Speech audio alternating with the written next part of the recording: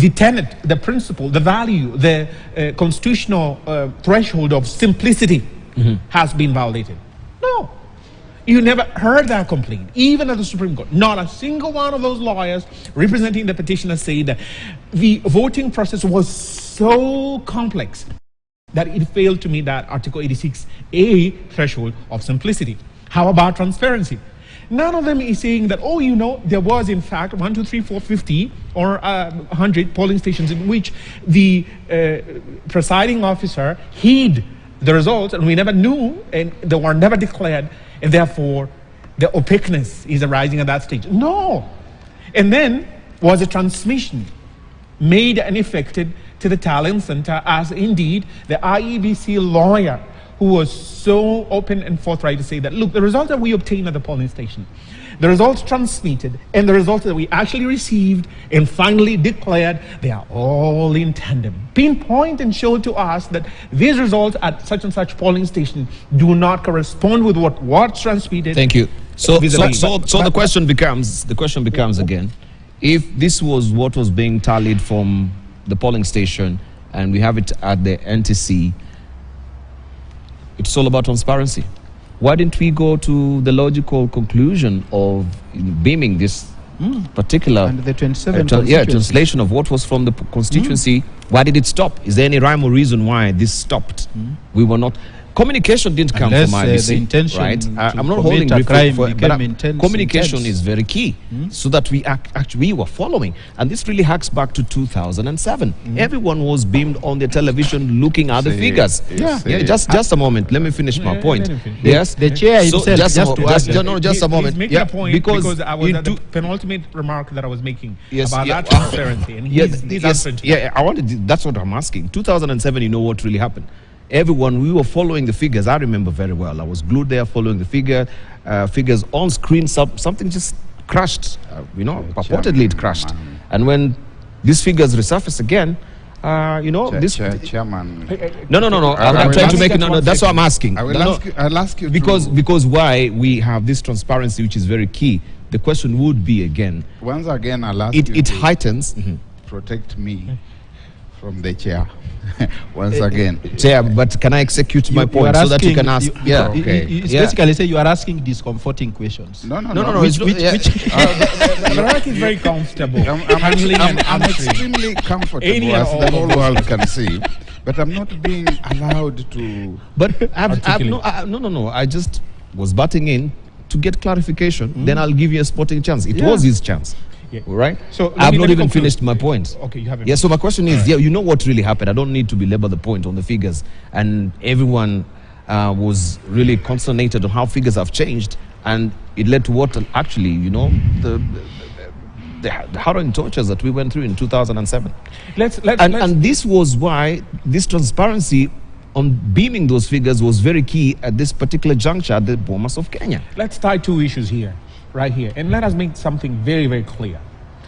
None of these people are saying that I haven't heard, even from the petitioners themselves, to say that they went to certain polling stations in Kajiado or wherever across the nation, and they found that these results were the ones that were interfered with, allegedly and ostensibly, on that day. They haven't said that. None of them is saying that. So at the polling stations, none of them have impeached the principle of transparency. Not one Form 34A has been said that at polling station such and such, of all those 46,000 of them, not a single one, that this is an opaque and has not been a transparent declaration of results. Let us not veer away from what Article 86B says. Let us not veer away from Article 138(3)(c). And let me read it again for the benefit of anyone who is in doubt. Yes. It says here, Article 138(3)(c), and this is in a presidential election. After counting the votes in the polling stations, and this is the point that I am making, none of these petitioners have shown that the polling stations' results were not transparent. Let me finish that provision. After counting the votes in the polling stations, the Independent Electoral and Boundaries Commission. Now, this is the presiding officer, the polling clerk who is there, the agent, of the IEBC, these are not the commissioners, shall tally and verify the count and declare the results. So at that stage, and I believe this is a test the Supreme Court would apply, at this presidential election conducted in furtherance of Article 138(3)(c, was there transparency?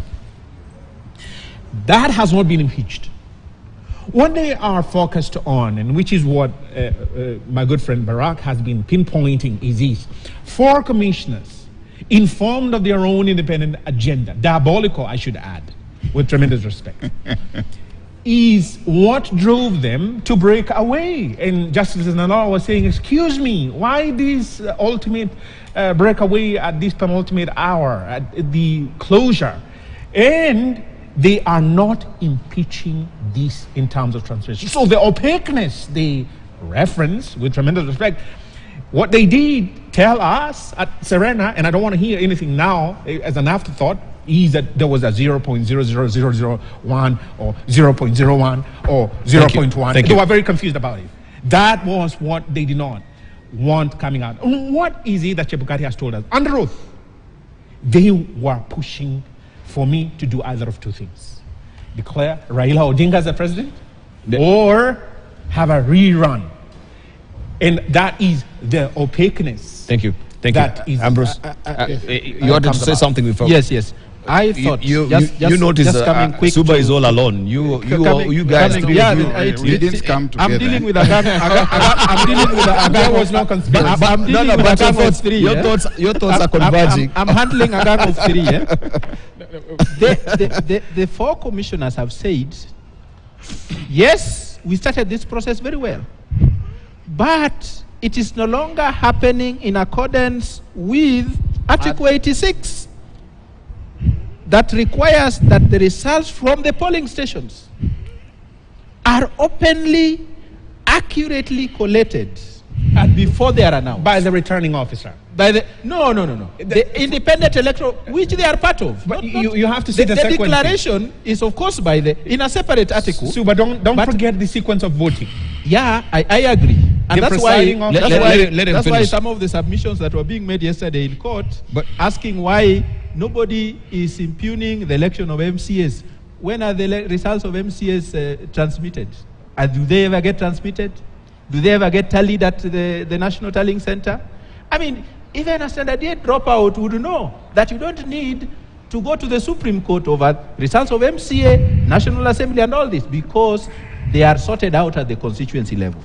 So this idea that nobody is disputing the results of MCA and what is one way, of course, justifying the invoices that those lawyers will send to the IBC. But the 4 commissioners are very clear. And, of course, my good friend here has selectively, read out, parts of Article 86. Verifiable. They're saying we can no longer, these things are no longer verifiable. These things are no longer accurate. We have people who have also, against what do you measure accuracy? In sworn affidavits, just like Chebukati has said in sworn affidavits, those 4 commissioners have also their own affidavits. Where are the Form 34s they have, they themselves? Where do they have that they say that these are the accurate results these from a polling station in Bomet County. I saw it on TV being presented. But for where results that were announced at the polling station are different from those that have been tallied. All right, let me come to Ambrose Weda. You cannot say that there are not a single result from a polling Ambrose station. Weda has become a gentleman now. For the first time.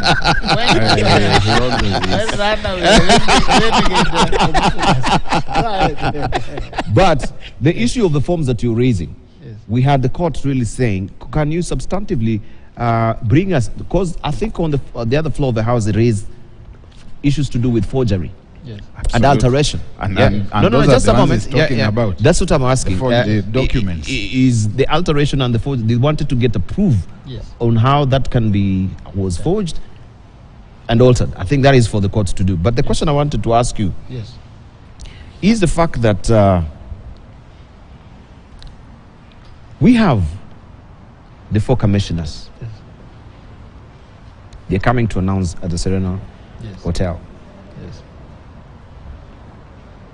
We have a day Yes. And I think, Harry, you were not when we were asking this particular question, Yes. that Chebukati has to sort out these things. Yes. Instead of a tearing rush. If we were to ban the country, because you're saying, oh, for the sake of the country, let's not announce today, we've got tomorrow. Still, I've not gotten a very good answer on why he could not wait for that. He couldn't wait. Yeah. He got a day to go actually. Is it 7 days? Yeah. He announced on the 6th day.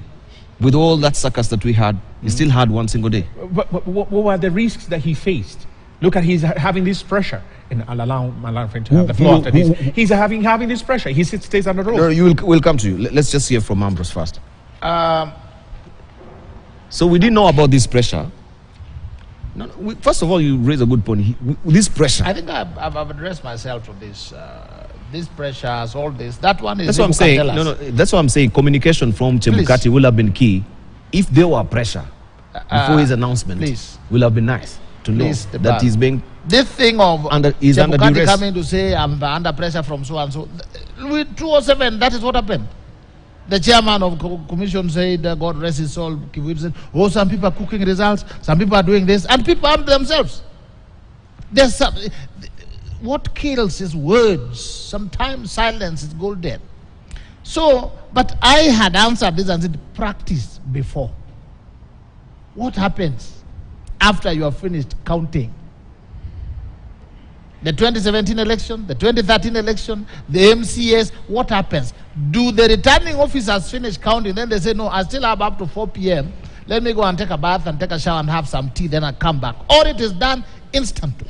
And I said, acting the standard of a reasonable man or woman. What would a reasonable bystander, what would a reasonable returning officer do in the circumstances, even if there were no threats? We have finished counting, whether they have agreed on it or they have not. And it is my responsibility to announce. Do I wait and say now, my sister, come sit down. Do you think you agree with me or what? Or you say, Bwana, the way it is, we have finished. Let me announce, because we have to push this thing over to the next level. Which level? To the Supreme Court. Even when we talk about transparency, it is not our standard of transparency. The transparency that is applicable in the circumstances here is the transparency on the basis as seen by the Supreme Court.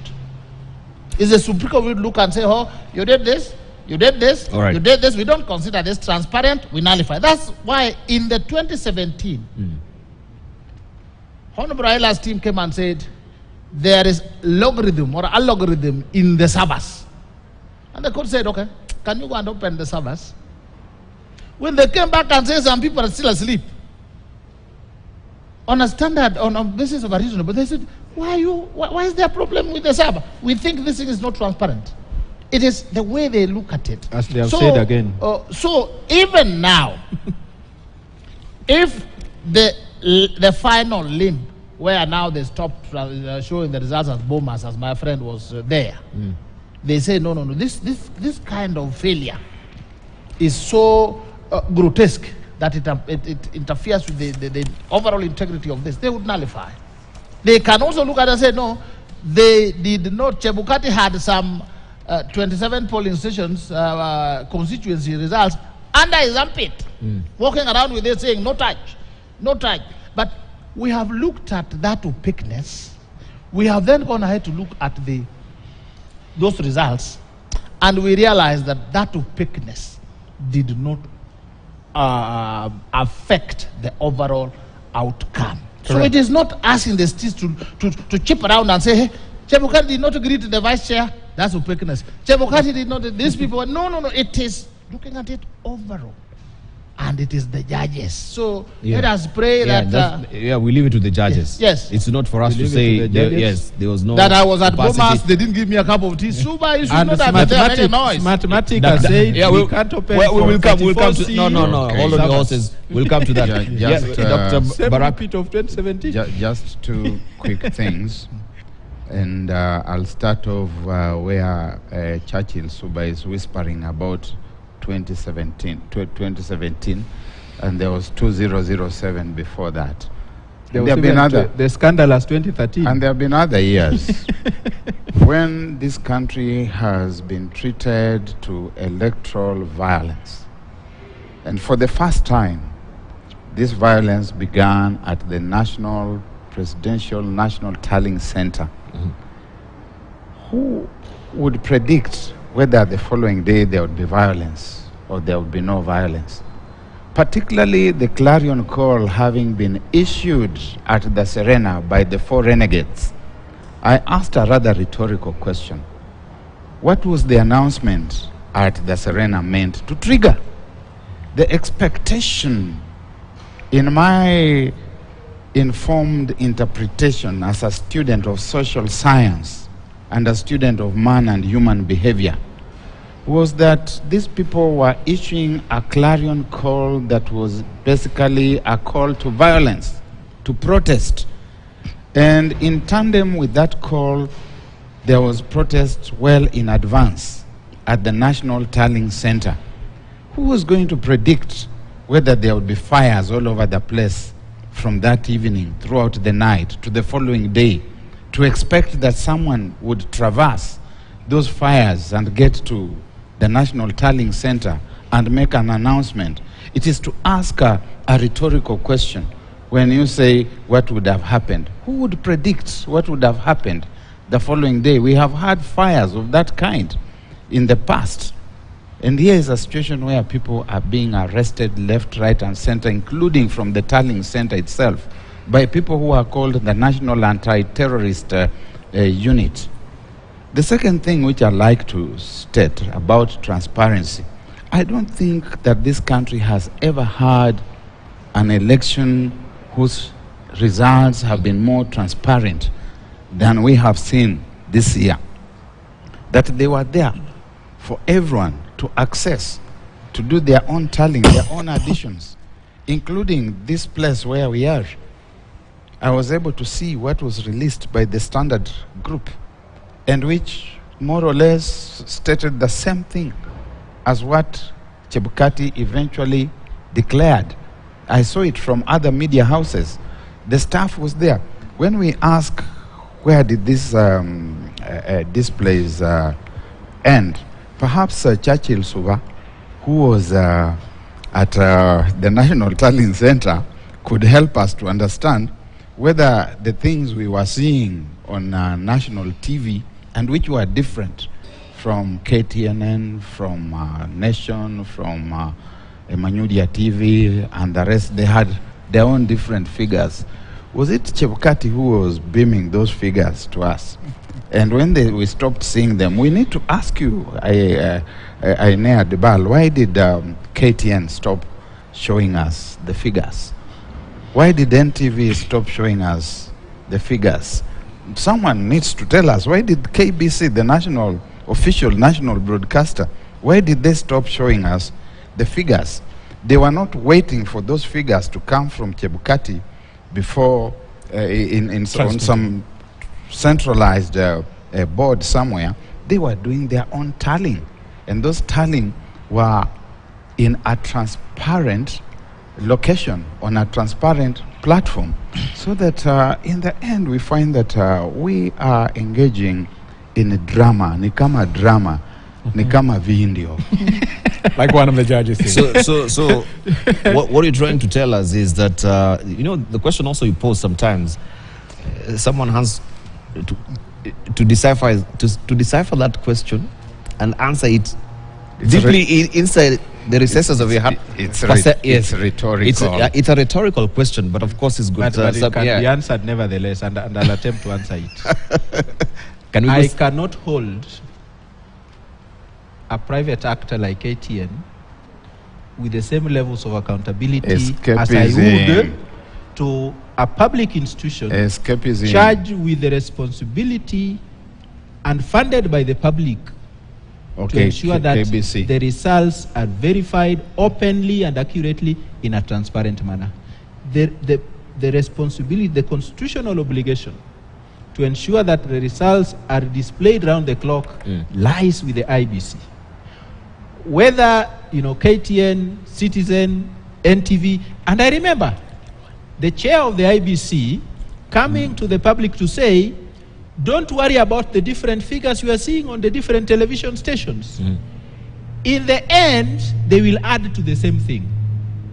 Unless your memories are failing you. And which they did. No, but at some point, now when the main source of that information went blank, the source that is as our constitutional obligation to be accountable. The source was the public portal. Yes. No. I mean, you cannot refer my old grandmother to a public portal. There is a reason why we set up a national tallying center. There's a reason why the procedure of presidential elections are articulated in Article 138. No, Mr. We cannot run away from this. Let him finish. Your degree of transparency or your interpretation of Can he finish? Yeah. Let him finish I'm first. making that one narrow because then the point will just dissipate. Your perception, your conceptualization of transparency is that it should be beamed on a TV, and there are some people in Karachuonyo who do not have TVs. So your then interpretation of transparency will have then flopped, collapsed. And using his explanation, he told you what you people are presenting before the IEBC in terms of evidence does not meet that threshold. There was a lack of transparency. You never had your agents on the ground to then augment that transparency.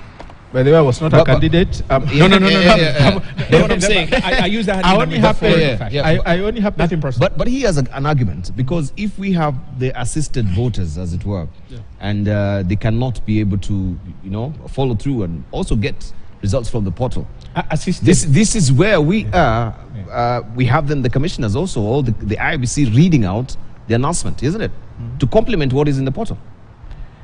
Let me go back. Takes us back to the same point. Who votes? And this is why I was saying, and allow me, I won't take too long. No. I want to explicate your point. No, it's very simple. Don't boil it down to a science, right? It's not a science here. It is actually a fact. And this fact is bound in law, in the sense that it is a voter with a vote, which is now being questioned at the Supreme Court. Is it a valid vote or a discarded vote? And by the way, when you look at the question the Supreme Court was asking, one of the judges said, you want to tell me there's some people who just went out to vote for the president and did not vote for these other people. Look at Honorable Sakaja's votes, for instance. Or let's just not talk about Sakaja as a governor. Let's look at Honorable Sifuna. Honorable Sifuna has more votes, over 20,000 votes, than the compatriot ODM women rep. So ostensibly, anybody who voted for Honorable Sifuna because he's an ODM candidate ought to have, with a very thin margin of difference of votes, not 20,000 plus.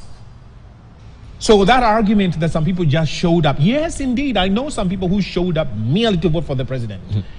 And so that question is moot. But coming to the issue now here is this. Had you finished? I had not finished. Let me just make that one point. He would not. He was interjected. I need to protect him because he's alone today. Absolutely. We didn't come together. No. Your thoughts converge. I've just come from Emmanuel. Let me make the point, then he'll respond. Please. Your rejoinder at least will be within that context. The voting takes place at the polling station. Now, if you have any questions as a candidate, your agent ought to raise that, because your particular complaint is supposed to be documented. And the documentation is what Barack was saying. It will count in the end, because then you can be able to flag that particular Form 34, and your complaint through your agent was documented. And now, when you now have that tallied together and brought about, you will see a mass, for instance, of these numerous complaints about the transparency, inversely say the opaqueness, and the complexity of the transmission of the results or otherwise. That is what is lacking. And so you cannot tell me that you're depending on that particular screen by a private entity which transmits commercial enterprise broadcasts as a TV station to be the instrumentality of transparency per se. Thank you. No, that's very important, per se. Yeah, I dispute the fact that that these terms are relative. that Ambrose here wants us to believe, that my understanding and interpretation of transparency is different from depending on who is looking at it. And we hope that the courts will help us, because one of the pertinent questions one of the judges asked is, what if you continue the display of the results as they came up to the end? Display the whole by nation will arrive at the same point together. But And display it by will who? not make any sense By IBC. for anybody who was lost to show up at Bomas because he knows it is so and so who was won. That was a judge raising a question for which by IBC, he expect an answer not the today. media. We were just complimentary Yes. to the whole exercise. Exactly. But, and allow contributing me towards to the chip in. transparency we're looking forward. But Yeah. you cannot hold a private TV station at the same Thank level you. of accountability You've made your point. with So where are we an supposed to be independent- seeing All right. them? Yes. Thank you. Yes, let me chip in. Chip in, then we go to the issue still of IBC and the transparency and the server. Yes. This was a critical question in 2017, Yeah. critical question in 2022. From what my brother Suba is saying, it is true that there is no perfect election. Even this ones, there were various lapses, there were various mistakes, and there would be quite a number of mistakes. We can't say, hallelujah, the best election, and no. Even failing to do to display at the end, that was a mistake. Even this allegation, so some people visited each other at midnight or at 3 a.m. That was a mistake. There's several mistakes. And the only difference is where authority lies. Like announcing the presidential result outcome, the authority lies with the chair of IBC. Announcing whether these mistakes were such serious that they affected the outcome lies with the Supreme Court. That is why I'm saying their eyes is the eyes. Ours, we may ring outside, but it may not matter. We may have seen things which are like, we say, wow. Can this debate be conducted in a national language? Even viewers can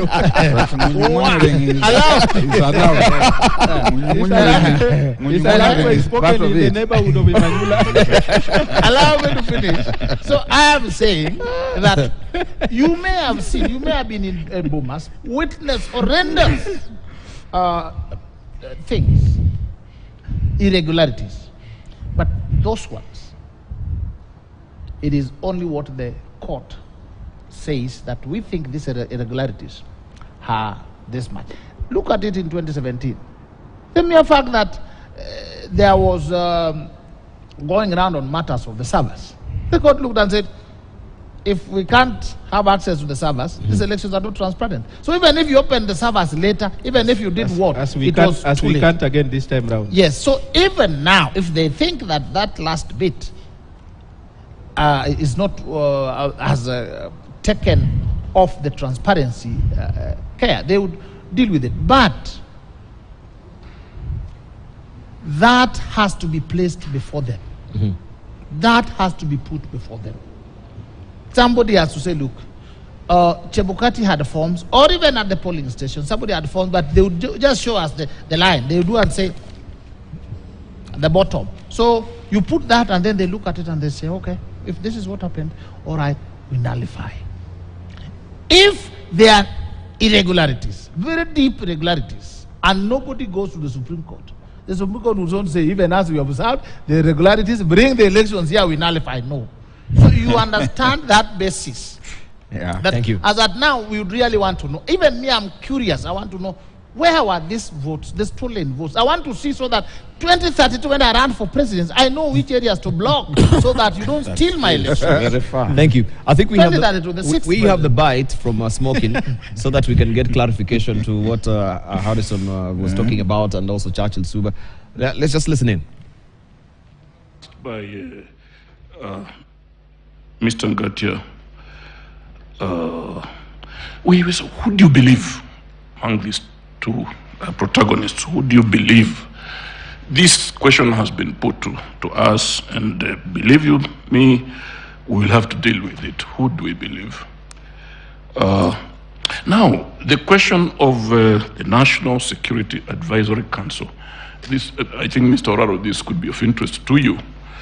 On the one hand, you are telling us that these personnel visited the premises at the Bomas to express their concern, because, of course, being an advisory council, they must have arrived at a conclusion that unless the results were released, then there was bound to be chaos. But on the other hand, the chair, in his affidavit, tells the court that the only reason the AG, or I mean not the AG, but the individuals, distinguished people for whom we have a lot of respect, paid that visit, was to tell the chair to somehow re-engineer the results in favor of one of the candidates. Now, this is not a question to you, but a question to Mr. Chebukati's counsel.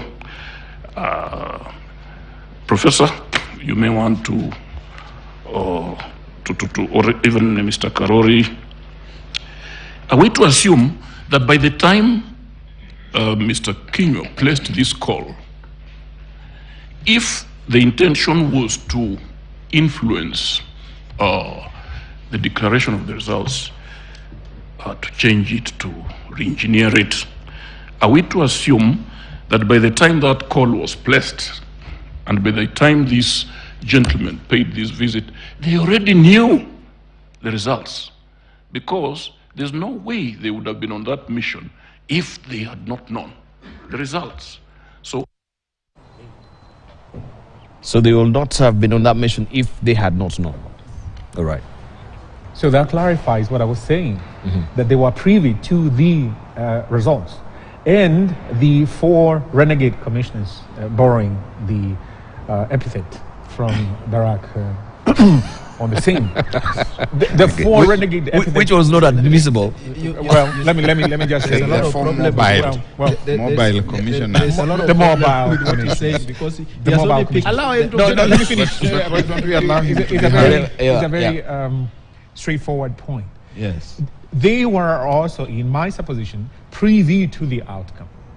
But their end game was to ensure that Chebukati does not declare the results in furtherance of Article 138(10)A of the Constitution. Why? Because they have been unable to influence the outcome to their desired candidate's favor. And now these 4 commissioners have, as it were, then sent the clarion call to their benefactors, and I use that circumspectly. You must intervene and do something more, which is why you have the 3 a.m. visits. And the 3 a.m. visits, now the National Security Council members then come in and almost like saying that we are from a higher emissary. We speak of that higher emissary's goal and intendment, and we would like you then to know that you will have quite a heavy package in the result, that you influence this result the way. And he refused and he declined. So I'm saying those 4 commissioners then, in my supposition, have then to sabotage the declaration of the results, which is why then, as Mr. Weda has said, the ignominious attack on Chebukati, possibly to inflict a fatal blow on him, so that then Article 138(10)A threshold is not met. Thank you. Did they know that that was the mandate of the chairperson? Yes, they knew. And the 4 commissioners then chose then to propound their script to the public, as Barack says, to foment this public then dissatisfaction to the point, therefore, the results will not be declared and trigger a constitutional crisis for which the national security members then were prepared. We will rush in, the commander-in-chief will still be enforced, probably and possibly a state of emergency will be declared, and then we will have the nullification of the results based on that. Probably that was a script. It didn't play out, thank God, and thank God the Supreme Court has asked a question, show and prove to us that this was something that had resulted from a previous quote-unquote opaqueness, and it was not an afterthought. Thank you. All right, just a moment, because also on the screen right now we can see, and my director just take it out, taken it out there. That is the Supreme Court, and any moment from now we shall be heading there, because at 9 o'clock they're supposed to be seating, and they begin the session today, being the last day of hearings. Pivotal to also just remind you is the fact that probing questions were asked yesterday, and we had the council who elected to choose today so that they can have time in parity to what also the Azimio Council was given as to mull over those critical questions and answer them today. They had asked for the court actually had asked them to take 15 minutes, but they elected also or requested the court to offer them 30 minutes this morning. So once the session begins, those will be the questions that will be, of course, being answered there from the floor. We shall be crossing over there to our reporter, Daniel Karaoke, who's standing by. And of course, we shall also, he will take us now through the session until it begins with a question. But I want us to be winding up on that, but we need to talk about the server a bit, because I've got only 5 minutes, and we're really pinched for time. So yeah, my first comment would be to what the learned friend has said. The judge created two scenarios. He says, on the one hand, these people, as the people in charge of the security of the nation, were legitimately concerned that any further delay might lead to anarchy. On the other, if they came, and you said the word if, and my English teacher, and I know you are good at it, taught me that every word in a sentence has a purpose. The judge says if. So it is wrong for Kinyanjui to run away with the last part and even become a prophet of doom, to a point where he is even foreseeing a scenario where the chairman is eliminated or terminated. In terms of the server, Past tense or futuristic? I'll leave it at that. In terms of the server, I think we have been seeing every day advocates complaining that yet the court granted supervised access, not restricted. We now have it on authority of the Smartmatic, the providers of the server, that it cannot be accessed. It is a replay of 2017, and my prediction is that even the determination might go that way. The contractual agreement there on the Smartmatic, it seems is the same contention that was there in 2017, why they could not really open the servers. Why are we still none the wiser in terms of this particular? Yes, we had the same scenario where there's intellectual property violation. We cannot get to the access of the servers. They are domiciled in France the other time. Now here it is issues to do with the copyrights or intellectual property copyrights. Thank you. Very quickly. Two things. One, on the visit of the people that the judge was talking about. When you have about 50 stations to go, it is very easy to project. You can easily project and say so and so will be declared the winner. So they may not have known the results, but from the projections, they could see that this is the possibility. And therefore, let us be sure, let us make sure that it only goes this way. That could have been the motive of the visit. We don't know. Coming to the server, the 2017 situation is different from this one.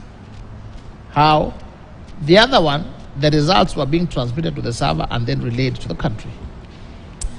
This one, it is forms.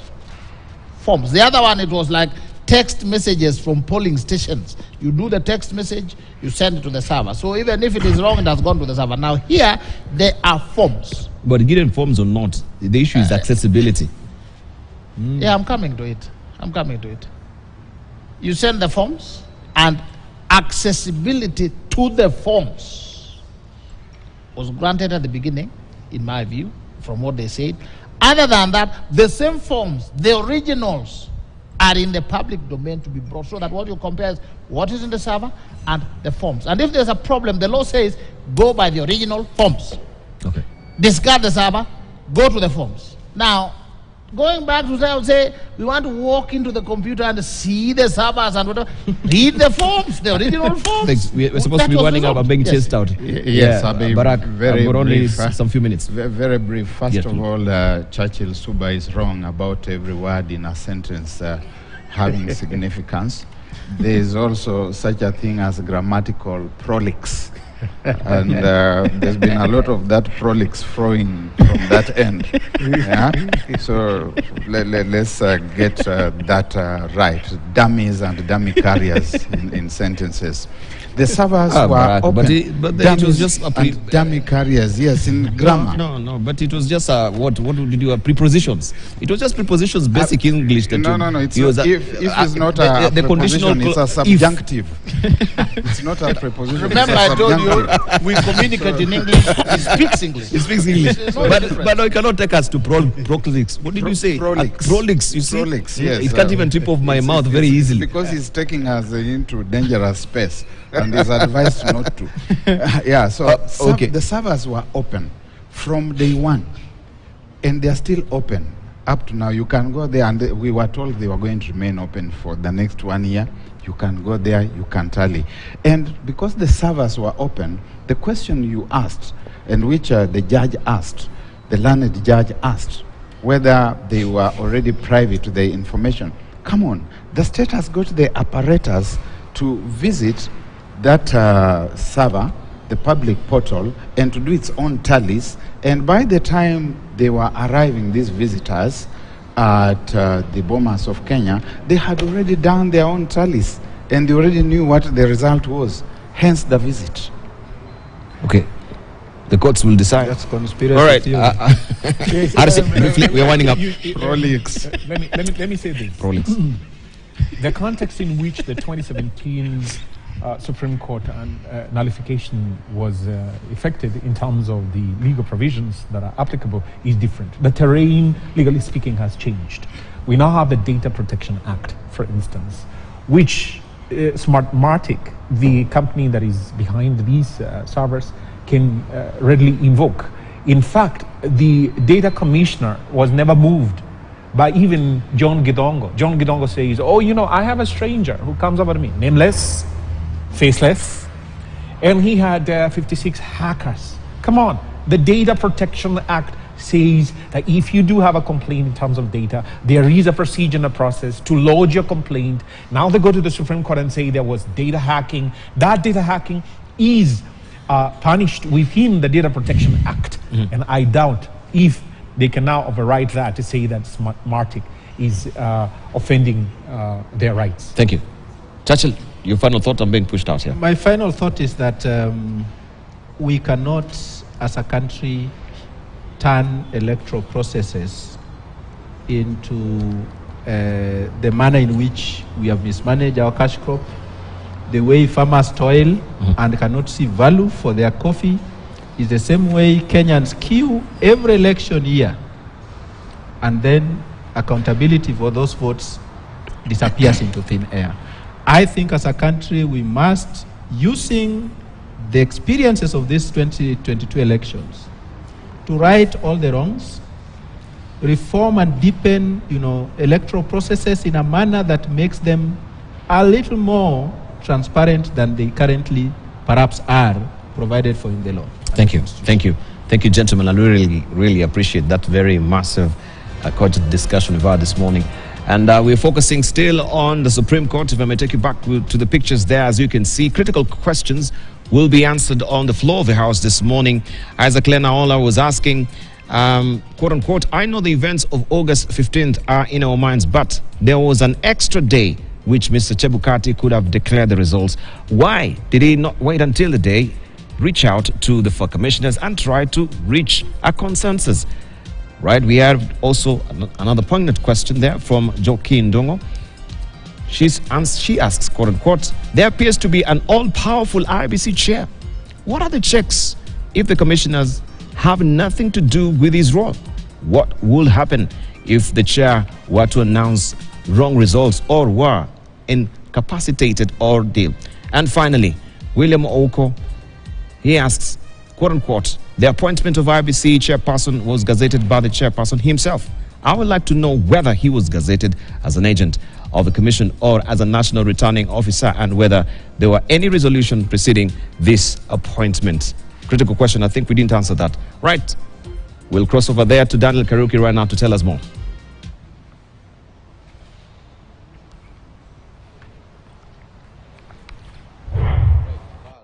Those are some of the questions that were actually asked by the judges yesterday after the respondents got their time, about 7 hours or so, yesterday, Thursday. Of course, we are going to be keen to know exactly what will be their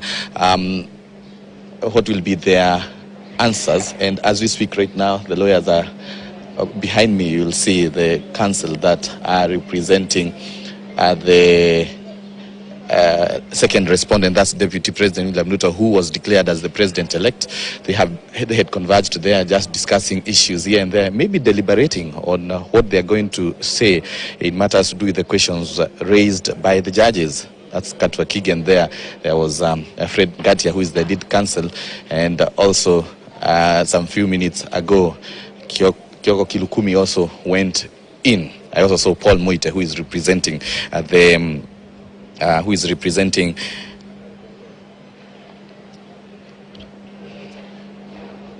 Paul Moite, who is actually representing the IEBC commissioners, the 4 dissenting IEBC commissioners. And of course, this is day 3 of the Supreme Court petition hearing. Remember, it kicked off on Wednesday when the petitioners, Raila Odinga and Martha Karua, got the opportunity to argue their case. About 3 hours or so, with the other petitioners having about 3 hours.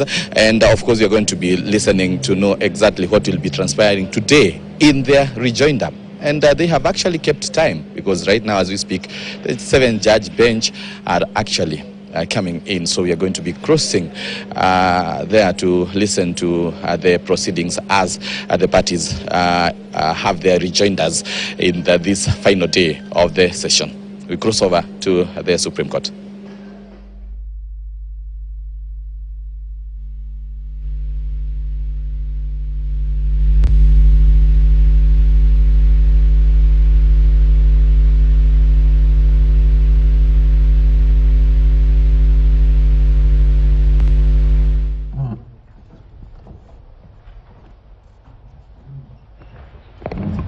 Good morning and welcome to the Supreme Court of Kenya for the further hearing of the presidential election petition number 5 of 2022 as consolidated with petition number 1, 2, 3, 7 and 8 of 2022, Raila Amolo Odinga and 7 others versus William Ruto and others.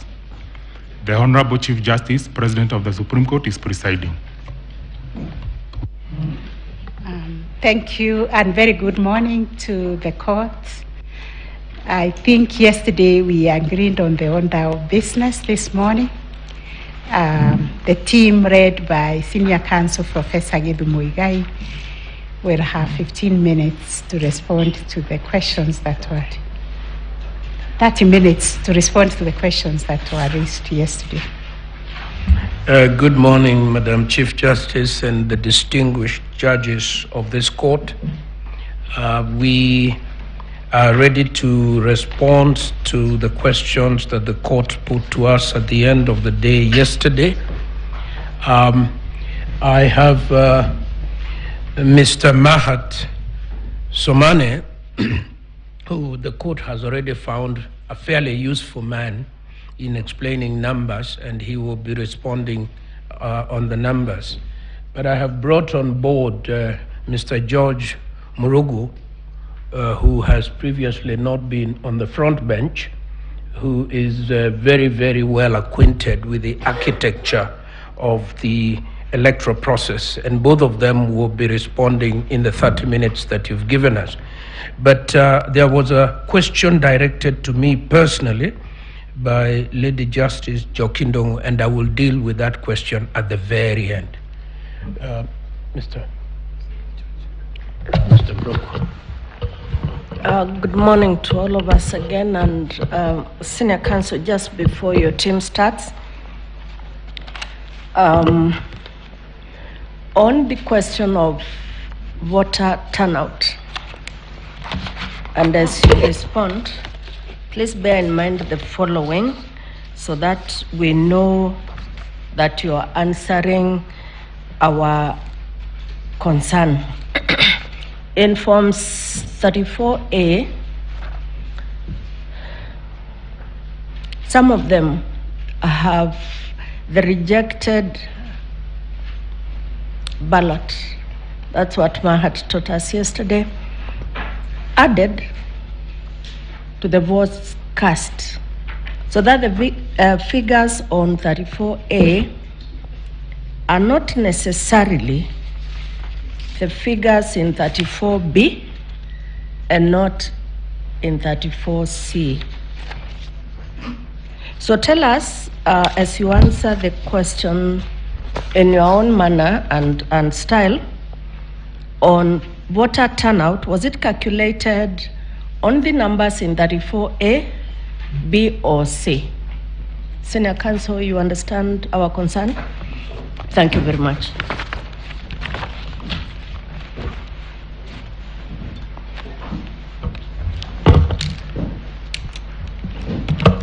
Madam Chief Justice and President of the Supreme Court of Kenya, honorable and distinguished judges of this court, my name is George Murugu.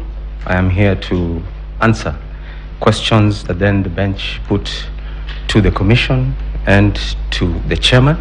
I will be as brief as possible, noting the little time that I have, and I hope that I'll be as useful to the bench as my colleague Mr. Mahat has been. Now, I will straight away start with the questions that were put to the first and second respondent by His Honorable Justice Ouko.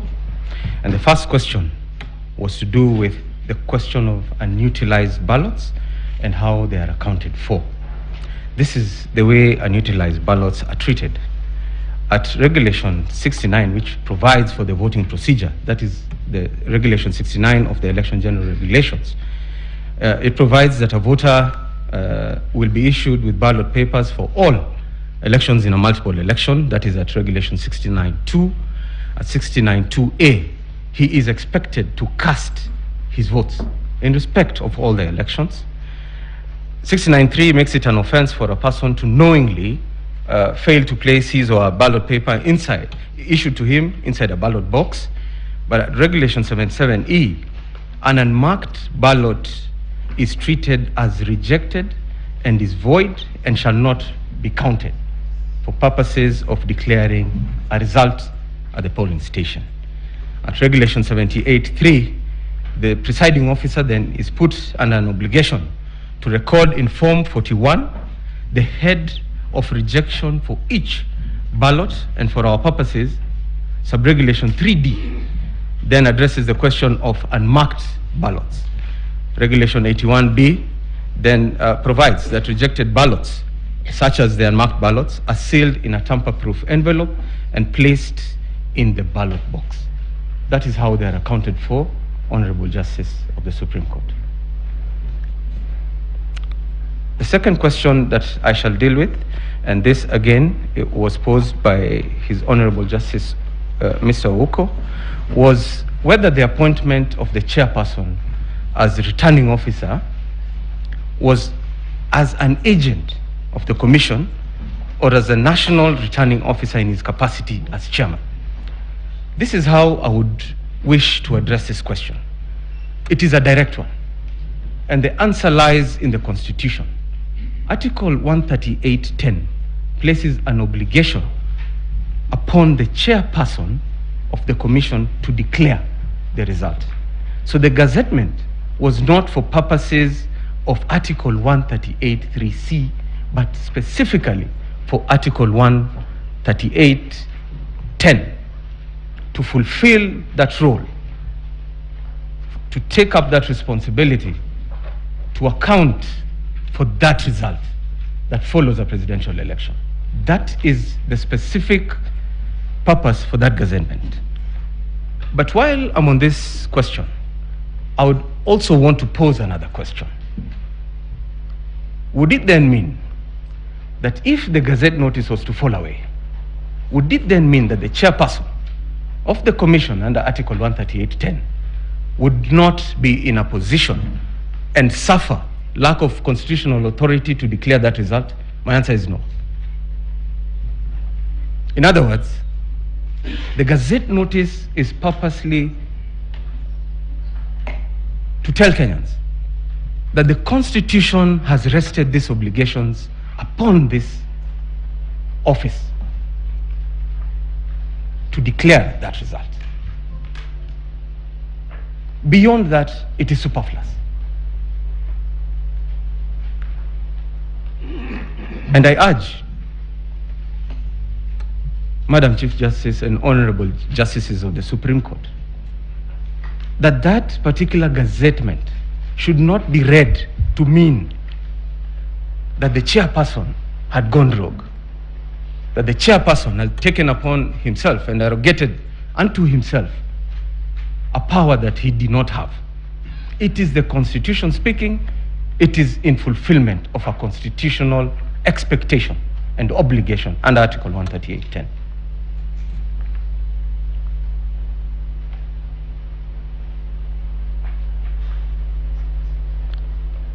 If you allow me, my colleague Mr. Mahat Somane will address the other punctuated questions that don't feature in my presentation. I will address the questions posed by His Honorable Justice Mr. Leonola, and this question is to do with the understanding of the state of the law as far as Section 83 of the Elections Act is concerned. And this is our submission, that the law is in a state of flux. Why do I say this? In 2017, the statutory provision that then existed suffered an amendment through Election Law Amendment Act number 34 of 2017, effectively repealing the 2017 provision. Now, the new amendment similarly suffered terminal fate before the High Court in the Katiba Institute case.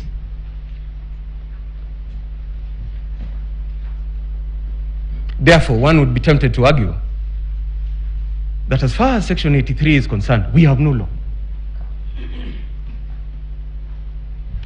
But in my humble opinion, I would be more kind to the state of the law as it exists. It's in flux. Why do I say this? This court had had opportunity to address questions of what happens to a repealed statute when the replacing statute itself suffers the same fate, in the BBI case.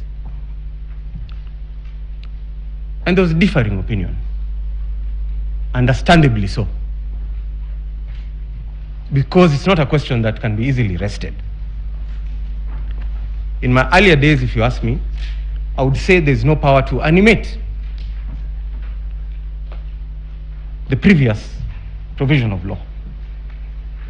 It rested where it did at the point of being repealed or being declared unconstitutional. However, the Constitution provides a mechanism by which we can determine the validity or invalidity of an election beyond Section 83.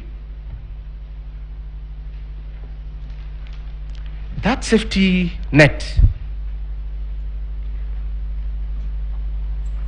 is to be found in Articles 81 as read together with Article 86, and specifically for purposes of a presidential election,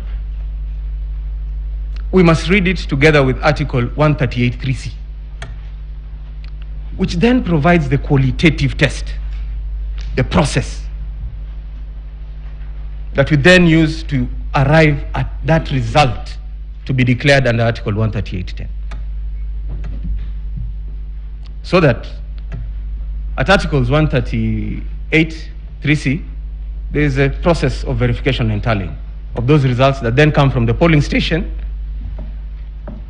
and from the constituency tallying centers. All right? Under Article 81, we are then to observe certain principles of the electoral system, failing which then an election can be rendered invalid. Article 86 addresses itself to the voting method and sets out principles that then must be observed in operationalizing that voting method. That is a qualitative test. The quantitative test then is found again under Article 81, or rather 86, sorry, 2, where counting is involved of votes cast, and Article 138.4, which then sets the criteria for declaration under Article 138.10. So then it is my humble submission, even as the state of the law remains in flux, there is a standard by which we can determine the validity or invalidity of an election, and that is my humble submission on that point.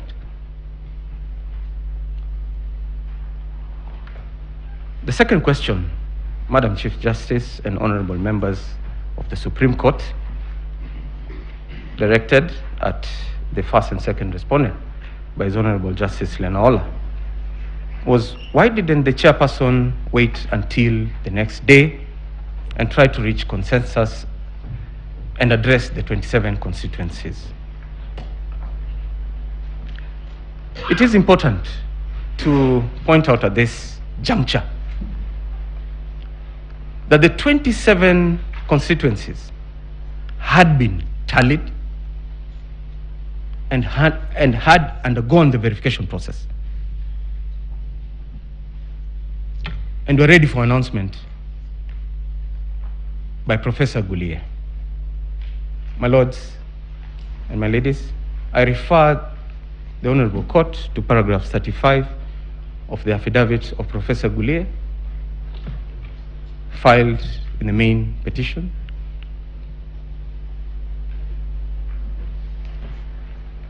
And as to the circumstances why the chairperson opted to declare the results on the very day that he did, the explanation is to be found in paragraphs 86 and 111 of his affidavit. But if I may summarize, he made considerations concerning security of his staff, who at that particular point in time were suffering arrests, abductions, and injuries to officials, including commissioners. In his mind, it was prudent to conclude the exercise since Article 138.3c had been fully satisfied. And there was a legitimate expectation that the results were to be declared on the 15th of August as had been announced on that very morning.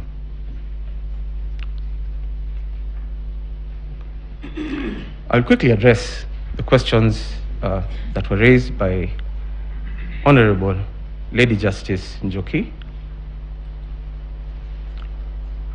The term commission used in multiple senses. How do we know which sense is applied when? My quick response: it is a question of the context in which the term commission is used. Section 2(1) of the IEBC Act defines the commission to be the IEBC. Section 11A then breaks it down further to provide that there is that policy organ which is then constituted of the commissioners, including the chairperson, which then tasks itself with oversight, strategy, and policy, and the secretariat that then deals with administrative issues on a day-to-day and executing matters of policy that then the commission, or rather the membership of the policy organ directed. Therefore, in my humble submission, it's a question of context on how the term is used.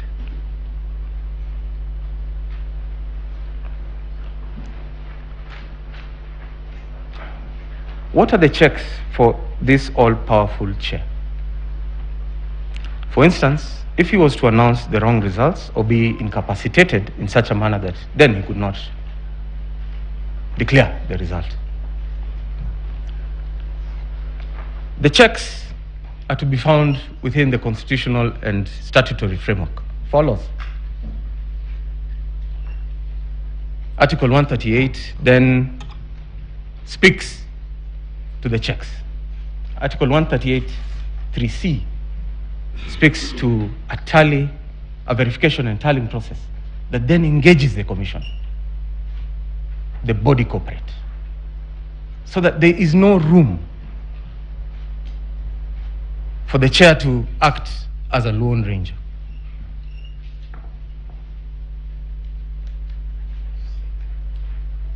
And while I'm at this point, it is important to point out that in this particular case, Article 138 3C was fully satisfied.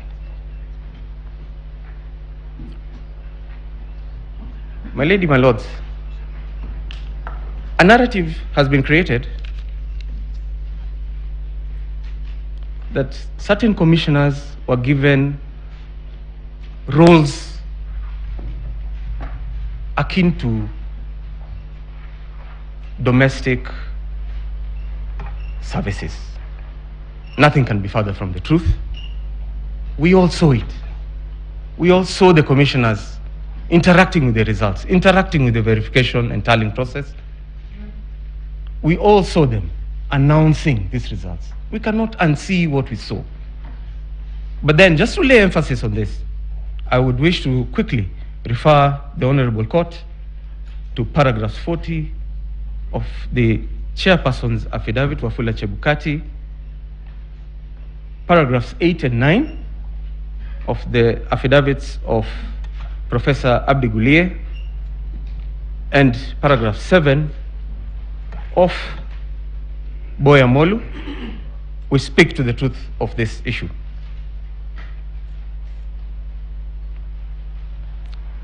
Quickly, my lords, on the last question, on the issue of agents and their roles. Agents play an important role in the electoral process. It's up to the parties and candidates to appoint them. But for purposes of Regulation 79(7) and 62(3), the absence of agents does not invalidate proceedings at the polling station. That would be the end of my presentation. Unless the court has any question for me, I would ask to resume my seat. Thank you, and invite Mr. Ma. My Ladyship, CJ, Chief Justice of the Republic of Kenya, my Ladyship, the Deputy Chief Justice and Associate Justice of Supreme Court. I will try to waltz and do very fast because I am short for time. I will mention the judge who asked the question and I will give my answer precisely. Justice Ouko asked the question that 33,000 votes there's a variance of 33,000 votes between governor and president. Nothing could be further from the truth. The variance between the presidential and the governor is 24,000 votes. The same can be accounted for stray ballots. He asked the question, what are the stray ballots all over the country? We have to look at all those ballot boxes to get what are the exact stray ballots in those. But I did a bit of analysis, and I've attached the analysis in Kibra and in Makadara. It is 2 per polling station. And the beauty about this is late last night, I also ran an analysis on the scrutiny report that we were given for the 18 polling stations, the report of the registrar. It exactly tallies. The stray ballots, even for that, it's actually 2 per polling stations, even if you looked at the scrutiny report. That gives you a figure of 92,000, the whole of the country, shared between the different ballot boxes. You cannot be able to know how the exact number of them, but that is the average. So if there's a variance of 10, 20,000, that's within, but anything way above that, that cannot be accounted for by the 92,000 becomes very problematic. And I think I have attached that, and if that could run, the court should look at that. So it's 2 per polling station, 92,000, which is accountable. So if there's a variance of 40,000, 50,000, then the court can question that. But anything within that range, that is within the normal range. The second question that Justice Ouko asked is, do you have any instances where voters walked into polling station and voted for presidential only? No, we don't have. The integrity of the ballot is very important. If someone comes into our polling station, we give him all the 6 ballot papers. He can do whatever we want with them, but he cannot go out with them. He can put it in the boxes, he can mark them, but he cannot. That's why we're able to account for either through the rejected or the stray ballot. So to the question that someone can vote for one candidate and leave the others, it's not true. It's actually, the regulations don't allow, it's a criminal offense for someone to get out with ballot papers or election material from the ballot box. The second question that has been asked is, Justice Ouko said the voter turnout, you say that there were 45,994 polling stations, out of which 46,299 polling stations were identified through KIMS. So only 235 were identified manually, out of which 6 did not have any election taking place because of violence, 229. I think the number you are interested is how many people voted manually, 86,889. 86,889. And the registered voters in those polling stations is 114,917. 114,917. 114,917. The interesting thing is we provided all the KIMS return. If you look at the affidavit of Michael Ouma, we provided all the KIMS returns. So you can check the KIMS returns as against how many people voted manually. Justice Ouko also asked a question. Justice Ouko asked the question that that is the number of 86,889. Those are the people who voted manually. So the integrity of this process is very important because the other ones can be accounted for by the kids, right? The second question, Justice Ouko said, Omtata says 1,665,412 people curiously voted for when the polls closed. And I think this is a faulty analysis, and you really have to understand how the kit works, right? So when you open the polling station, the kit sends a message that we have opened the polling station, we are ready for action. People pass through it, it sends automatic returns. It pings to the nearest network, sends automatic returns over the period of time. If it's not able to get the network, it will keep that information for the next 2 hours. Yeah. So that is how the number changes. The polling will close, but some kins will be sending the people, how many people went through. And it's only when we know when all the KIMs have transmitted and we know how many people have voted manually that you can be able to look at that, to look at it. So polling ends at 5 p.m. There are areas that voting commenced on 6 a.m. on the next day. Some places in Eldas, KIMs reported happens once the network, once it has network, and it requests to connect. So I think it's a false analysis because he says at 5 p.m. we should have known the whole turnout. It's not true. KIMs will keep on giving that information. Justice Lenora asked the information about whether the Form 34C is captured in JPEG and what happens to it. I humbly want to donate a Kim's kit to the court, a training one for the court to see itself. I have given a dummy form, a training form 34A. I have also given the password. The courts can take the picture and actually see what happens. The kit takes the image, and it's on the image that actually the conversion happens on PDF. We don't do any JPEG, and there's a reason for that. In fact, if you look at it, when you are taking the image, it will ask you for the QR code, whether it is proper. It will ask you for the gray scaling, and you will see how we do it. And we do for JPEG because all your phones take JPEG. We want to differentiate our image from the ubiquitous images of JPEG. So that one I want to, through the registrar, I want to donate to the court to see it, a live demo. Justice Wanjala asked the issue of turnout of 65.4. I want to tell this court, at paragraph 30 of the affidavit of the chairman, that clarification was sought and it was given.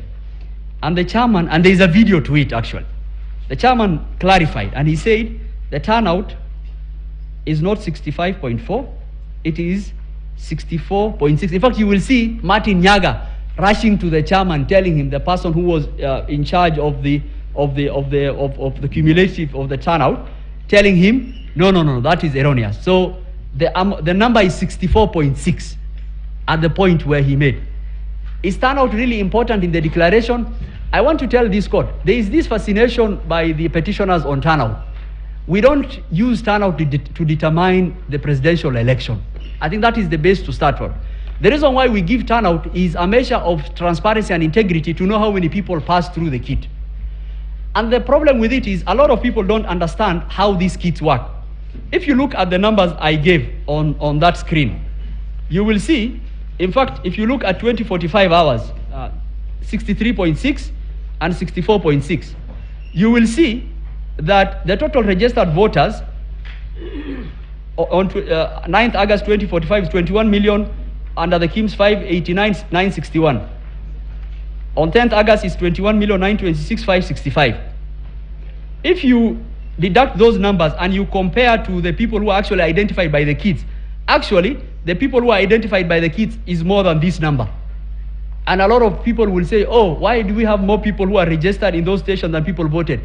It happens. And because the relationship between the people who are identified in the kit and those total number of voters in those polling stations is not a linear relationship in this sense.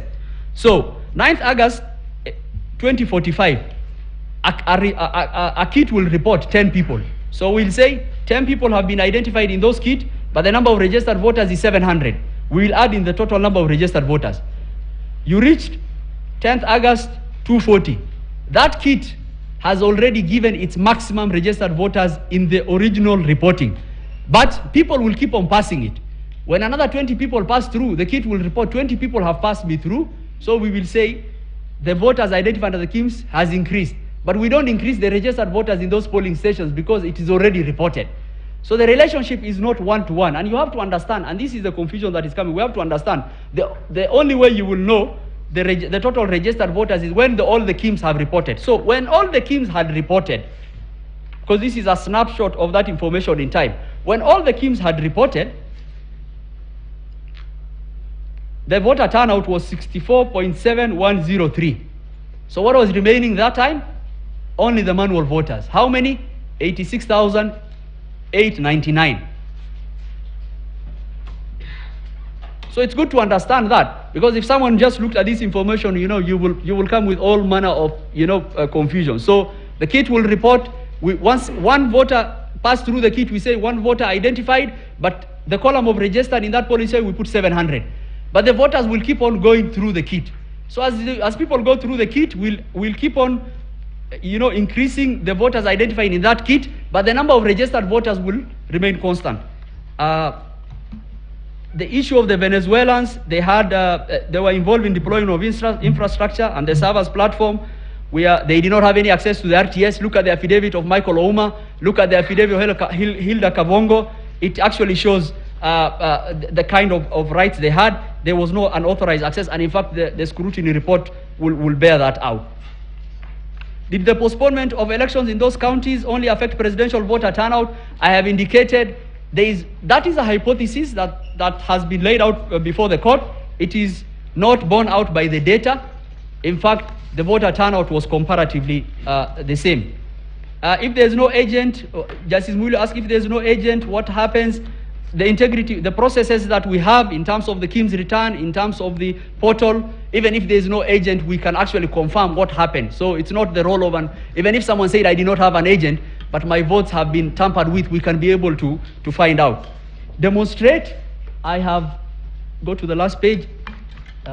In the 40 seconds, Madam CJ, I can demonstrate that. If you look at that form, that is a form, the agent copy. If you look at the second last one, where it starts from demonstrate 34A, please. So look at that form. So side by side, it's the agent copy and what is in the portal. We have marked all the places that what is wrong with that form. What is wrong with that form? If you look at the elevation of the camera, same. If you look at the IEBC logo in the background, both images, same. If you look at the exact paper fold in the bottom left corner of both images, same. The image is brightened to show that it has undergone editing. That's the top left is dark. The agent copy is in JPEG. The form is uploaded on our form is uploaded on the portal 10th of August 2022 at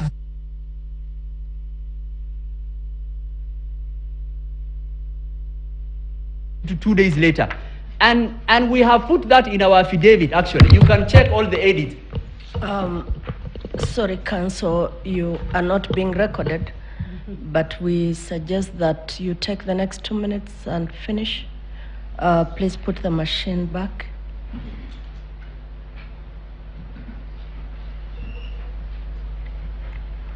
You're about the end, right? Yes, I am to the question that Madam Chief Justice and the President of the Court asked. I gave two examples. If you can just go back, I think I'll start with the first one. The 185, yeah. If you can go back. We'll give you 5 minutes, see what you can do with it. Yes, yeah. Thank you so much, Madam CJ. So what we did is we just took the form they provided us and we juxtaposed as against what we have. And we've marked all the places what is wrong with that form. And what is wrong with that form? If you look at the QR code, up on the left, on the right, and also on the left, the QR code, it's cropped similarly in both pictures. The IEBC logo underneath the document coincides with what was the pressing officer. It's actually an impossibility. I've given you a form to take a picture, and what you are producing me is actually underneath the logo of the document, the IEBC logo that the presiding officer was using. So I've given you your form, you're taking your picture for your agent, and you're using the same that the IEBC PO was using. Both photos are taken from the same elevation. I believe the court has ICT experts, and in fact, you don't need an expert to look at this. Look, the margins cropping are the same, which is really amazing. Look at the margin cropping for both of them. And there's no any other conclusion. What people were doing is that you will download, because there's no way you can be able to get our forms are different, and this form has gone through many processes from the polling station, county tallying, constituency tallying center. So the forms are ubiquitously available. They are available everywhere. The only way you can be able to do anything about it is you have to download our form and try to do tamper with it, what the agents in this case were doing. If you can go to the second one. This is the one I was describing. In fact, this one has, it even has the timestamp of their form, JPEG. We don't do JPEG. This form was relayed to them 2 days later. The elevation of the camera. And I have noted all the things that are wrong, the exact same fold. It's an impossibility. I mean, you have 41 polling stations all over the country, and the form they are giving is at the same elevation as what we have given.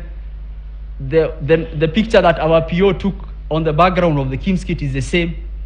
And you can tell, and the reason why we were saying that it's an impossibility is because There's nothing else you can change from those forms. You cannot change the signature of the agents. It's an impossibility. The only thing you can change is the tallying.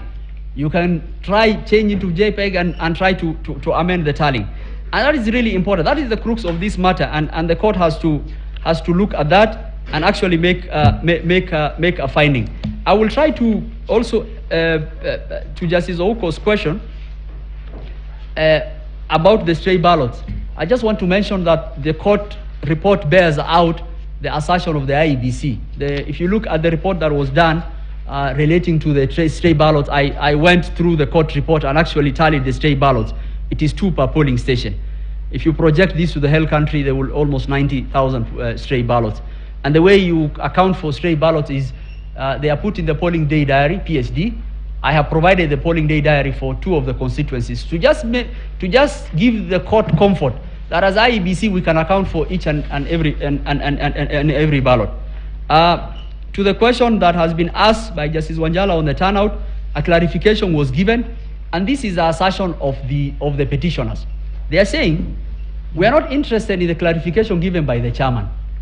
We are going to take that turnout of 65.4 as against the total registered voters.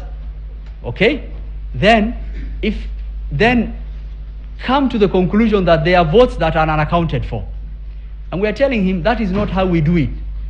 Okay, turnouts, we give the number of people who either have passed through that kit on at a snapshot.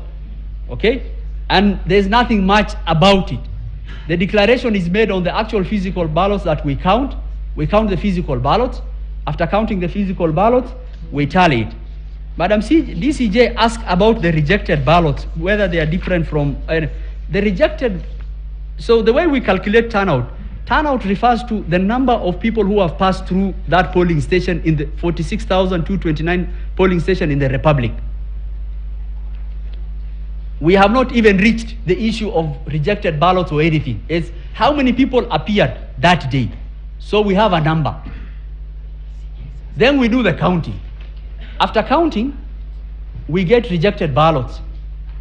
So how do we determine 50 plus 1? We will say, okay, what are the total votes cast? And we will refer to the 2013 and 2017 decision of this court that said rejected ballots are not a choice of preference and the same have to be removed.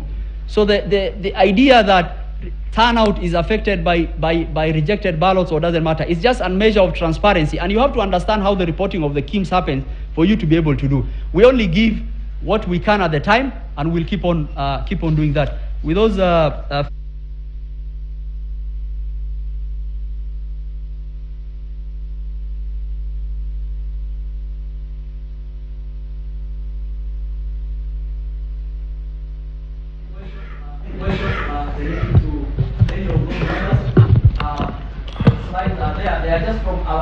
Thank you, Councillor. You're not even being heard. But thank you for answering our questions. On the kit, please deal with the registrar of the court. Thank you for your assistance. Your time is up. And thank you. And the slides are.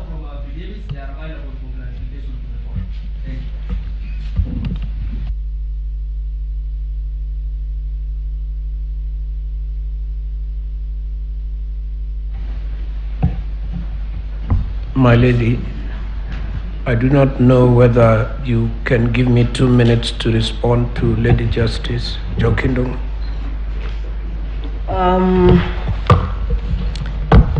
You're not helping me to do my day's work very nicely. I'm sorry. But 2 minutes would mean 2 minutes. Yes, please. So that you don't go away saying you are not heard. Thank you very much, Deputy Chief Justice. The Honorable Justice Jokindong wanted to know from me of my personal experience as a draftsman of the original Constitution, what our intentions were when we created independent commissions. And my simple, straightforward answer is we were trying to create greater autonomy and functional independence. You will recall elections, for example, were under the Attorney General's office and were under the hands of a person called the supervisor of elections, and that had been not very successful. What did we achieve? The one thing we achieved is that we created independent commissions that do not function in the same way.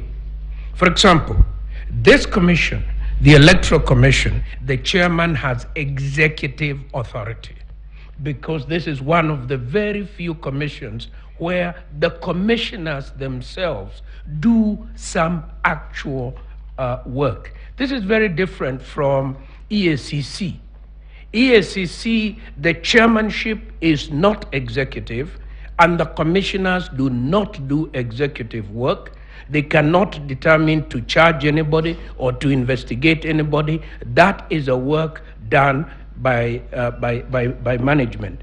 Here, as we have seen, this commission is extremely hands-on, and for that very reason, its chairman has executive power. It is very similar, Milady, to the JSC, the Judicial Service Commission, which in theory is a corporate body. In day-to-day functioning, the Chief Justice has executive authority and makes many, many decisions in the name of the JSC, as it should be, because it couldn't be run in any other way. Thank you. We thank you, the Honorable, the AG Senior Counsel. Thank you very much. At this juncture, I return this to the Judge President to lead the proceedings. Yes. Yes, thank you for that session. We are really mindful of the time today because we wanted to finish these proceedings at least by midday. We had allocated the petitioners, the main petitioners, 1 hour to do the rejoinder, and then the other petitioners were allocated 15 minutes. So this is the time now for the main petitioners, the team led by Senior Counsel Honorable Rengo.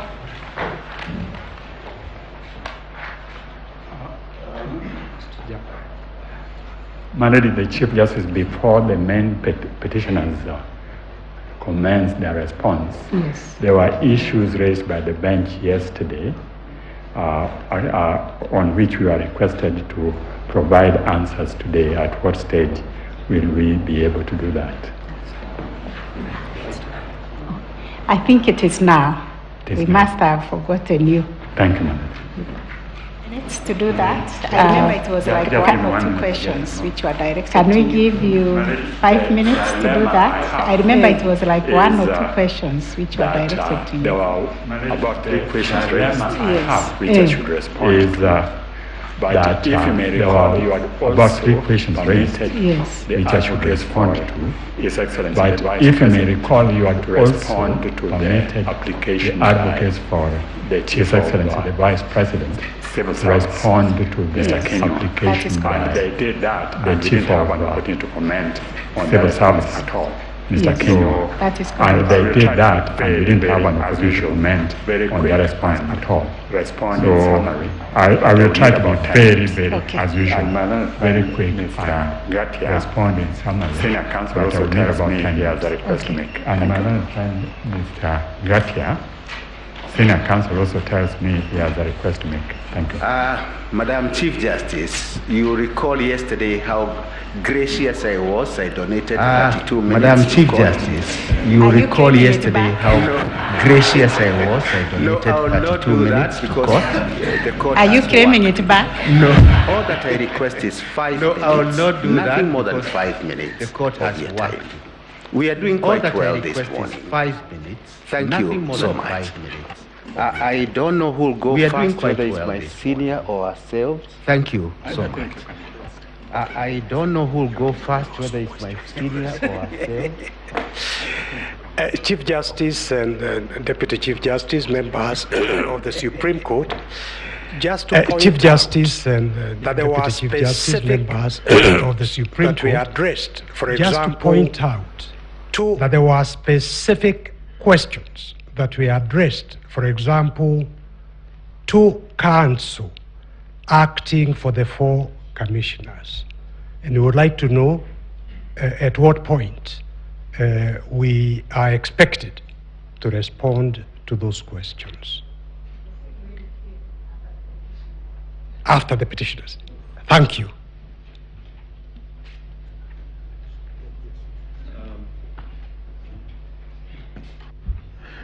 Good morning, Madam Chief Justice and members of the court. I seek a little clarification because similarly we had several questions directed to us which we thought we would react to before we make our rejoinder. And I thought yesterday you had clearly stated that we'd have 30 minutes. We had about 27 questions. Are we at liberty to proceed to answer those questions right away?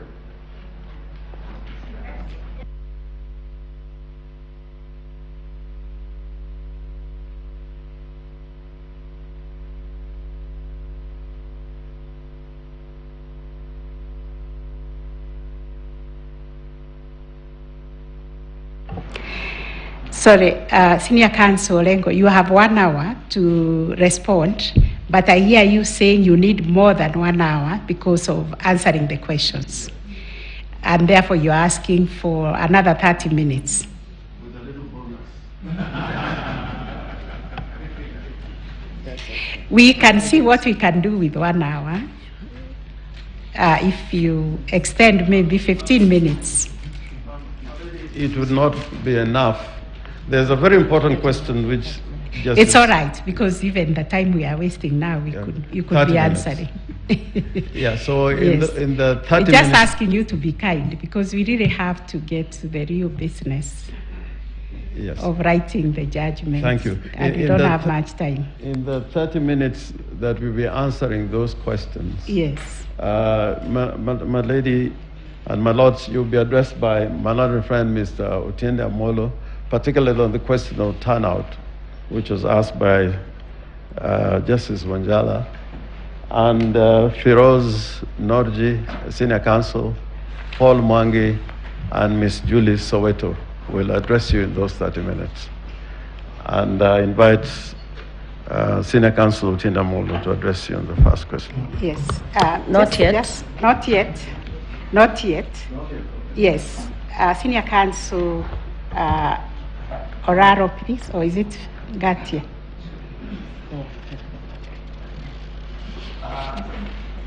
My senior is beckoning my team. You allow one? Yes. 5 minutes.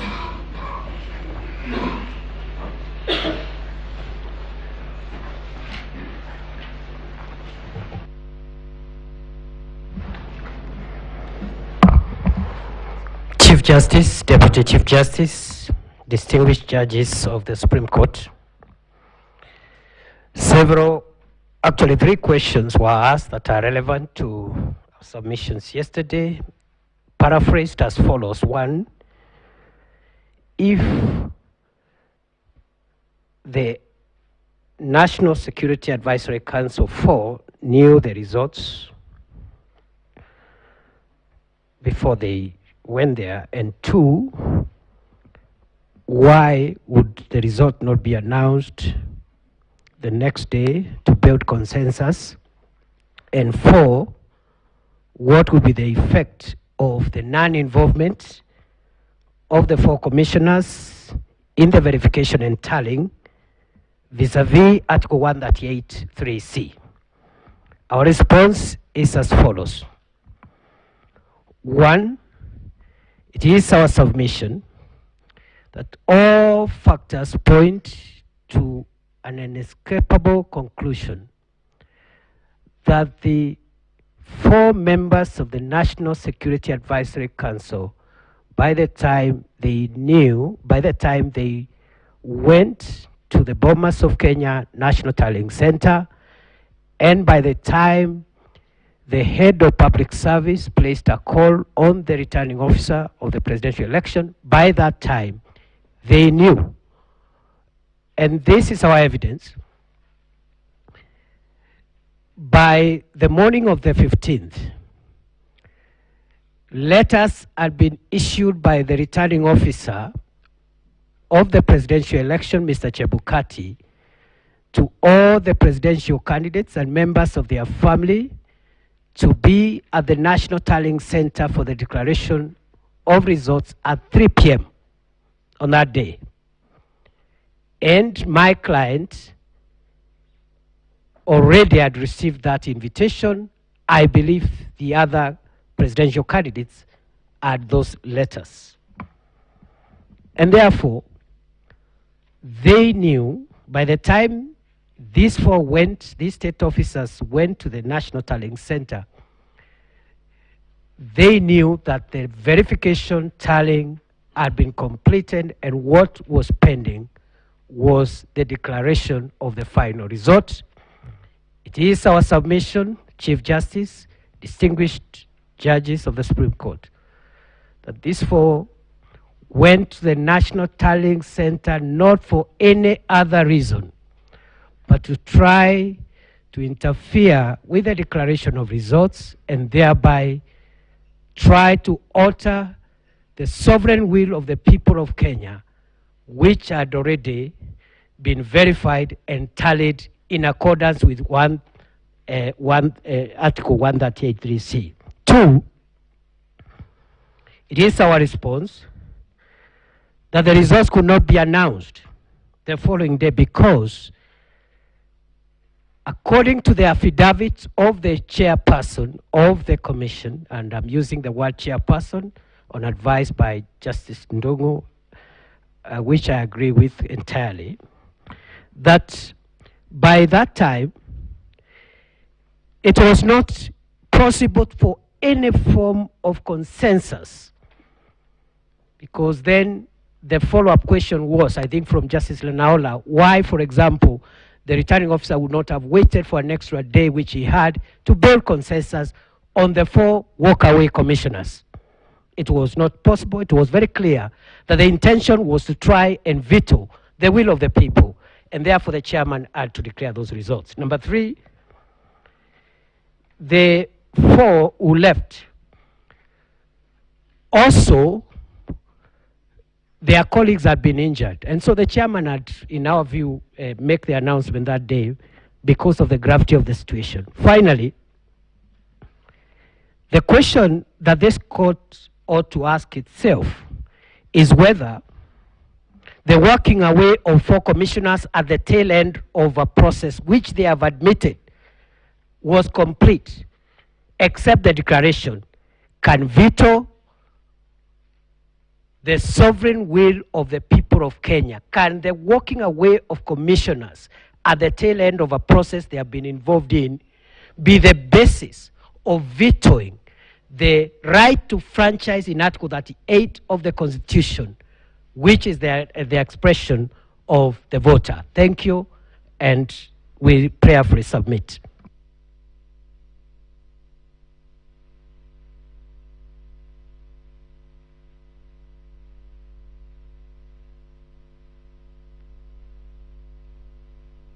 Chief Justice, my lords, Deputy Chief Justice, Lady Chief Justice, I'll begin with the question which was asked by Justice Lenaola, and that is, what orders are we seeking? The orders we are seeking is for this honorable court to dismiss the allegation by the second respondent on oath, which have not been accompanied with sufficient level of evidence to justify proof beyond reasonable doubt as required by the Constitution and as determined by this court in advance. And that evidence is beyond the political statements which have been made by my learned friend, Professor Kindiki, just a few minutes ago, and which have never been put on record. On the issue of Rule 87.3, that's my view and my humble submission, is that rule contrary to the provisions of Section 39 of the Elections Act and Article 183 3C is the only regulatory framework which confers those powers which have been reserved for the Commission and grants them to the chairman. It is contrary to the Act, it is unconstitutional, contrary to the Constitution, and that was so observed in the case of Maina. Now, there was a question raised by Justice Dr. Wanjala, and you queried whether NSC would have gone to influence the alterations of results without knowing the results. My learned friend, who has just appeared, exhorts that the results were known because invitations had been sent out and the letter had been sent out. To the contrary, the evidence before you by the chairman was that he had gone to tally, to obtain the final tally only after he had met the commission, and that is found at paragraph 676 of his affidavit, where he says that after the NSAC team had left, the commission secretary, chief executive officer, who was also the alternate team leader of the tallying center, Marjan Hussain, walked into the boardroom.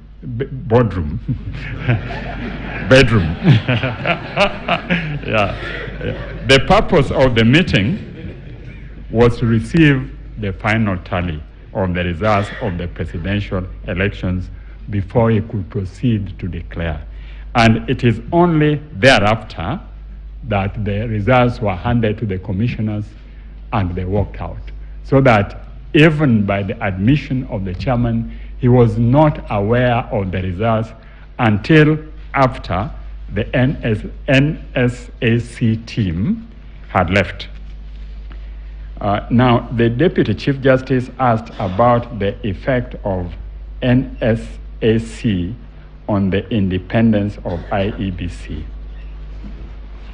Your Ladyship, NSAC is a body comprised of all the heads of the security organs in this country, the head of civil service, the representative of Attorney General, and other heads in the government. Its purpose is to receive all the information on national security and give advice, not act, but give advice, so that even if they are of the view that it is insecure to be in this court at this time, it is the NSC who will give advice to the judiciary, and that is not an interference with the independence. And we have to take their role in the context that these 4 members of the NSAC were co-opted by the bigger body. They were not there on their own account, which has led to them now being vilified for undertaking an official duty they were requested to undertake. I had shouts from another friend on behalf of His Excellency, the Deputy President, of crucify them. In fact, this has indeed led to tweets today, and there are many, to various members of the NSAC telling them we shall revisit. This is what this type of allegation brings, and that is why I humbly request this court to look at the nature of the allegation, the burden on the people who are making the allegation, and dismiss them if there is no proof, and in my humble submission, there is no proof, so that we discourage this political vilification on officers conducting their official duties. Let's be careful, and I humbly request particularly my learned colleagues on what we wish for this country. Let us not wish mob justice to be the arena of operations whenever various functionaries are discharging their duties. Let politicians do politics, but let them leave professionalism to those who are engaged in various areas. In fact, since this process started, there has been a lot of vilification on the judges, on the parties appearing. In fact, tweeting has been the norm on discussing this issue instead of looking at it soberly. We can't stop tweeting, they are entitled to, but we can't bring it to this court. That's my humble submission. I beg that these allegations be dismissed with the contempt they deserve.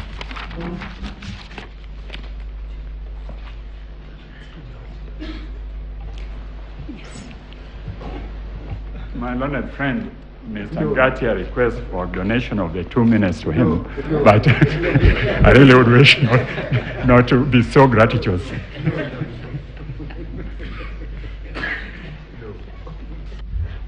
Thank you. Madam Chief Justice, if you may allow me, I did not put one of our lawyers on record, Mr. Donald Kipkorir, who is not in court because of the sitting arrangements. But to come to the business before us, in answer to the questions, 4 of us will deal with all the questions that were asked by the court, beginning with my learned friend, Mr. Paul Mwangi.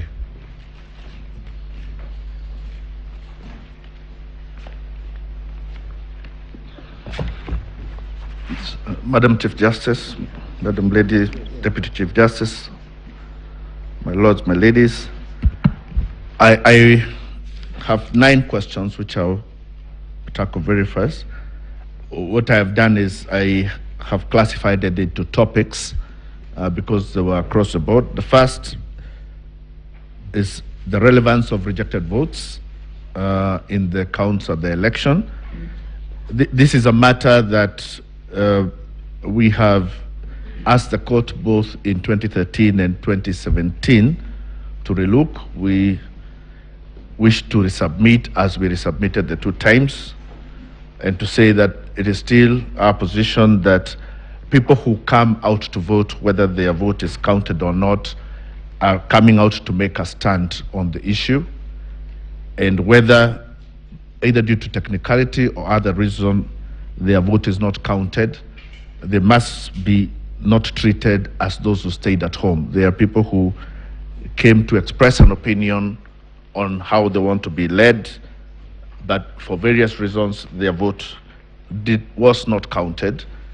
But the fact that they appeared should be taken into account, so that you would consider their votes whether they are rejected, and even if they are called stray ballots, should also be considered in that sum. The second question was regarding the scientific whether there are any scientific studies regarding the nexus of elections in a postponement. We have seen, unfortunately, we could not tender any further documents of this, but there are very many theories in political science, one of which we came across with the contagion theory, that elections affect each other. People come out to vote for various reasons, and especially when you're dealing with elections of a national level and a devolved level, there are very many considerations that would make somebody want to come to make a decision on a devolved government or a national government and not necessarily care about the other. But one of the things that we also must consider in Kenya's political culture is that in Kenya we do have six-piece kind of campaigns, and that people come out to campaign together as teams, trying to win across the board on all the seats. And that when you disenfranchise one, when you stop one election, that means you demobilize part of the political infrastructure that is laid out for that. And lastly, on this point, we want the court also to consider that, at least in respect of Mombasa, and our evidence has shown that there was an order from the Mombasa High Court that has stopped the printing of these ballots, and that was disobeyed. There was also a promise that had been made by the chairman that he will not print, and he went against that too. And lastly, that it was announced on the last minute in that night. The third issue was what elements of Section 80 of the Elections Act we consider necessary in the face of the fact that we are also impeached the process. Apart from the elements that are laid out themselves in Section 80, which is that upon a recount, the person should have been a winner, and that the person should be found not to have committed any electoral offense. In our submission, we wish to add that first, the test should be whether the petitioner is culpable for any of the wrongdoings that is complained of. Secondly, whether the petitioner benefited from any of the wrongdoings that are complained of. And thirdly, that after, whether it is a recount or a retally, the petitioner appears to have won the elections or has won the election. Those would be the tests that we would add to what is stated in Section 80. In respect of the question of image on the KIMS, the evidence that has been shown also even from the Commission is that the images are taken on a JPEG format, and the idea of the law of electronic transmission was that that image must appear as it is on the other end. The issue here is that there appears to be a place at which that format was changed. No reason has been given why that format was changed, so that it can go to any other format. But also to add that through one of the most popular applications today in Kenya is WhatsApp, and nobody changes. We get a lot of images as original as they are, as colored as they are, in the hundreds on an everyday basis.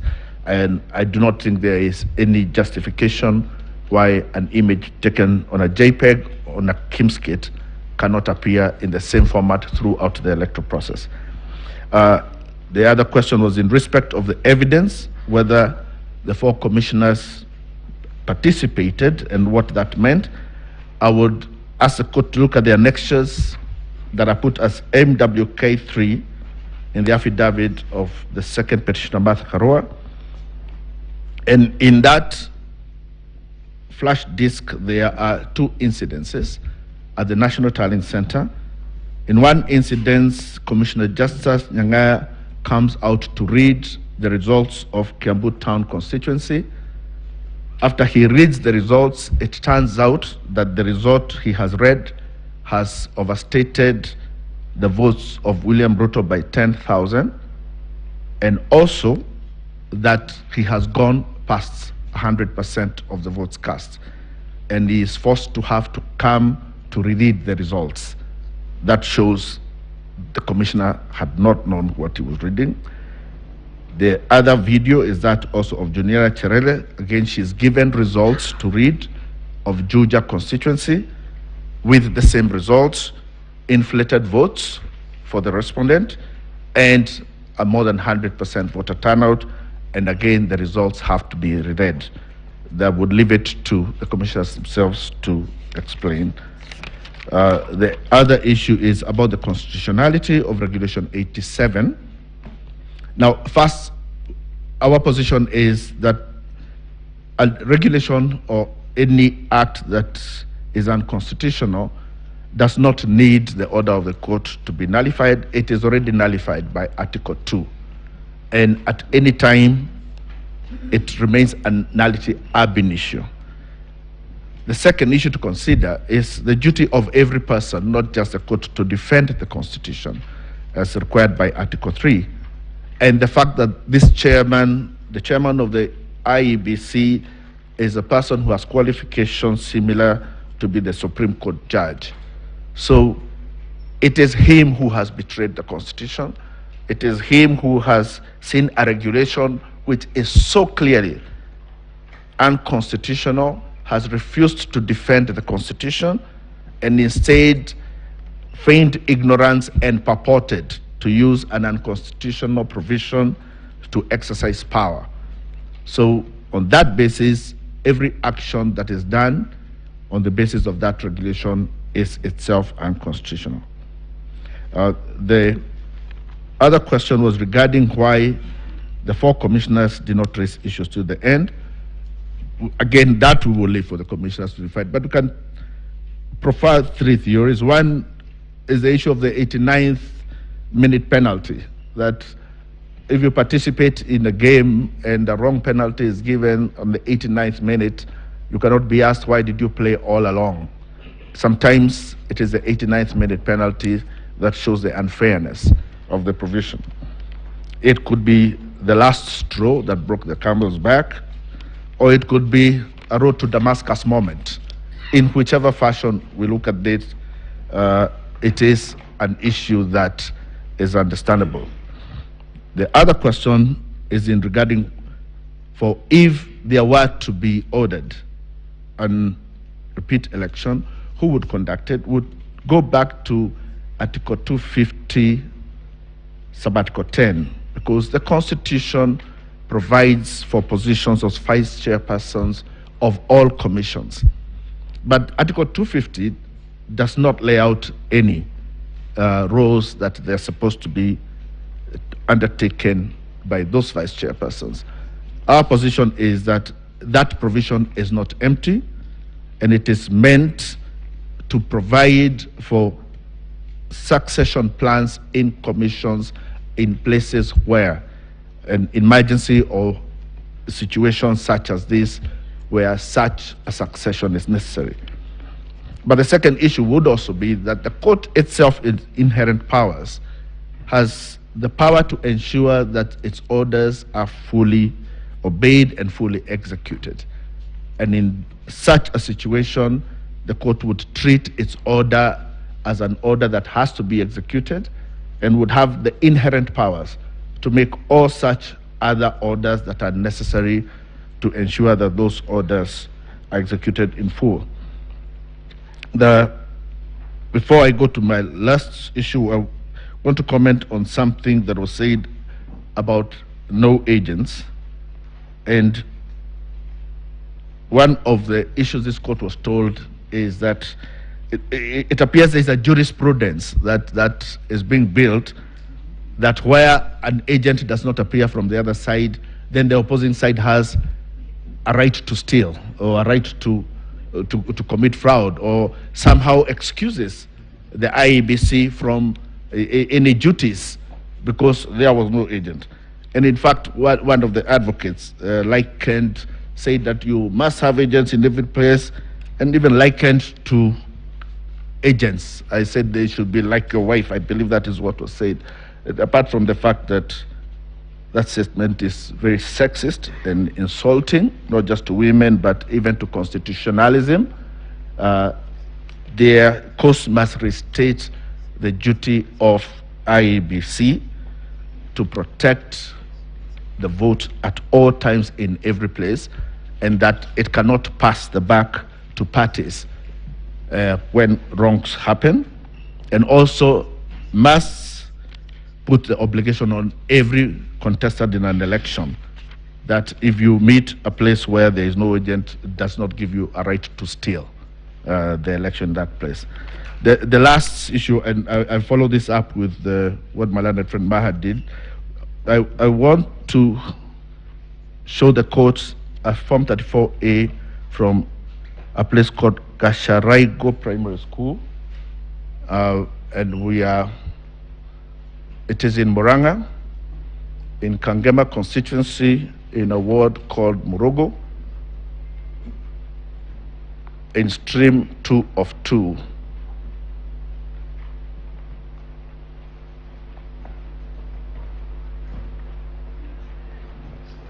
And this document is overlaid over some documents, but look at the left-hand top corner.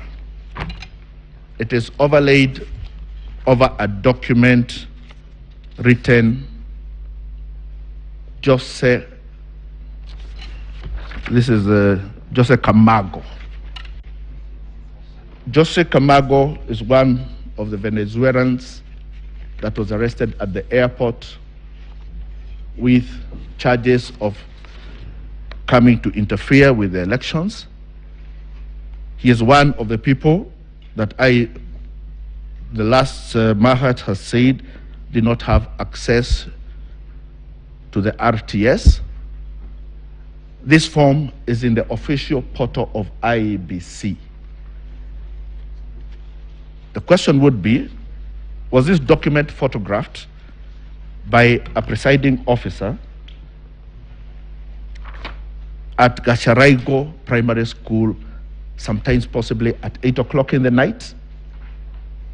Or is it possible that this document has been photographed elsewhere in some office and uploaded?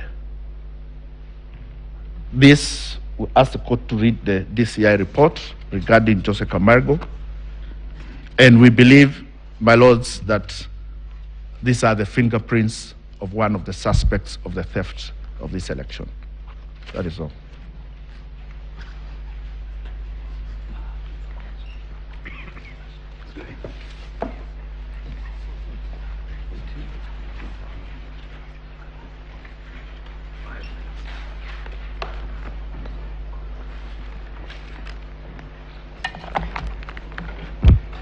Good morning, my ladies and my lords. I will pick up from where my learned colleague and senior Mr. Paul Mwangi has just left off. The court had asked that we demonstrate with examples in real time how the Form 34A was interfered with or could be interfered with.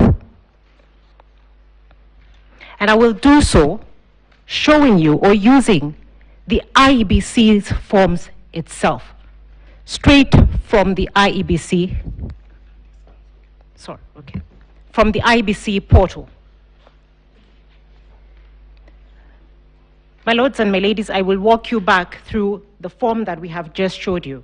I see that the court has laptops, which means you're tech savvy, and you can access the IEBC portal right now. This is going to be a live demonstration, as the court asked that we do. I'm asking that we go to the forms portal in the IEBC. We are projecting it up so that it's not said, because we have been accused of cooking things, forging things. We've been called many names.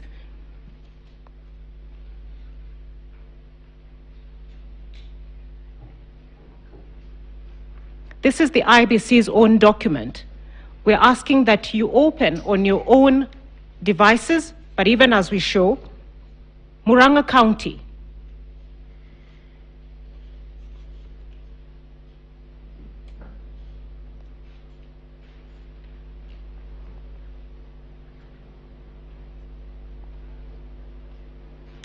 Kangema,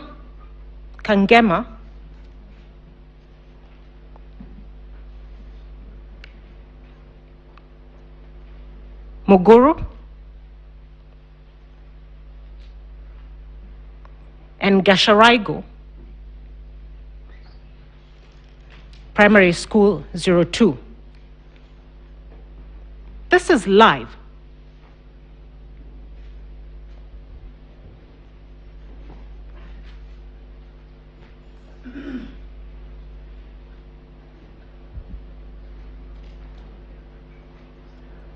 My lords and my ladies, we have downloaded a Form 34A from the IBC portal.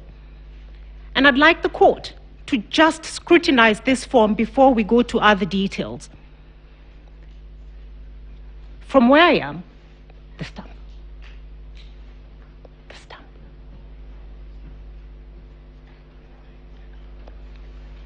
My lords and my ladies, is that the IEBC stamp? It's on the IEBC portal, looking like it's been superimposed over another stamp.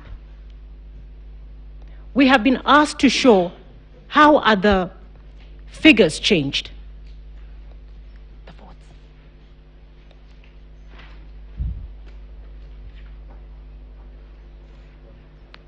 Now, my lords and my ladies,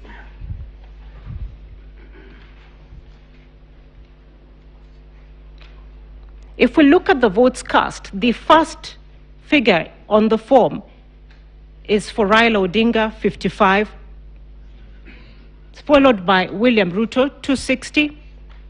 It's followed by, I think that's Mwaure Waiga, 001. And the last is Wajakoya, 000. If we sum up the total votes, we get 316. The total votes cast according to this particular form is 321, different from what we have just seen. The rejected votes are 4, which means already by calculation there is a problem. But we'd like the court to look at the total number of registered voters. A close scrutiny of the form shows that the number was probably 455, and the 5 is actually similar to the figures written in the votes cast. But somebody or somehow that figure has been changed to make it look like 488. It is obvious to the naked eye when you look at that form. Now, when we go to now the bombshell itself, the top left-hand corner of the form,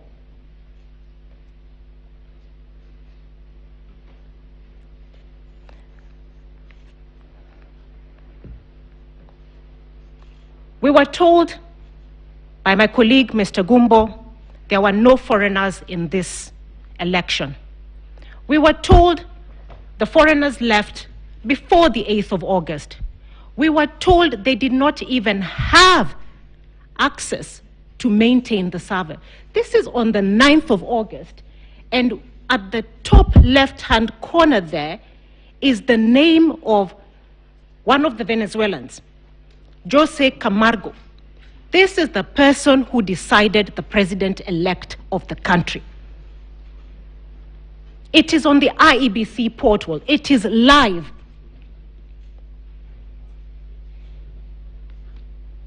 How did that come there? What are you doing?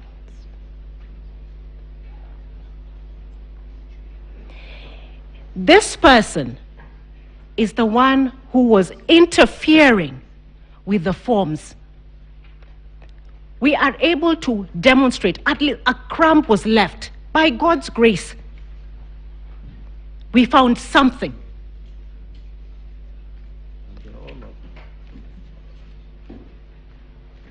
We didn't make this up.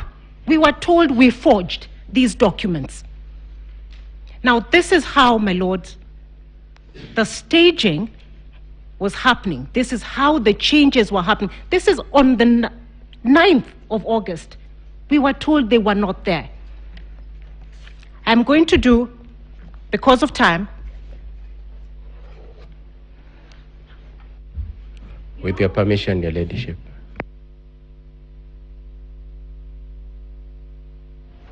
I beg your pardon. In our petition, You let her finish and then you tell us what it is. They're responding. It relates to an objection to what she's doing, Your Ladyship. No, let her finish.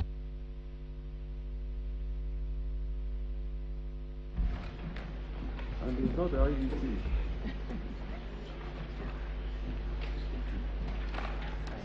my ladies, my lords, that name, Jose Camargo Gregorio appears in our petition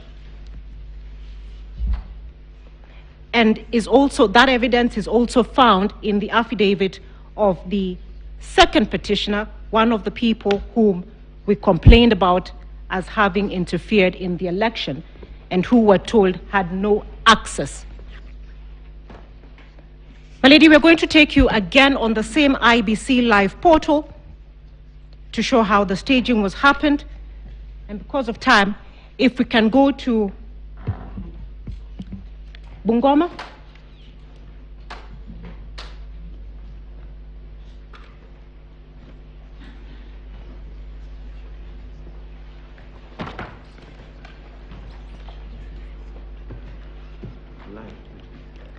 We want to do it live, and we're doing it live on the IBC portal.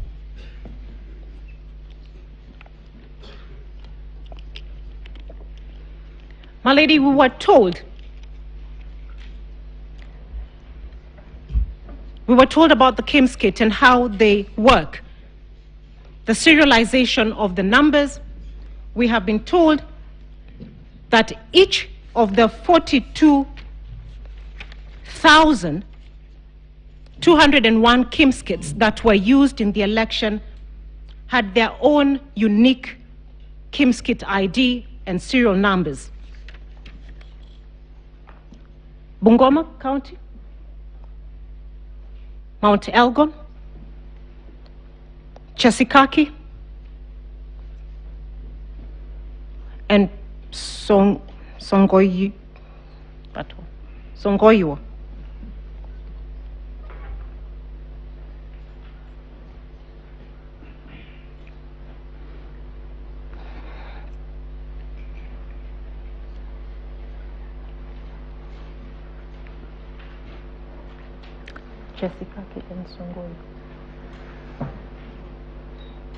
We'll download the form. The nomenclature of the KIMS kit and the form is shown at the top on the address bar. And for purposes of time, my lady, what we're told, it will show you that that's a Form 34A. It will give you the serial code of the polling station from which that Form 34A relates. And then it will show you the KIMS kit serial number or ID. There'll be a date stamp and a time stamp. What I'd like the court to focus on is the serial number, and perhaps because I can't see from here, this is where I would have liked the court to have its own, but maybe if it can be.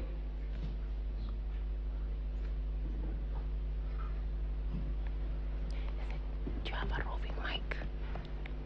Now, the serial number on this particular form, my ladies and my lords, which I would have liked for the court to confirm for itself. If somebody there can, may I ask one of the court assistants to read for us the serial number as it is, so that then I'm not accused of making up things? That's all right. It doesn't change anything. Evelyn, could you read that? The number that starts with F2, it's in the middle. Or can I read it myself? Yes. I can't see it. The one on top? Yes. PR06. No. The one. Oh, sorry. F2. My ladies and my lords, what would require is that you note down that number. We will compare it with another later.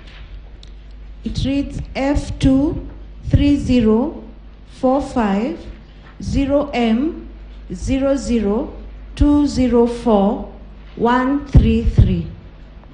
The time, please. It's right next on the date.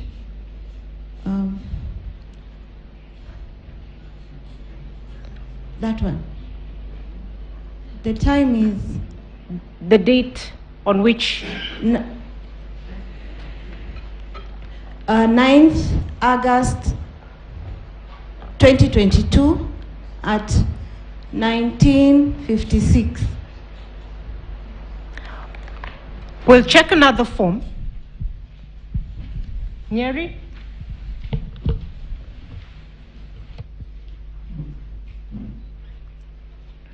Nyeri Town?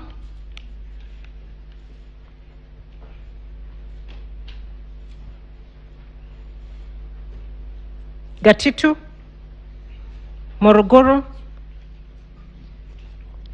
Tunguma Primary School?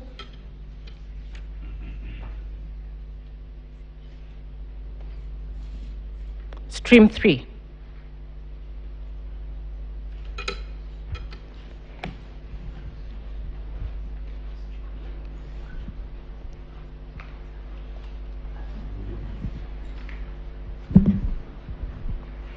Kindly read the serial number.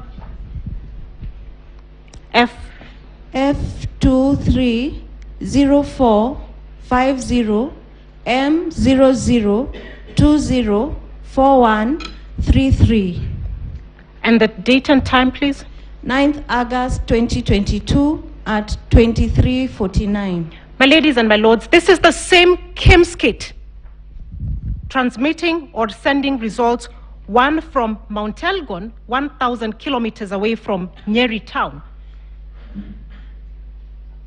2 hours later, how is that possible?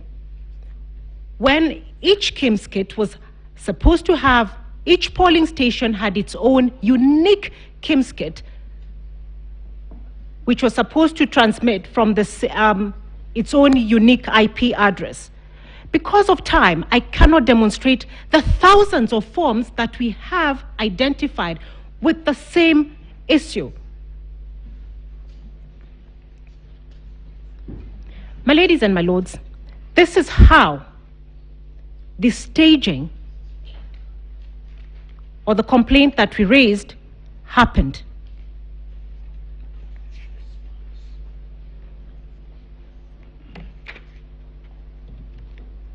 We did not give this court a fiction. What we gave the court happened. Now, staging, and as we have shown, the 11,000 polling stations that we had complained were staged were transmitted all from one IP address. Every KIMS kit was required to have its own unique IP address. The only way 11,000 KIMS kits or results can be transmitted from one IP address is if they were collected, and as probably my senior Paul Mwangi had.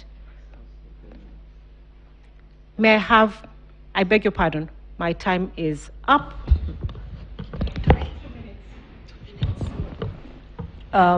Yes, 2 minutes. Yes.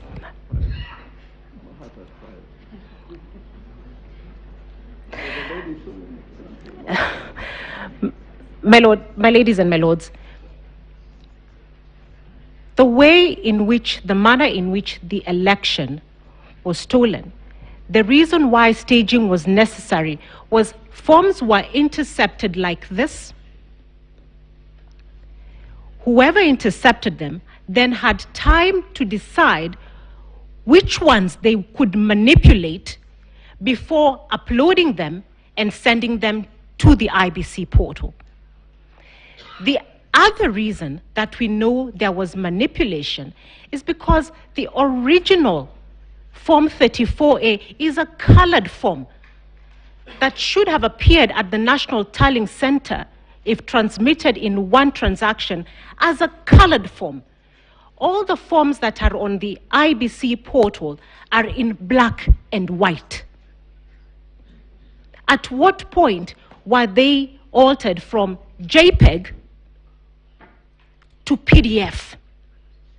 When did that modification happen?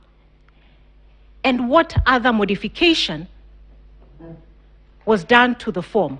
We submit to you that we have shown that not only was it possible, it did happen, and the fingerprints of those who interfered in the systems are still there.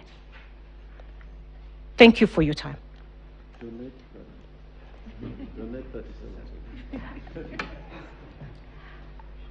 I don't know whether to be that generous. I donate the 29 seconds to the court. Thank you very much. At the insistence of my seniors.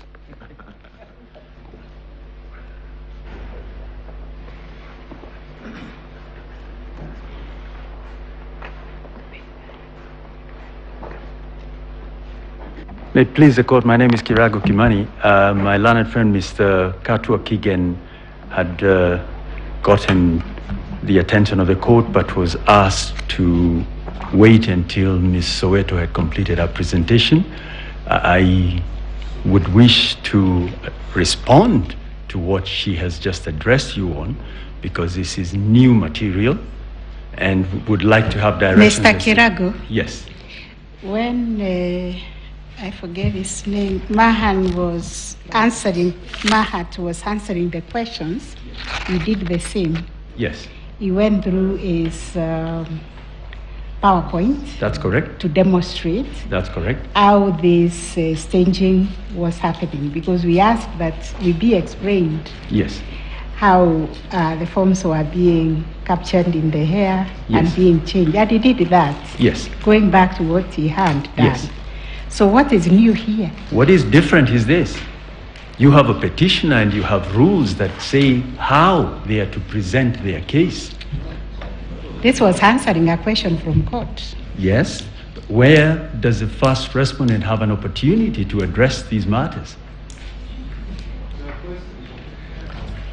At what point in time does the first respondent get a hearing? This was a question by the court to demonstrate Yes. how this was happening. Yes. How we do, what we do with the demonstration. Mr. Mahat, on your side, did demonstrate. Mr. And they Mahat- have demonstrated. I appreciate what your ladyship is saying, but Mr. Mahat, with respect, is not on our side. He is a referee. My client was a candidate. We are not on the same side. We may be respondents, but he called this match, not for us, but as required by the Constitution.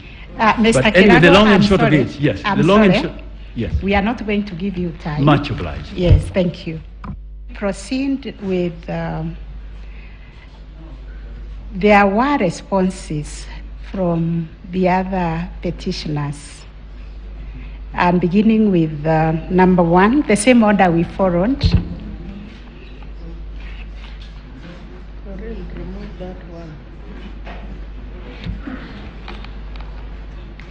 You have responded. So who was next? It was, I think, Senior Counsel Jan Mohammed was her client. The same order we followed so that we don't waste time. If you can't use the 15 minutes, please.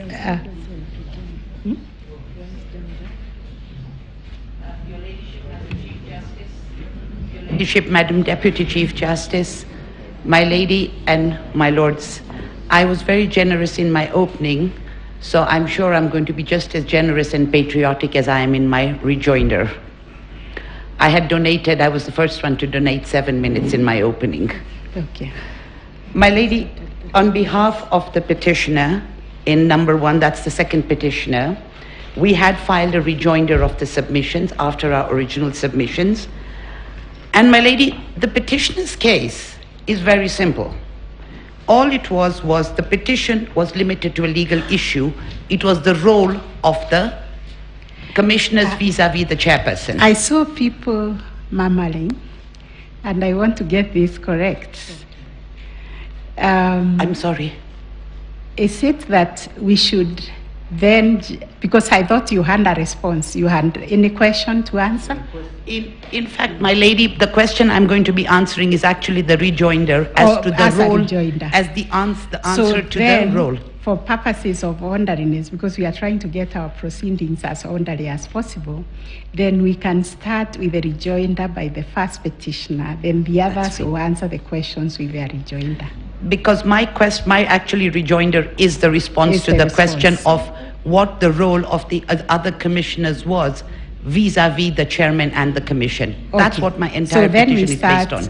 with the main petition. That's their fine. rejoinder. Then we That's come fine. to you. I'm sorry about that. That's no problem, my lady. I'll still donate my time. Yes.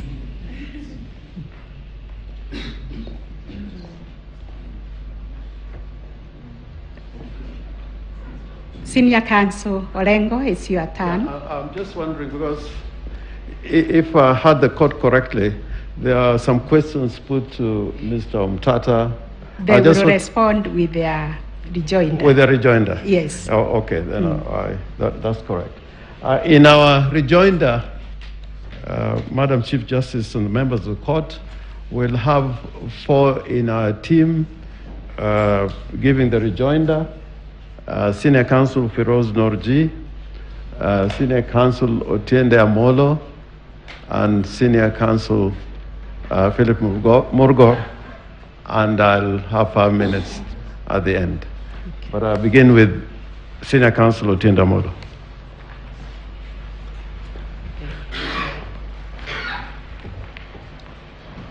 If it may please your ladyship, this honorable court, I will be brief in this part. I will cover only 3 quick subjects, starting with the issue of the 50% plus 1. Your ladyship, this honorable court, may it be noted that the question of the voter turnout in this election is a moving target. It is a moving target depending on who's speaking and in what circumstances. If you look at the replying affidavit of the chairman, paragraph 30, as of 9th of August at 5 p.m., he says the turnout was 64.6%. That is an affidavit he's swearing way after the fact. The director of elections of that same date, at that same time, in paragraph 21, that is Moses Sunkuli, says it was 56.17 at that same time, looking at the same Kimskit. It will be noted by this honorable court that at various times, the IEBC gives different figures. At one time, it uses the figure of 65.4%. At another time, it uses the figure of 64.6%. It is our submission, my lords, my lady, that the premise upon which IEBC proceeds is wrong, and that the reason for this moving target is so as to manipulate the question voter turnout, to come to a conclusion that the 9th respondent met the constitutional threshold when they didn't. I wish to submit, your ladyship, my lords, that Article 138 is very clear, and the total number of registered voters must be specified, and that is the denominator. The IEBC did publish a Gazette notice that confirms the exact number of registered voters and gives it as 22,120,458.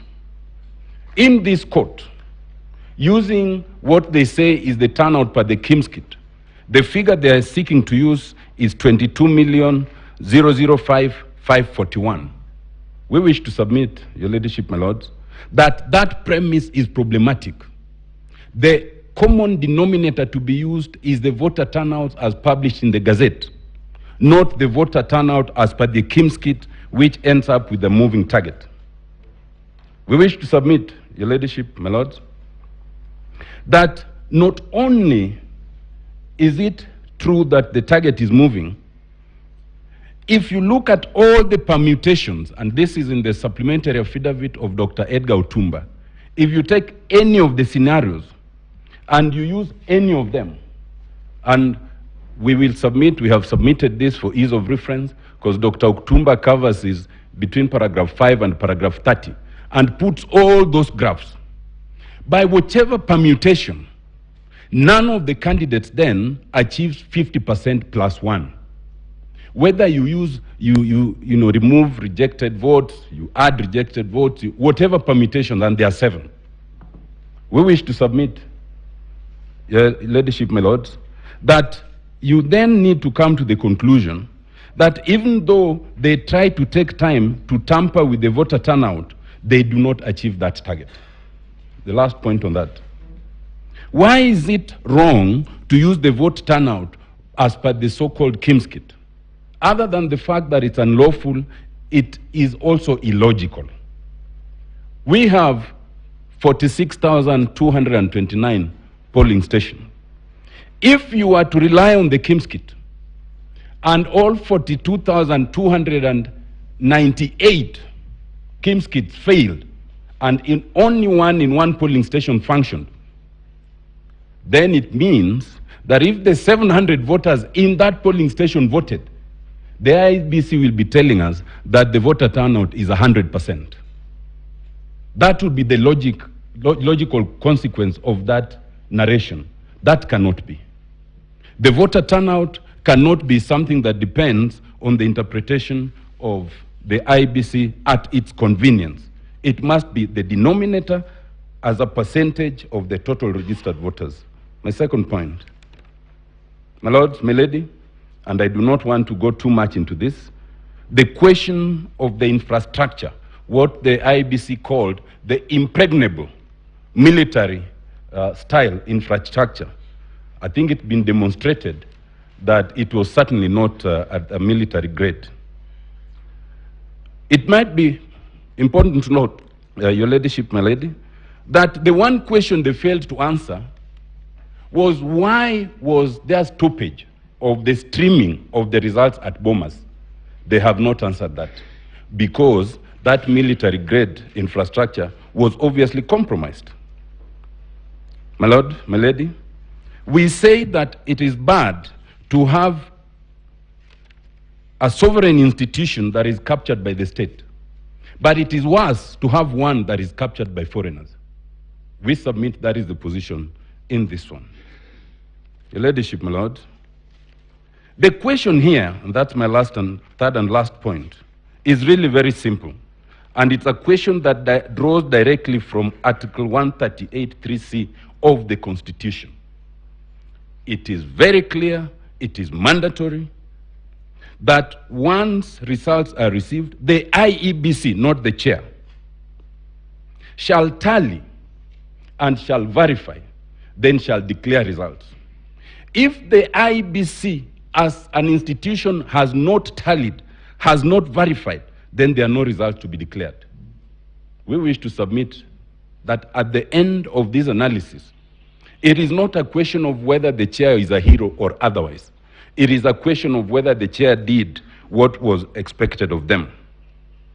It is not enough to say that there are certain regulations by the first respondent which they themselves made and now they wish to rely on to breach the express provisions of the Constitution.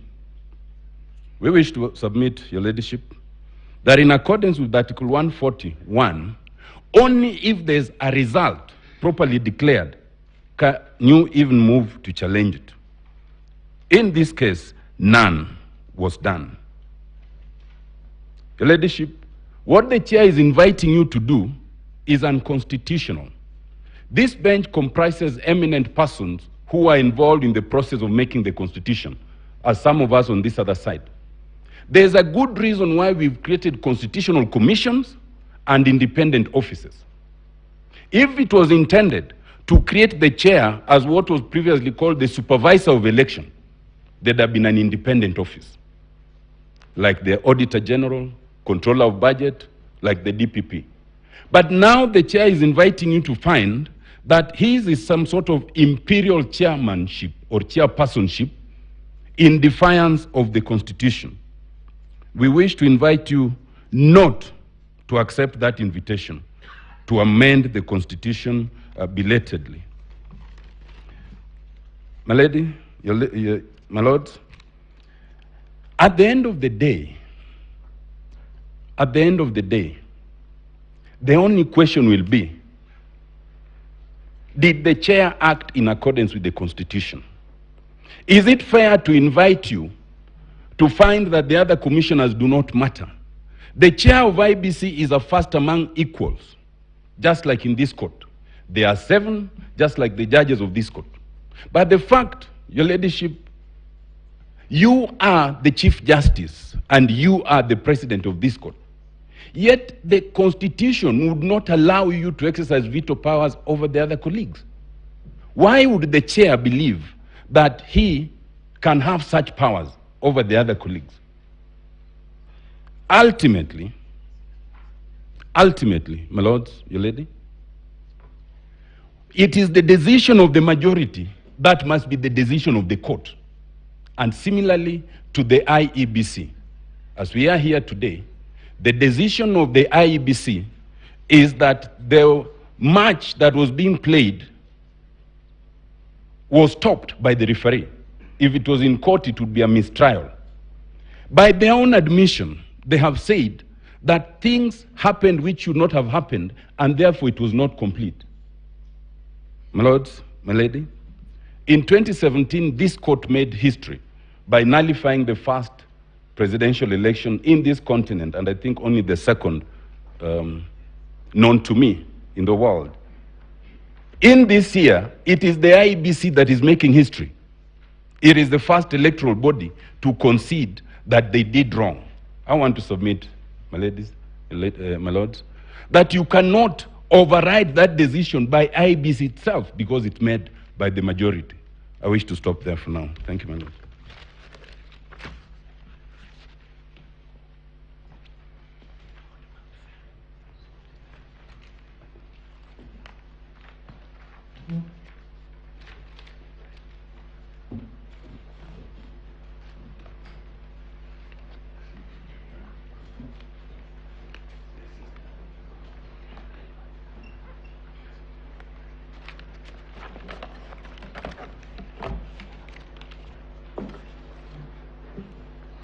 My Lady Chief Justice, members of the court, I address the court firstly on the issue that in making your final decisions, in reviewing your own views, the views of the respondents, petitioners, parties who have addressed you, we would be praying for the prayers and orders that we have sought. And in doing this, may I first refer to the principle that would be applicable in approaching your decision and judgment. In this context, the court has heard today from my senior AG Emeritus, Honorable Gitu Muigai, in answer to your question, that it was the intention of the makers. It was the intention of the makers that the commission should have an executive chairperson. That we have learnt much by that, but that is not what we or they and your ladyships and lordships can proceed on. We have to proceed on what is in the Constitution. There is no provision in the Constitution for even if that were the intention, there is no intention shown to override any of the other commissioners or their views or their actions, or to change the Constitution's clear provisions of Article 138(3)(c). The tallying has to be done by the IEBC. The verification has to be done by the IEBC. The declaration decision has to be made by the IEBC. And where there is a specific step to be taken in an executive fashion by the chairman, it's provided by 138.10. The declaration of the decision of the result will be made by the chairperson.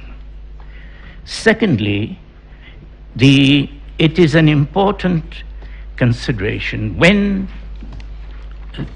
yesterday the question arose of the two aspects. One, that although there was a further day still in hand, the chairperson rushed to judgment without the 27 constituency results because of the doctrine of necessity, said Counsel Professor Kindiki in justification of this.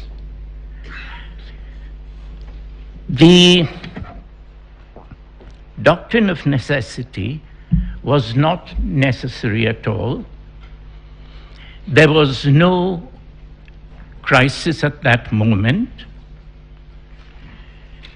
They were, he has indicated, in great danger of their lives. But 20 minutes later, they were shaking hands with his client, and his client was shaking hands with a very able-bodied chairperson. Nobody left that hall in the imminent expectation of watching carnage and bodies lying all over the floor. No one. There were church people, 2 rows of church people. There were, and I am grateful to them, the choirs who had kept us not entertained only, but inspired through those hours and hours. There was no imminent danger. This continuous, they could not resist the temptation of showing a still photograph in order to show that there was a necessity. No, there was not. And it is very important to realize that we do not use these exaggerated criteria in order to come to a justification of plain wrong. Is it, the issue is, was the Constitution being followed or not? And that is where the concentration has been lacking from the respondents. An important aspect of this, of bringing forward the doctrine of necessity, is that it is a very dangerous legal justification. It shows the need to bypass the constitutional justifications and arrive at a subjective, convenient, and self-serving justification. And it is dangerous because it has been used before by lawyers as eminent as Professor Kindiki. It has been used in Rhodesia after the UDI, Unilateral Declaration of Independence, to hang freedom fighters who were resisting the Universal Declaration of Independence. And the doctrine of necessity goes one step forward to say that if power has been usurped, taken, otherwise than in compliance with the Constitution, the courts should still recognize the usurpation of power and they were hung, not only in Rhodesia, but in Pakistan. After a coup, their courts accepted that the doctrine of necessity, the acknowledgement of what was shown to be the new Grundnorm, would have to be acknowledged. And so the coup was all right. And so my learned friend, the professor, is saying, you too must acknowledge. And what does the doctrine of necessity always acknowledge? It acknowledges wrongful taking of power. And the Grundnorm is thereby changed, and therefore the court must accept it.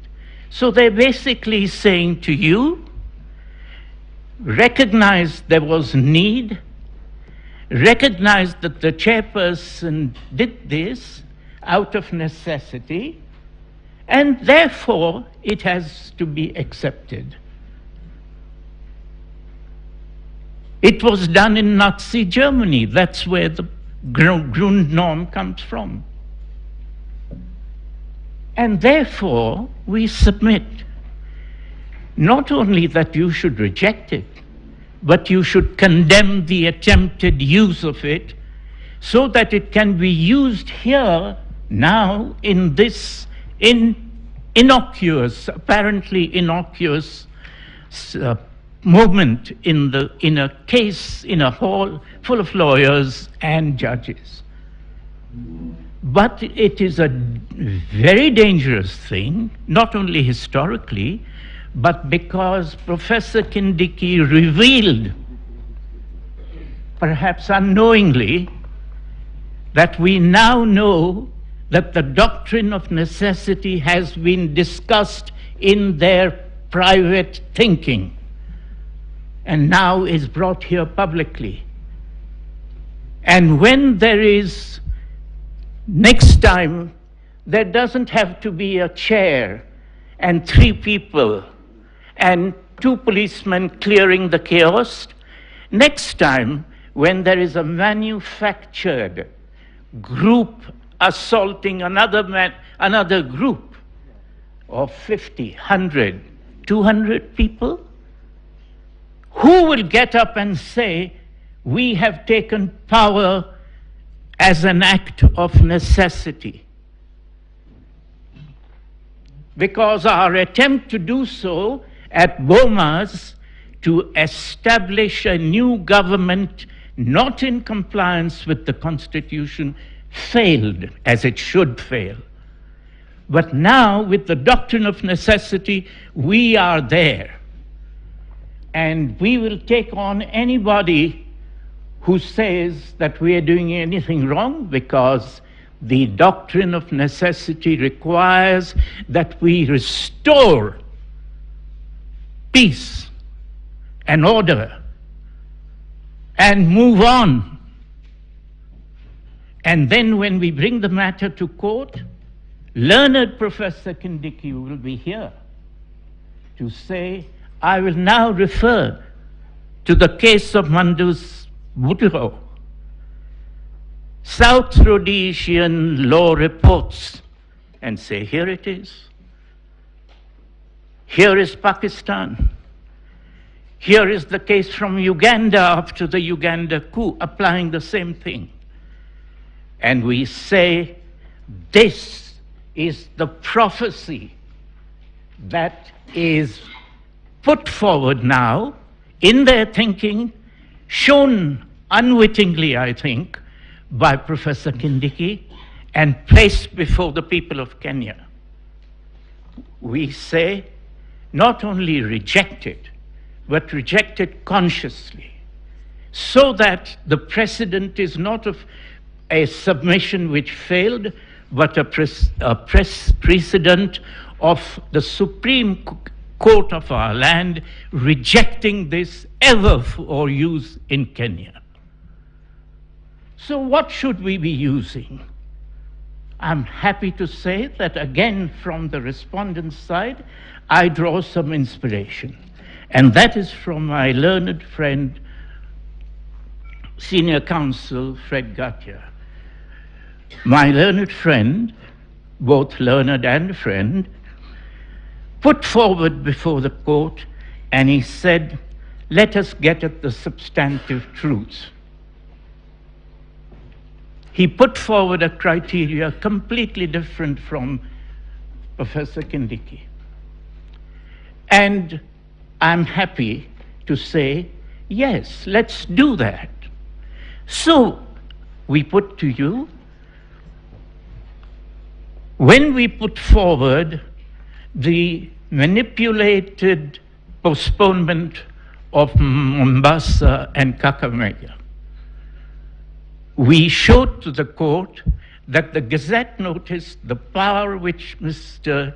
Chabukati used, was illegal because in the Gazette notice he lied and put forward just half of what the power he has needs to meet.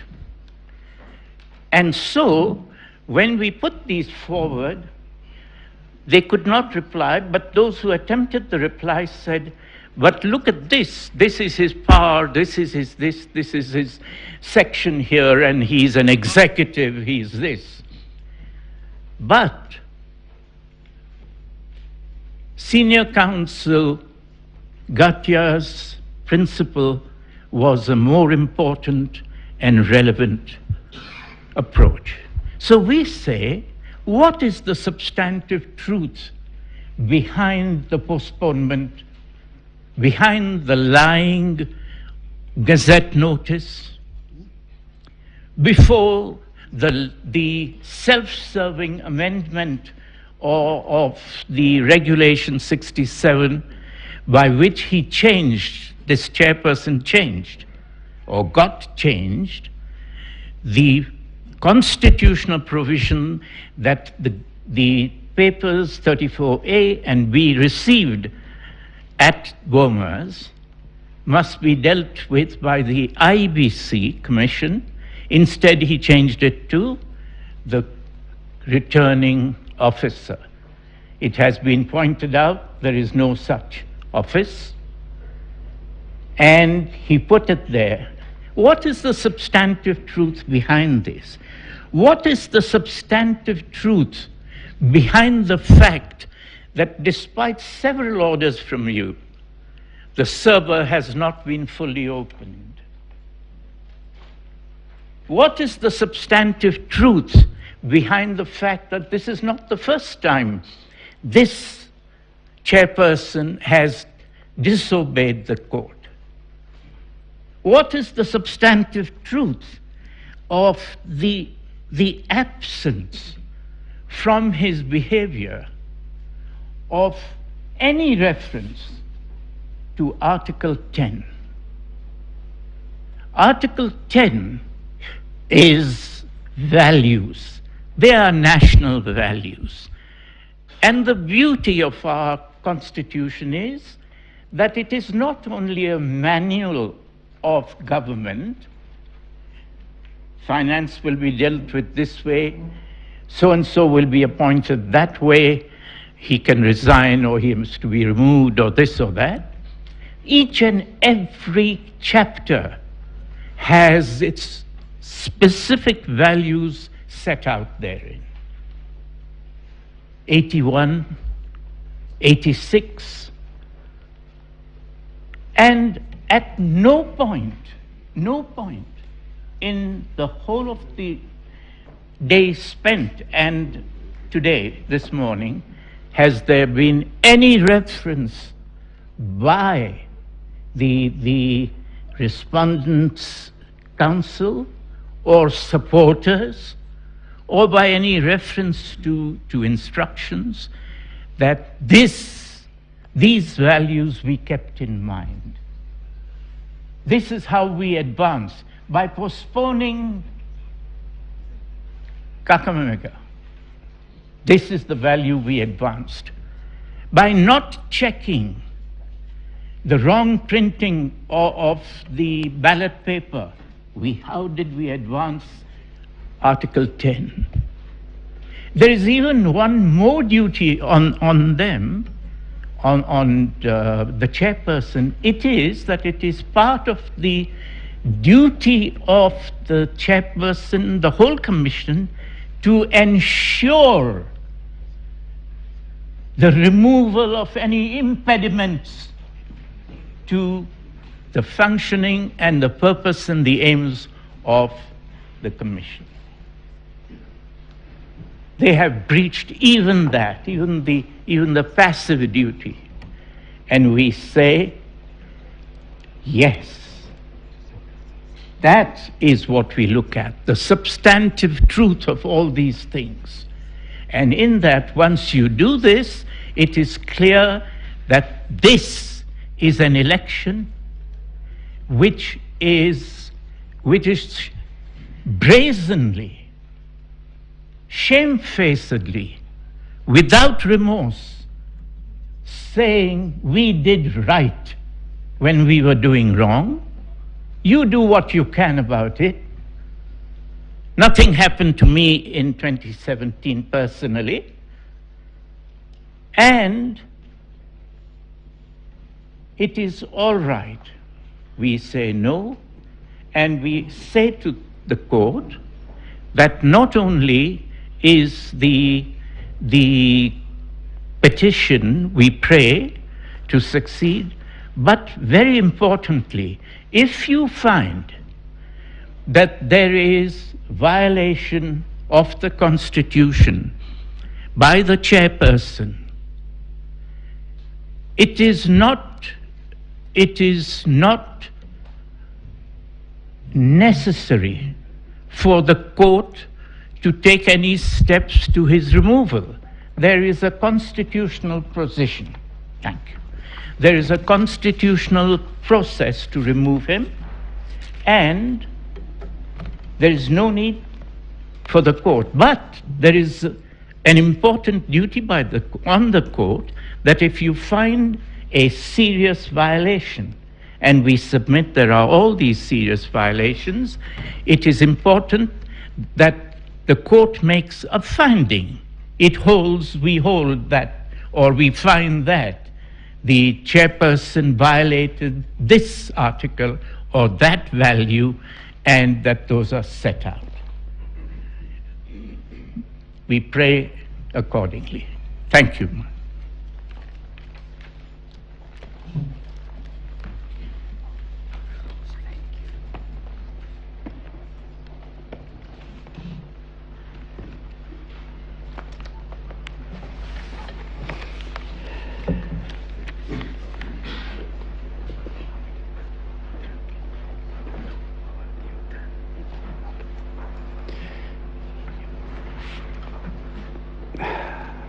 Having just come in, good morning, Your Ladyships and my Lords.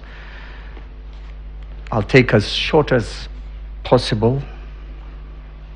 In order not to repeat, I will be very brief.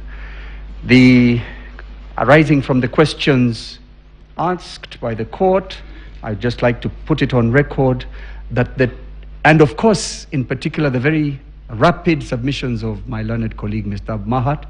Sometimes you miss exactly what he's saying, but I picked out that he did not at all mention how the system for the KIMS kit was converted to the provision of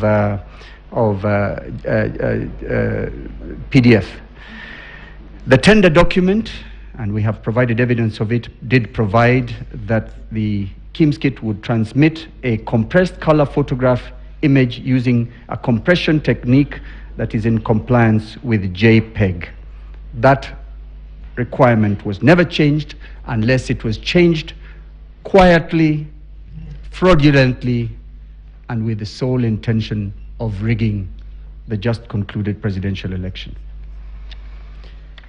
My learned friend, again, Mr. Mahat, challenged everybody that if there was a program that could convert a PDF document or could edit a PDF document, they would buy it.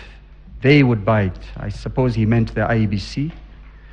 I, at that point, did ask whether he's an employee of the IEBC, but I was assured he was not. I would like to state for the record that the software for editing a PDF document is available free of charge and can be downloaded by him or the IEBC. And we would request that millions of public money not be used to do this. But the programs that exist for editing a PDF document include Adobe Acrobat DC, Foxit PDF Editor, PDF Filler by AirSlate, PDF Element, Small PDF, Nitro PDF Productivity, Fine Reader PDF for Windows and Mac, Adobe PDF Pack. And I would also invite the court perhaps to try any one of them out.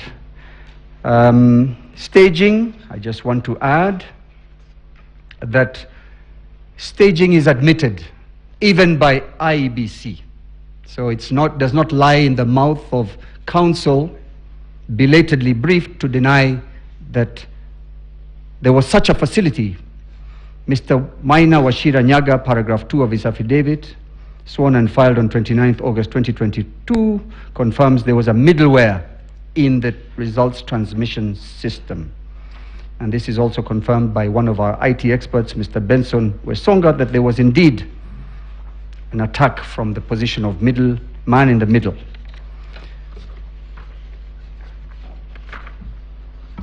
At page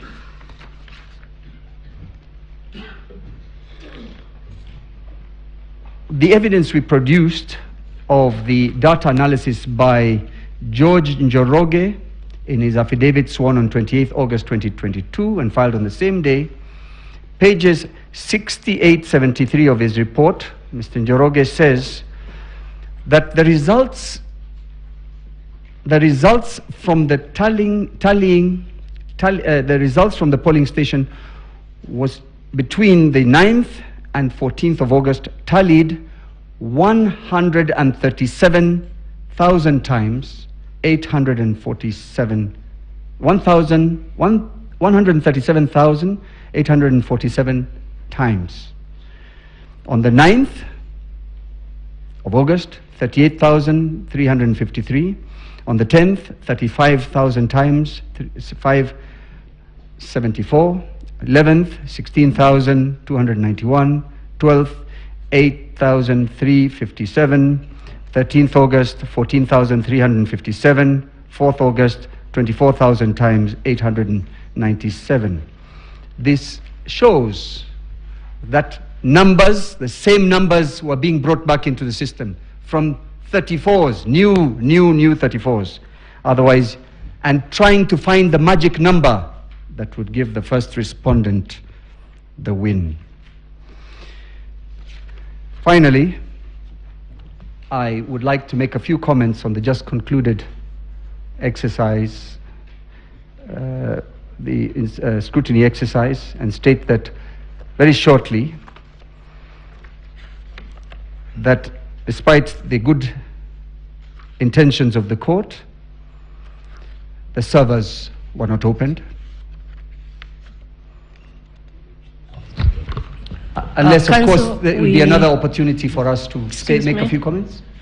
They will? Or then stop any conversation about the report at this stage. Okay. We will allow you time to deal with the report. Okay. I want to say that the evidence that has been presented by the petitioners shows a well-orchestrated and fraudulent scheme that was executed with military precision. Let me agree with my learned friend, Mr. Mahad, on the use of the word military. He says military grade, but I differ with him to say the rigging was executed with military precision, and given the evidence that has been availed, using expert, foreign, and I'm now using another military word, mercenaries engaged for that purpose.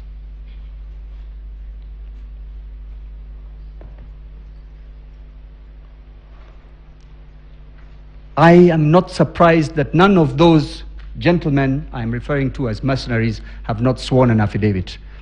People like that disappear and leave the country to its own devices. By the grace of God, we have remained peaceful, and I pray that we continue to do so. And finally, I will yield the floor to my learned senior, Mr. James Ray.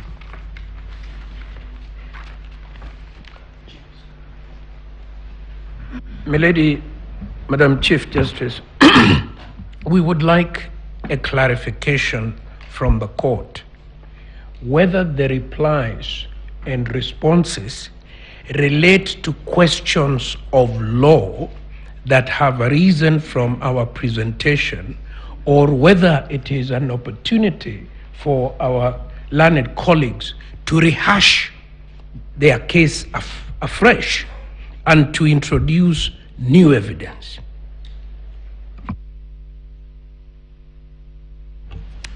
We know what constitutes a rejoinder.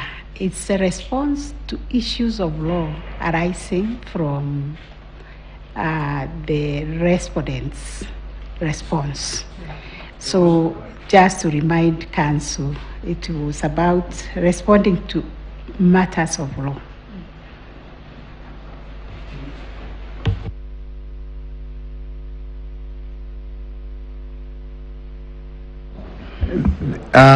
Madam Chief Justice, I also rise to take or to request a clarification.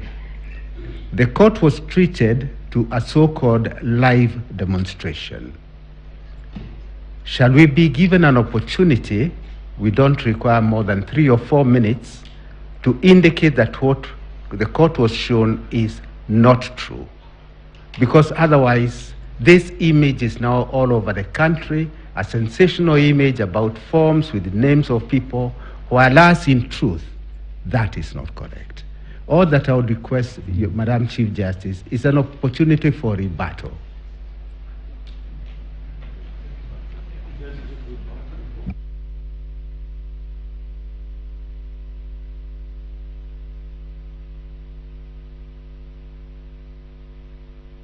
On the basis that that is new evidence, it was never played, those are not polling stations in the petition, it's totally new. It will be unfair for us to walk away without being given an opportunity to defend ourselves.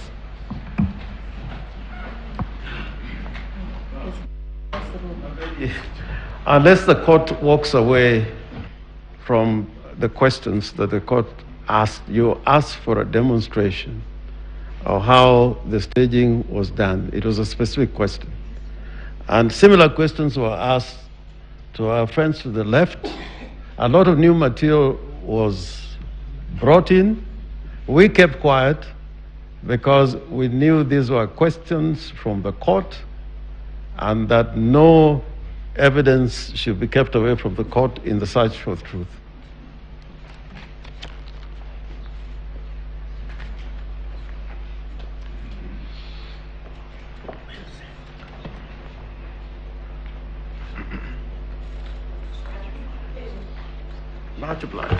What we are doing, and then at the end of it, we'll consider, because we are also checking whether that is new evidence. Yes. I thank you. I begin by thanking the court for giving me this opportunity to make my remarks as part of the rejoinder for the petitioner. My lady, my lords, when I used to be at Alliance High School, every year,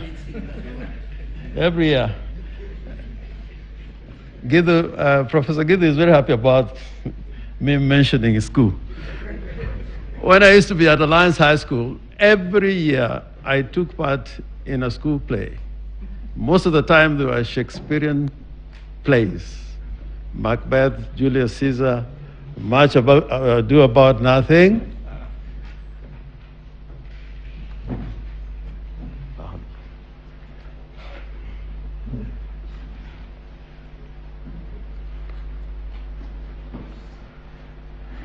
Can I recover my 4 seconds?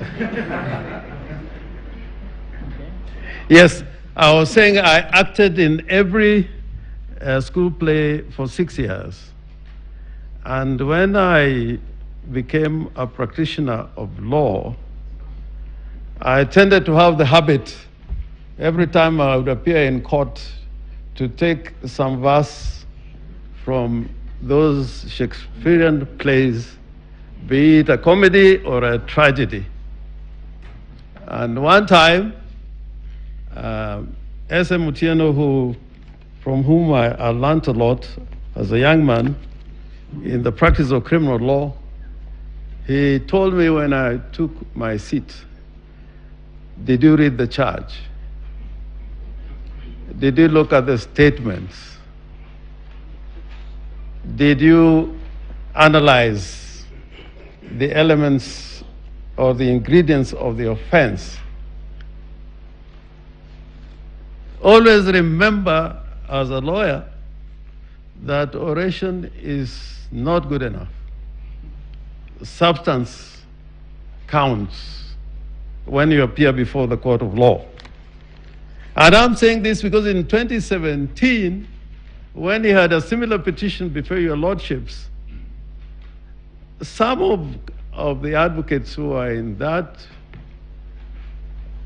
petition, acting for the respondents, when we presented our petition, said that what we presented before the court was a science fiction. And I'm not surprised that even at the beginning, and it's well covered in the media, that what we have presented before you is fiction. And because it is fiction, you had a lot of speeches which I think do not belong to a courtroom. They probably should have been delivered in some theater where people love poetry, like my learned friend, Professor Gidu Muigai, whom I know, having attended the same school as I did, we share a lot of things in common. We have presented before your lordships a petition based on averments which are contained in the petition. We have placed evidence before your lordships, and the petitioners did not ask the petition to be struck out. Instead, they filed volumes and volumes of affidavit evidence, and I've addressed you at length on matters relating to the petition. And yesterday, I remember when your lordships and my ladies asked questions to the respondents, my learned friend, Mr. Gidu Muigai, said those questions were difficult questions, but they are not as difficult as the questions which were directed against the petitioner. But having said that, there is an important point about this new constitution. And I'm so happy that your lordships and your ladyships, some members of this court, were part of the process of drafting this constitution. And my lady Justice Njoki asked a question which was very pointed. Why did we create these commissions? Why did we create these independent offices and secure their tenure in the Constitution?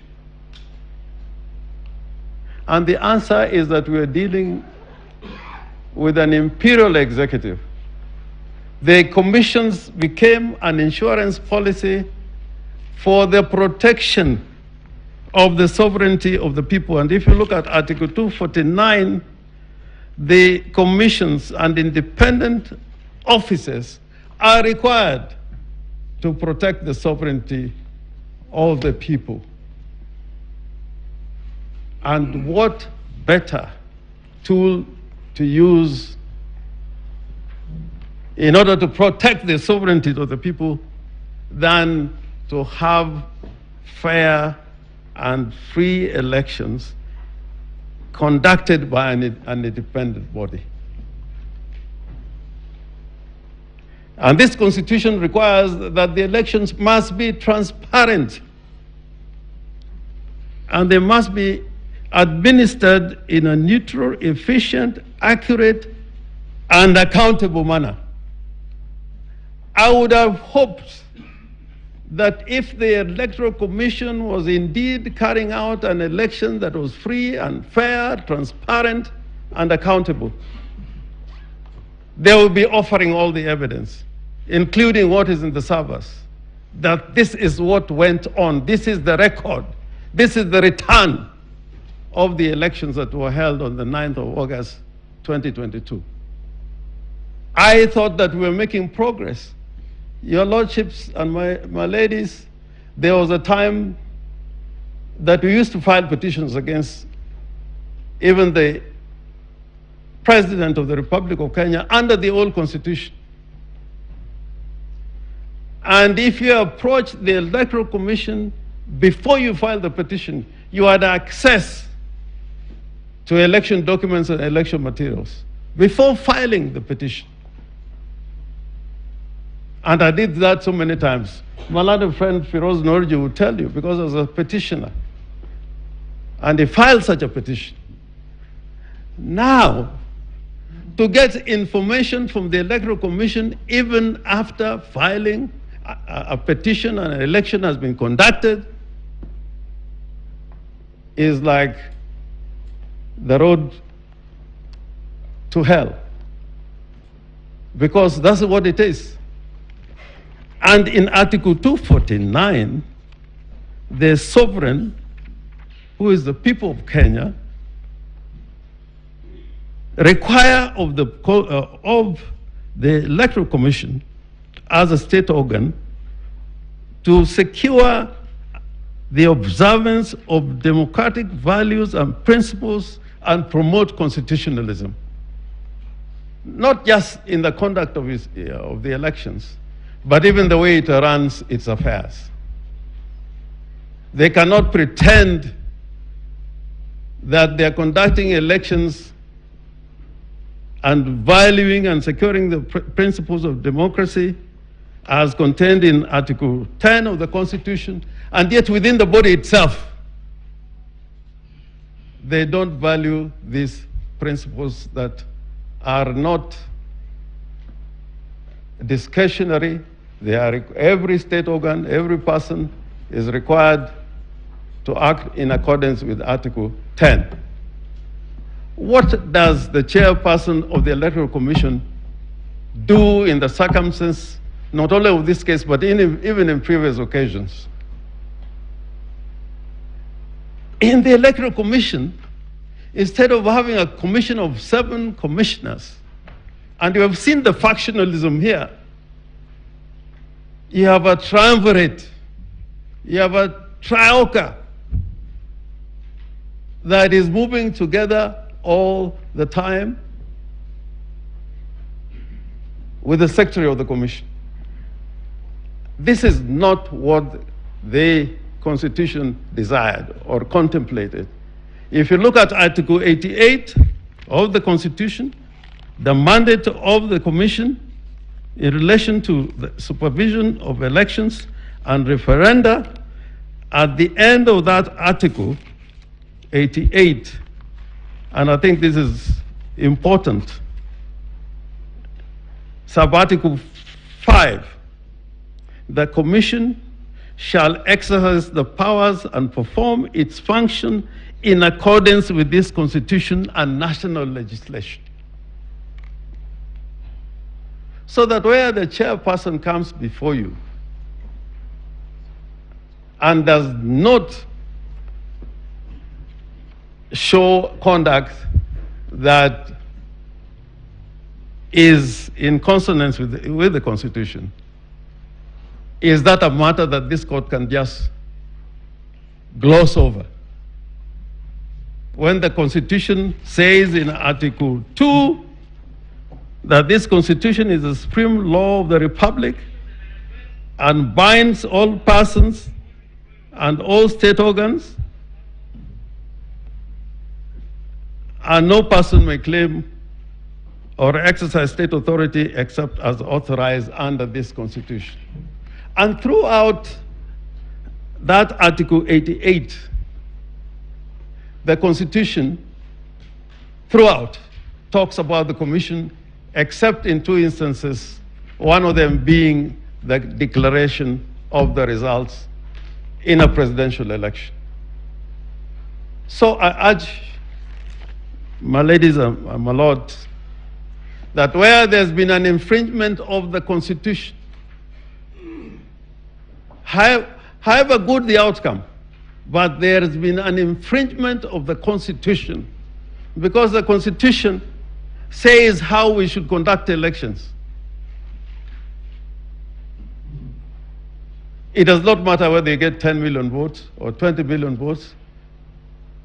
If you get it by murder and killing people, if you get it by falsifying documents, however the numbers you end up getting in an election, that would not be the kind of election contemplated under Article 81 of the Constitution. The process matters. And anything in violation of the Constitution, if you look at the Constitution broadly, any infringement of the Constitution, violation of the Constitution in relation to state officers, including the President, including members of commissions, any infringement of the Constitution normally would attract consequences of removal, impeachment, because it's a matter that this Constitution frowns on. And that's why I always appreciate the fact that this Constitution requires of citizens, every person has an obligation to respect, uphold, and defend this Constitution. This petition is in defense of the Constitution. Is in defense of the Constitution because there's an election that has taken place that is putting somebody in office, or is attempting to put somebody in office without meeting the requirements of the Constitution, not only in terms of, not only quantitatively in terms of votes, but also in terms of what the Constitution requires the conduct of elections to be like. And my learned senior, Mr. Firoz Nyorji, referred to a football match. These days, football has many rules, and they keep on improving. However many goals you score, if it is from an offside position, whether you're Messi or Ronaldo, it will not count. It will not count. So I urge the court, and I am an optimist. I think we are doing very well in this republic. I think we have come from very far. And as one who has practiced in these courts when things were extremely difficult, I know we are making progress, a lot of progress. There were times to file a petition like this was not easy. And if you file it, serving that petition will be very difficult. And that is not just because of legislation and a new constitution. The courts had made an intervention many times to protect the people against those who govern them, particularly. I therefore invite your lordships that looking at the article dealing with leadership and integrity, what has been placed before you is not a matter that the court can frown gloss over. This court said in 2017 in the Raila petition that if the Electoral Commission comes before you with the same kind of infractions and transgressions, this court will not hesitate to take measures against the Commission and its leadership. That is in the Raila judgment of 2017. In 2013, this same Commission, fortunately for the chairperson, he was not there at that time, despite the fact that that petition was not allowed, but the court was not amused by the going-ons in the Electoral Commission, and by dint of the comments that were made by the court at that time, at least a few people were taken to court, although that case is still going on. I think this court, and reading the Supreme Court Act, Section 3, together with Article 259 of the Constitution, which talks to how this Constitution should be interpreted, and more particularly when it says in a manner that promotes the values, the purposes, and principles of this Constitution, and contributes to good governance. So I urge this court, with all the humility, that although this is a petition basically under Article 140, as defenders and protectors of this Constitution, you, with respect, cannot allow what has happened at IBC to go without some kind of action in the lines that was suggested by my learned senior, Firoz Norji. Impunity must be punished. Impunity must be punished. And impunity and punish breeds arrogance. And arrogance leads to arbitrary exercise of power. And without that being done, this commission, which has got the protection of the Constitution, without the court making some interventions, it still be a divided commission with a triumvirate that runs the affairs of a commission that is supposed to protect and defend the sovereignty of the people. And what I'm saying in a nutshell,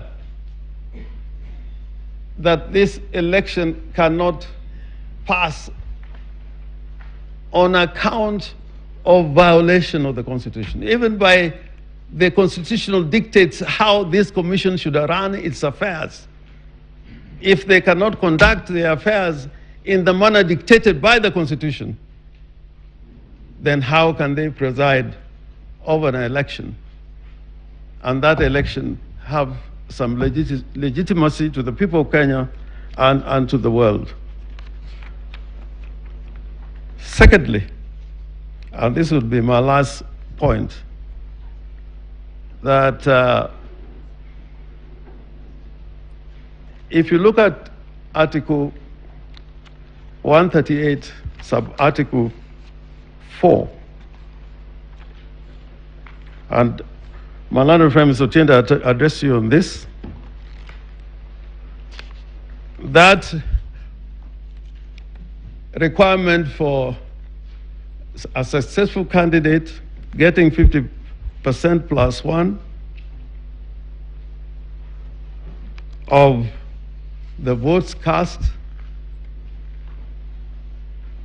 is not an idle provision in the Constitution.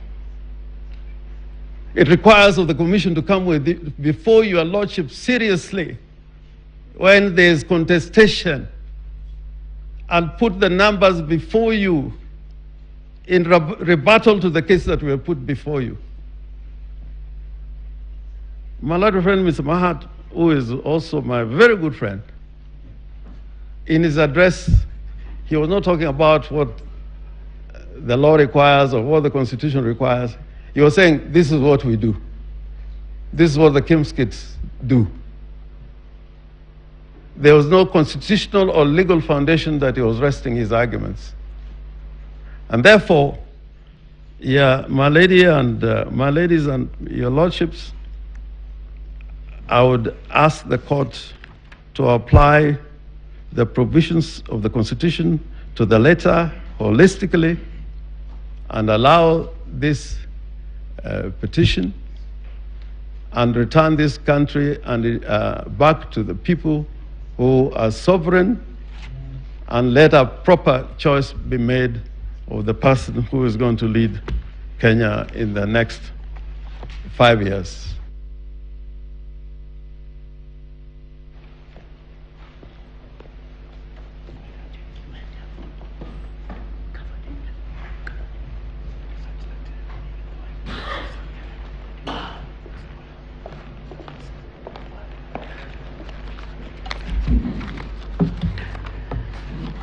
Your Ladyship, Madam Chief Justice, Your Ladyship, Madam Deputy Chief Justice, Your Ladyship, and my Lords of the Supreme Court.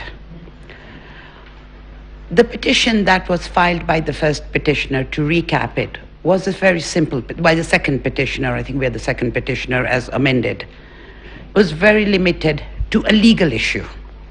It was, what was the position vis-a-vis the election and the role of the commissioners? Now, yesterday, and I think Justice Lenola said something about tweeting and stigmatizing, but in a nice way.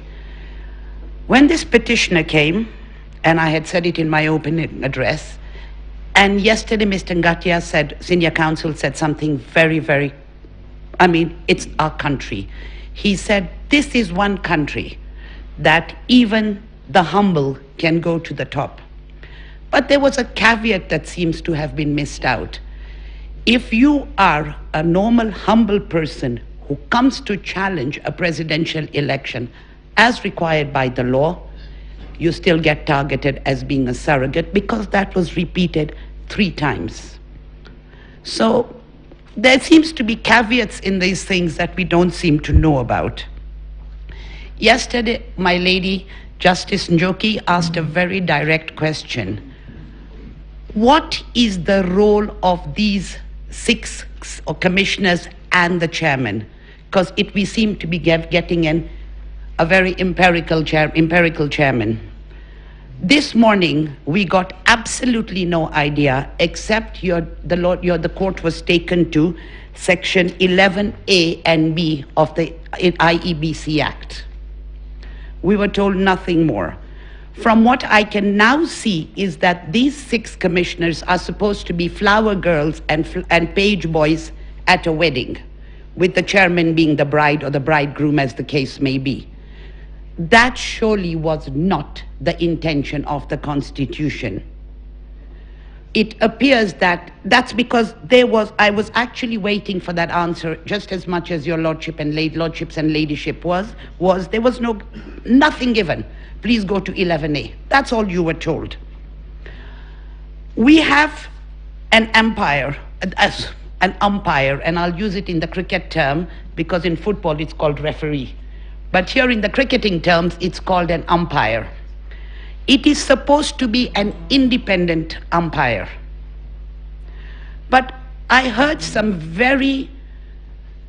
I was a bit surprised yesterday when I heard words like shock and awe tactics. And surprisingly, the shock and awe tactics actually came out in one of the protagonists, the ones, the protagonists of We've Won, and that was in one of the affidavits. And these are the direct words that an umpire is using. So how is this umpire as independent as they are claiming to be? That is my, that is my client's case, that we need an independent body. The second one, we were told by the umpire, get over it, quote, unquote. We were told by one of the protagonists, move on. If there has been a breach of a constitutional, and as it has been our submission, Article 138, 3C, if there is a breach, do we just move on? That's what we are being told. Forget the transgressions that anybody is doing. Justice Lenola, in the opening day after the petitioners had made some submissions, asked a question which I didn't see anybody answering. He asked a question regarding Regulation 87.3, where he had stated that if it should be struck down, but it's already been done. So, that was the regulation which was in place. If your lordships and your ladyships will look at my submissions, my original submissions we had filed, and we specifically addressed that issue. What is a nullity is a nullity, and I believe it is in the McFoy case, it's an English authority, that we have quoted in our original submissions. So I hope, Justice Lenola, it answers your question. Thank you. Because I think nobody here actually took those questions seriously. They didn't answer them. And I don't mean to be disrespectful or being facetious at all. As far as from what I can see is that this, by the law, by Article 138 3C, it says commission. We were told commission, but it doesn't say commissioners. That was a distinction being made yesterday. It says commissioners, doesn't say commissioners, but commission. With due respect, all those commissioners are appointed, well, not at the same time, but go through the same rigorous process. Does it mean all animals are equal, but some are more equal than others, which means the chairman is more equal than anybody else? These, like I've said, and I repeat again, are just flower girls and page boys. That surely cannot be the intention, could not have been the intention of people who drafted this constitution. We go back to where we started from, and I've said that in my original submissions. Where did we come from? We need to know where we came from. One-man show? Surely that cannot be the issue. The other issue that the Chief Justice asked yesterday, why was it not declared to everybody? And that's where my client, that there were all these problems, these commissioners had walked out, the transparency, accuracy. Nobody has given us that answer as we sat through this today. You specifically asked, Madam Chief Justice, why was it not declared that there were these problems, 27 constituencies? Nothing. We couldn't do it because there was a problem. I don't want to go into Maina Kiai case, but you were quoted paragraph 287 of the Supreme Court, which I called RILA, which was RILA 1 or 2. But please, before just looking at 287, please look at paragraph 292 of this court's decision. I don't want to repeat it, but this court specifically said, it is in my original submissions, we fault the appellant, who was the IEBC, and the chairman, who was the current chairman, for there being no verification by the commission. We've been told we've misread the section because it's polling stations. With due respect, if it was going to be only polling stations, why send it to the National Tallying Center? It is for the public to know there were mistakes here, there were no mistakes, whatever else there was. A question was asked by the court yesterday. Why did the running tallying stop? Nobody's given us an answer. All the difficult questions that we were to get answers for, to which my client, as a voter and as Wanjiku, I keep on saying, we have not received any answers whatsoever. No affidavits. In fact, the sad part is, despite this whole matter being consolidated, we were considered the surrogates. Nobody sent us any papers to sign. I have two requests from this court, as I have said, and this was what I was thinking of last night before I went to bed. Where it is established that a state officer is subverting the Constitution and the rule of law, the court's hands are not shackled by procedural niceties. This is the beauty of this Wanjiko Constitution that we have. It's transformative, and some people say it's a very overused word, but in these circumstances it's ideal and can bite when occasion demands. The toothless bulldog is long dead and buried.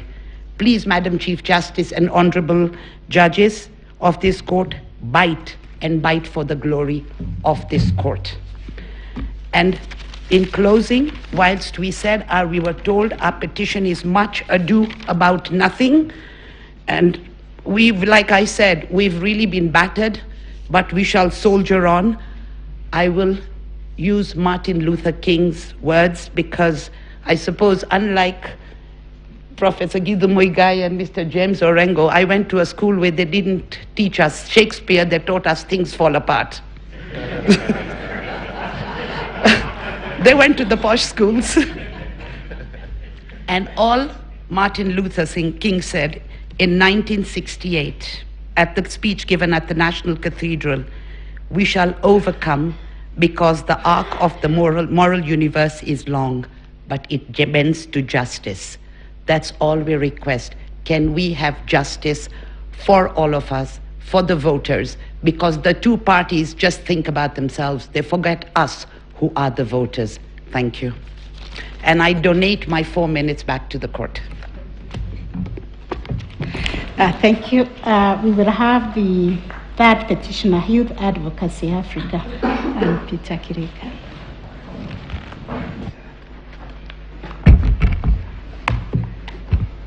Madam Chief Justice and Madam Deputy Chief Justice, and may it please the members of the court.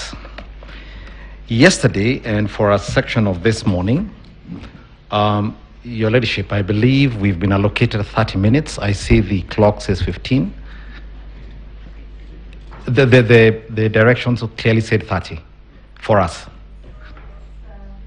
Youth advocacy. I don't know whether there was any question directed to you. Yes, there were. But the direction said 30 clearly. No, the directions I have. Yes, for youth. Yes, for youth advocacy is 30 minutes. 30 minutes, yes. I think the clock said 15. Yes. I was a bit concerned, yes.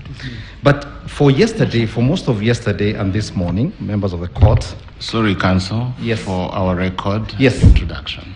Yes, Your Lordship. My name is Tom Asharia. I appear together with my colleagues on record for Youth Advocacy Africa and Peter Kireka. Most of yesterday and this morning, you were treated to the theory of an election as it ought to be conducted. My colleague, Julie Soweto, has demonstrated to you what every Kenyan knows. Mambo kwa ground ni different. I call your attention to the affidavit yesterday presented by my good and learned friend, Professor Kindiki, which has been projected. It's the affidavit of Veronica Ndwati. She deposed that she is the Secretary General of United Democratic Alliance and was the Deputy Chief Agent for the 9th and 10th respondents. In particular, I call your attention to paragraph 7, where she states that the verification process went through a 3-tier mechanism. At paragraph 7, she says the second tier was at the constituency level, where the following actions were undertaken. She then goes to subparagraph C, and that is the one of interest here, and this is what she says.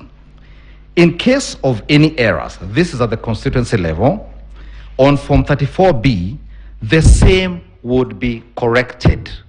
That is the key. Those are the key words.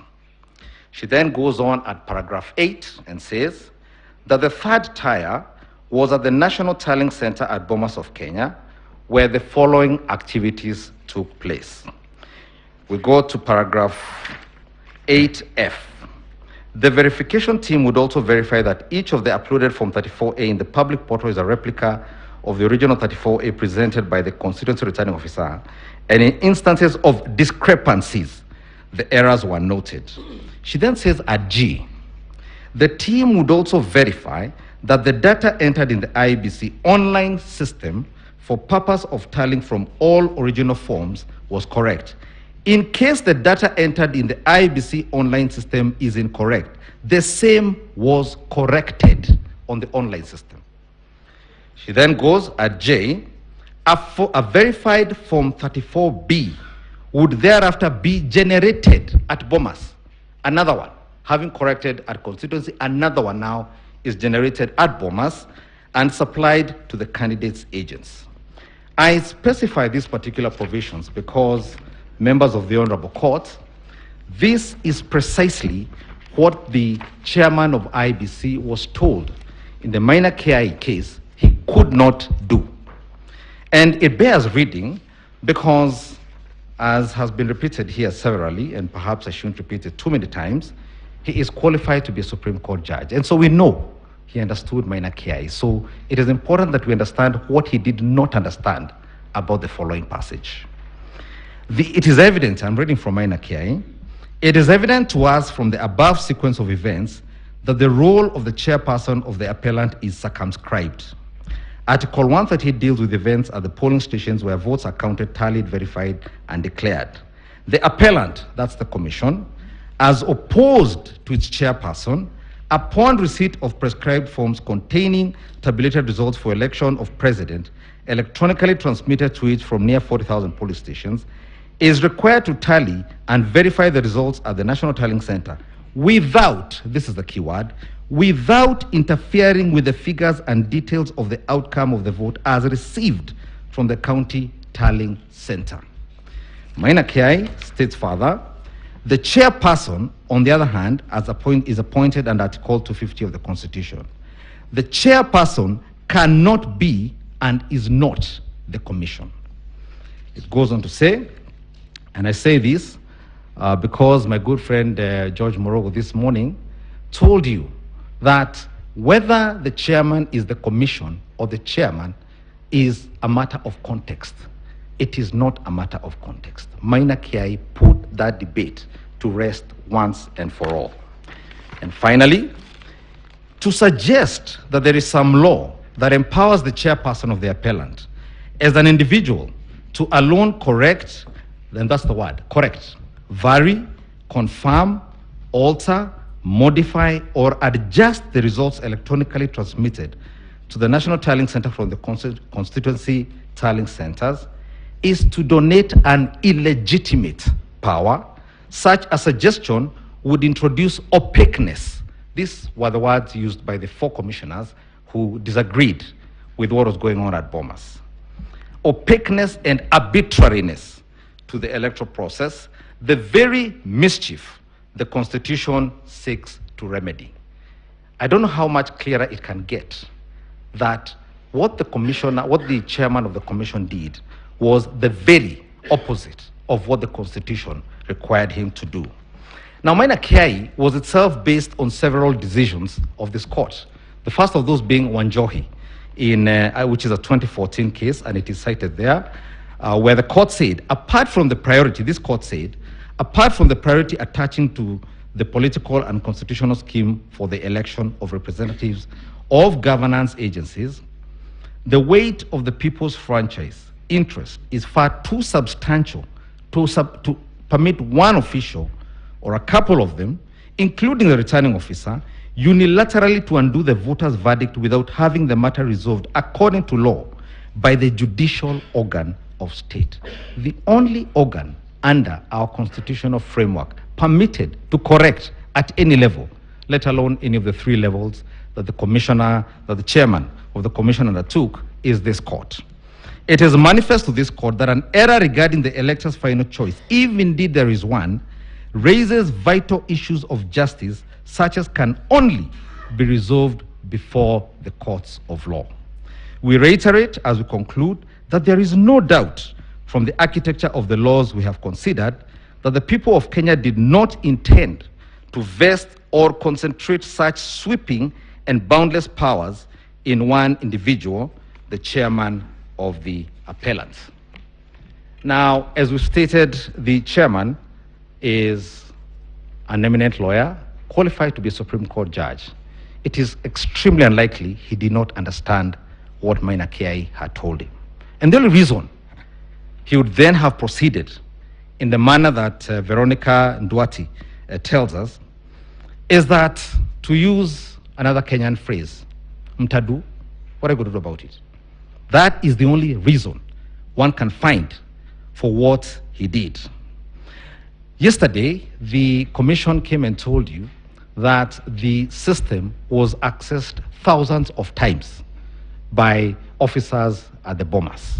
And so clearly, you had returning officers, specific special returning officers, assigned to changing forms on the portal, as has been demonstrated this morning. In our submission, the alterations made to this system, to the forms, these so-called corrections that were done at 3 levels, so alterated and contaminated the outcome of the election that it is now incurably defective and incapable of being rescued. Now,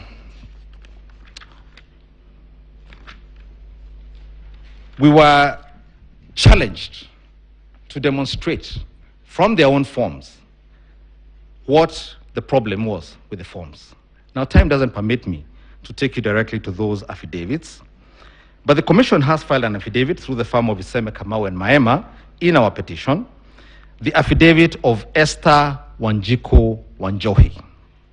She attaches 14 forms.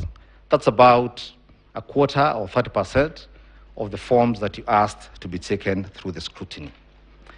Of those 14 forms, 8, representing 57% of the forms, 8 have irregularities, have gaps, have problems, including the fact that when you read them with a QR code, the serial number that shows up is for a different polling station. The problems are correction problems, tallying problems on those forms submitted by the commissioners themselves, by the commission itself. You have an affidavit submitted again by the commission, the affidavit of Nzika Mwololo. Same problems. He has 2 forms. 50% of them, which is 1 form, has an incorrect addition where the rejected votes have been added as part of the total.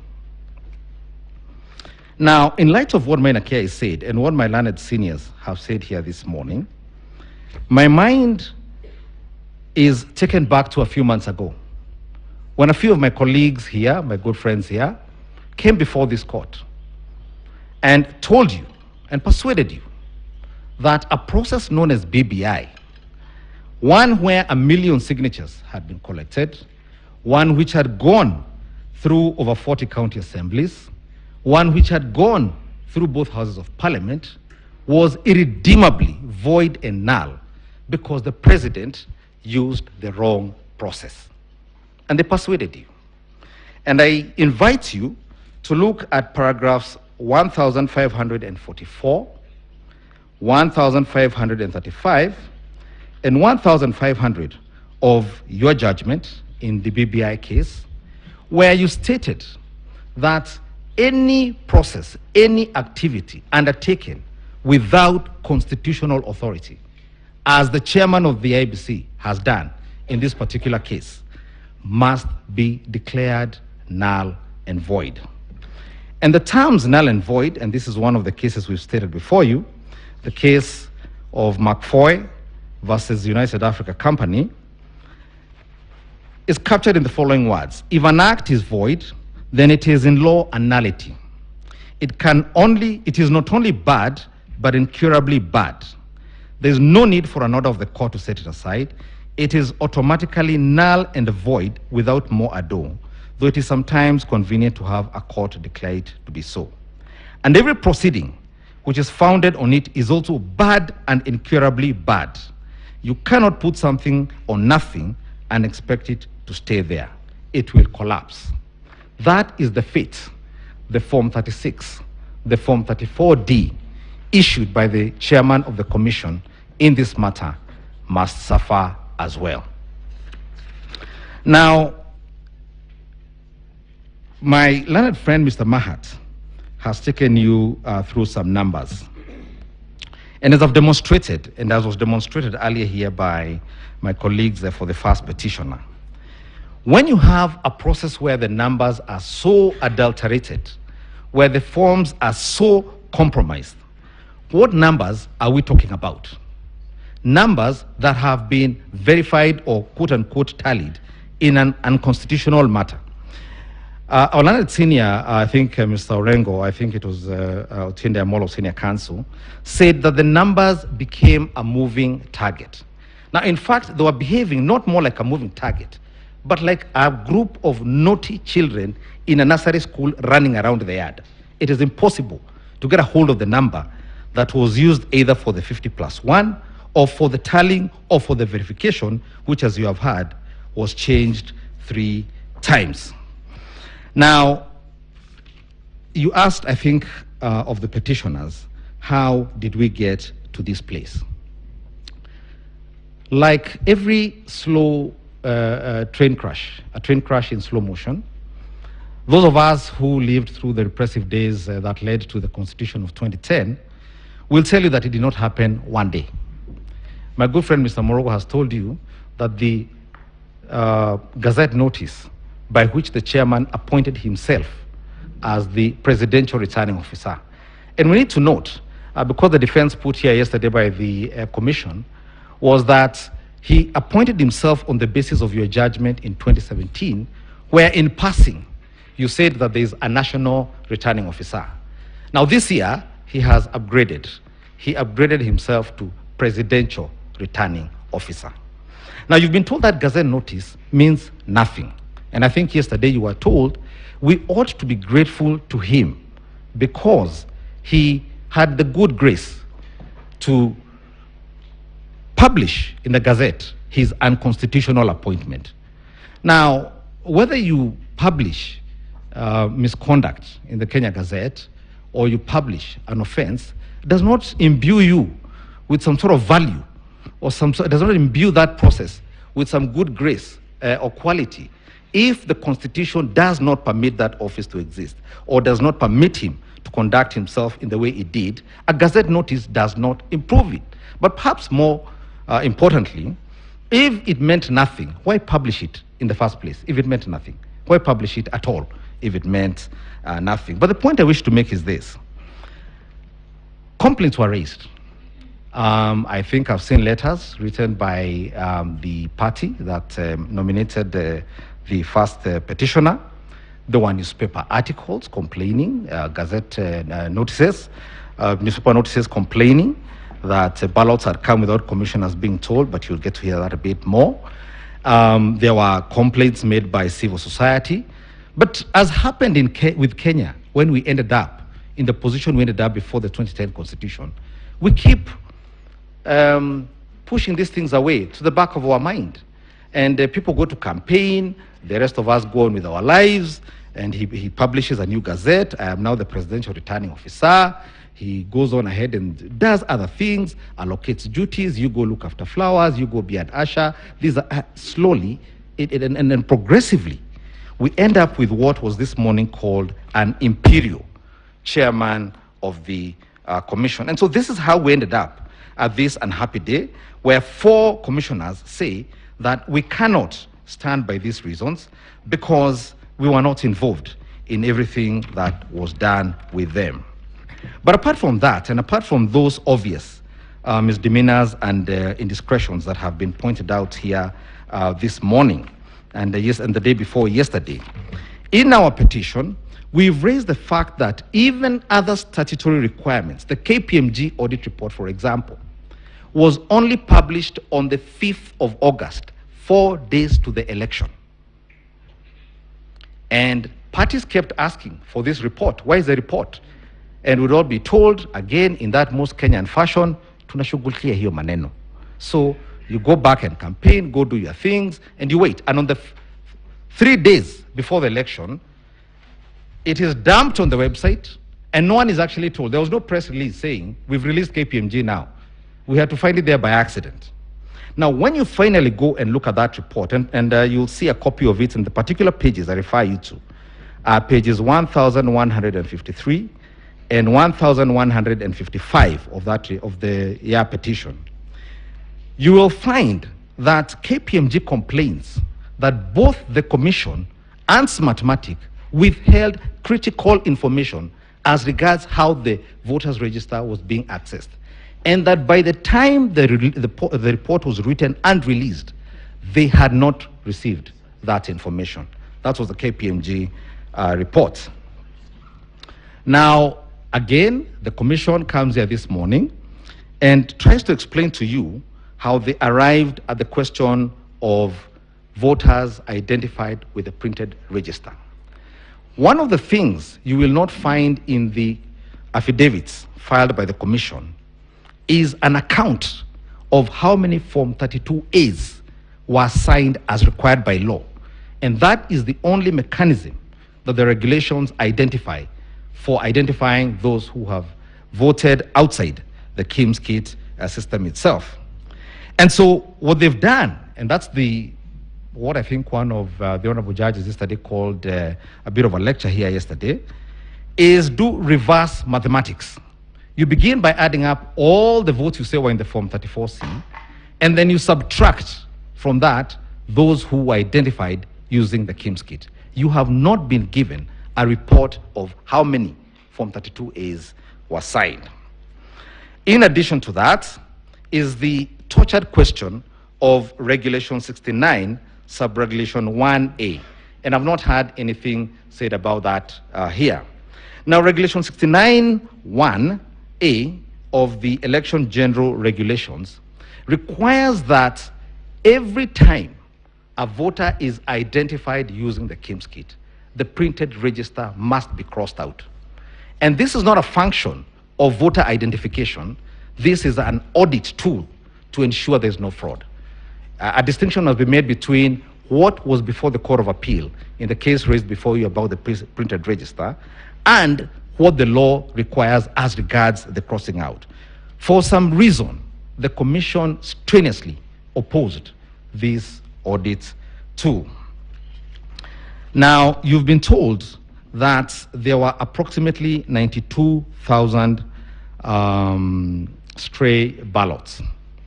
Now, the mathematics that the Commission chair uses to arrive to that number, for starters, is not an accountable figure.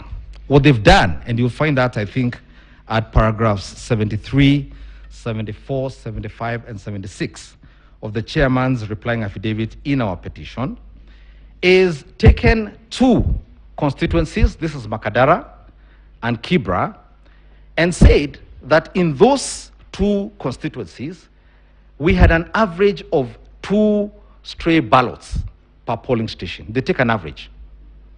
And the reason for this is that it is not possible to account for stray ballots in Kenya within the time that this court must rule. Because under Regulation 81E, once stray ballots have been identified, they are put in an envelope, and neither Form 37B, 38B, or 39B have anywhere to indicate stray ballots.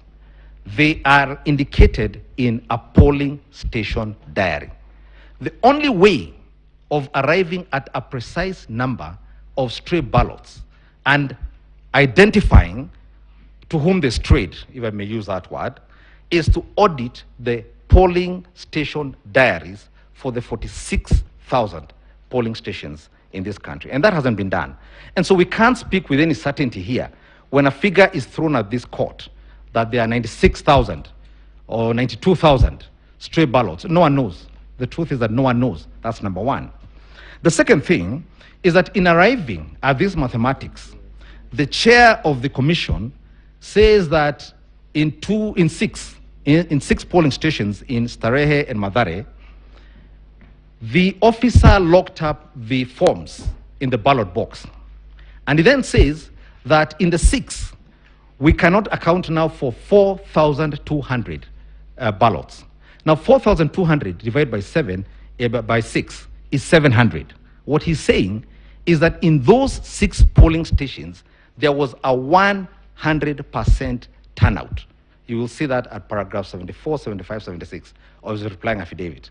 Now, when you go to the forms on the portal, as we've been asked to do, the turnout is not 100%. And so that is a false averment in his affidavit. I think much has been said about the forms and the PDFs. I think I won't venture to say anything about that. I think I should also state, because it was part of our petition, that by the time we went to the election, and I think as of today, an audit report as required by the elections technology regulations has not been provided or done. It's not on their website, it's not been provided. The elections technology regulations under the Elections Act require an annual audit under Regulation 10 and 11. You will find in a response by the chairman to the first petitioner's party a letter where he says, we could not do the audit because we did not have money. He has now annexed, in response to our petition, a certificate, a 2-page certificate, where they say we have 10 reports, but he doesn't attach those 10 reports. They are not on the website, and we have not been provided with them as of today. The purpose of that audit is that it might become impossible or unnecessary for us to spend time here discussing things called logs. And the only logs my grandmother knows are those she uses to warm herself. And yet she's the voter. We must, and I think we've submitted before you a case from the German Constitutional Court, which states that unless the public is able to, independent of an expert, audit the process used to conduct an election, then that election is not verifiable. That decision is before you with our digest of authorities. And it speaks to something a bit more nefarious, if I may use that word. We have just been told here today that we had foreigners who have accessed our IT systems. I can't pronounce their names on account of my county of origin. Now, and what has happened is that, and the submission I would make, is that the IEBC ceded control of the process of determining the sovereign will of the people of Kenya to a foreign entity that now says that that data is the intellectual property and cannot be shared with Kenyans. And there are very, very serious questions that arise. And I say this because they were asked of the chairman of the commission. For example, this data, they now say is theirs. Has it complied with the Data Protection Act? Was this company subjected to the provision of Section 31 of the Data Protection Act? And what are the consequences of surrendering our data, our biometric data, to foreigners who now tell us that is now their intellectual property? And I think Kenyans would be forgiven for saying that we're going soon to have leaders made in Venezuela, not in Kenya, not by Kenyans. Allow me to use the few minutes left to address some of the questions I think you raised, especially as regards remedies. But before that, let me just point out that amongst the other failures by this commission was to provide the Parliament of Kenya with amended regulations, which they promised to do last year, but presented amended regulations in June or July as Parliament was going on recess Sinai. And so again, they'll come and tell you the law was not amended for us to rectify some of these things, but they submitted their proposals late again and outside the election operations plan that they had said they would do. Now, printing of ballot papers, a specific question was asked of them. This company that you have procured, rightfully or wrongly, is accused of having led to the postponement of an election in Nigeria. And the chairman again said, there's no problem, tunashughulikia hiyo maneno. On the 8th, we have the largest postponement of elections in the history of Kenya. The elections postponed on 8th August was the largest number of postponements in the history of Kenya. So what should we do? Kenyans who run into problems and who find complicated issues they don't know what to do with, I always want to say, do something. Can somebody do something? Somebody should do something. That is what we say. But this honorable court has the power to do something. And it has power to do something even in the face of an imperial commissioner, chairman of the commission, who quite casually says, Mutadu, do something. You have power under Article 140, and again, in my view, I think the question was asked here about the utility of Section 80, subsection 4 of the Elections Act. Now, I think given the time limitations that this court has to do a recount and a retally properly, that section is one that is not very helpful or useful. The requirement of the Constitution under Article 140, sub-article 3, is for a nullification of an election that is found not to have been in compliance with the Constitution. That is number one. Number two, I think the judges asked of us, what is to happen if we are to then find that this chair violated the Constitution or committed crimes? Again, that is a question that has risen here before. I think in 2017, we have an Election Offences Act. We have Article 251, which make provision for what is to happen to errant and imperial officers, public officers, such as the one whose case is before the court today. And so I think it would be premature to start anticipating what were to happen, because I think our Constitution has sufficient, and I think we must trust it. We must trust our Constitution and the mechanisms it has created under Article 140 and other articles for what is to happen in that eventuality. Madam Chief Justice, Deputy Chief Justice, I want to thank you for the privilege of your attention. And unless there are any questions left for me, I will donate my 1 minute back to the court. Thank you very much. Thank you. 15 minutes given to the fourth petitioner, Khalifa.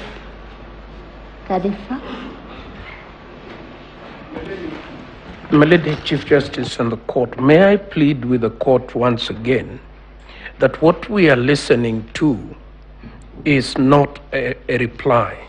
It is a rehash of the case afresh, and it is leaving us in a very vulnerable position because new issues are being raised, and we have had or may not have, unless you assure us, my lady, that we will have an opportunity to reply.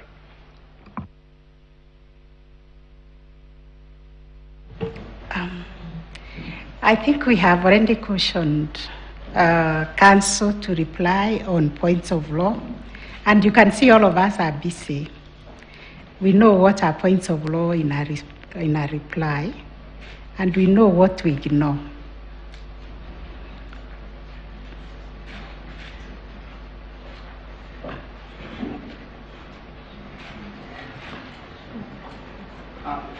Madam Chief Justice, only 2 seconds. You said that earlier. We all thought we had. Despite that, Mr. Mashari has taken 30 minutes to argue factual issues, going to affidavits, nothing on a point of law that he responded to. In my submission, therefore, the court will be perfectly entitled to disregard every word he uttered.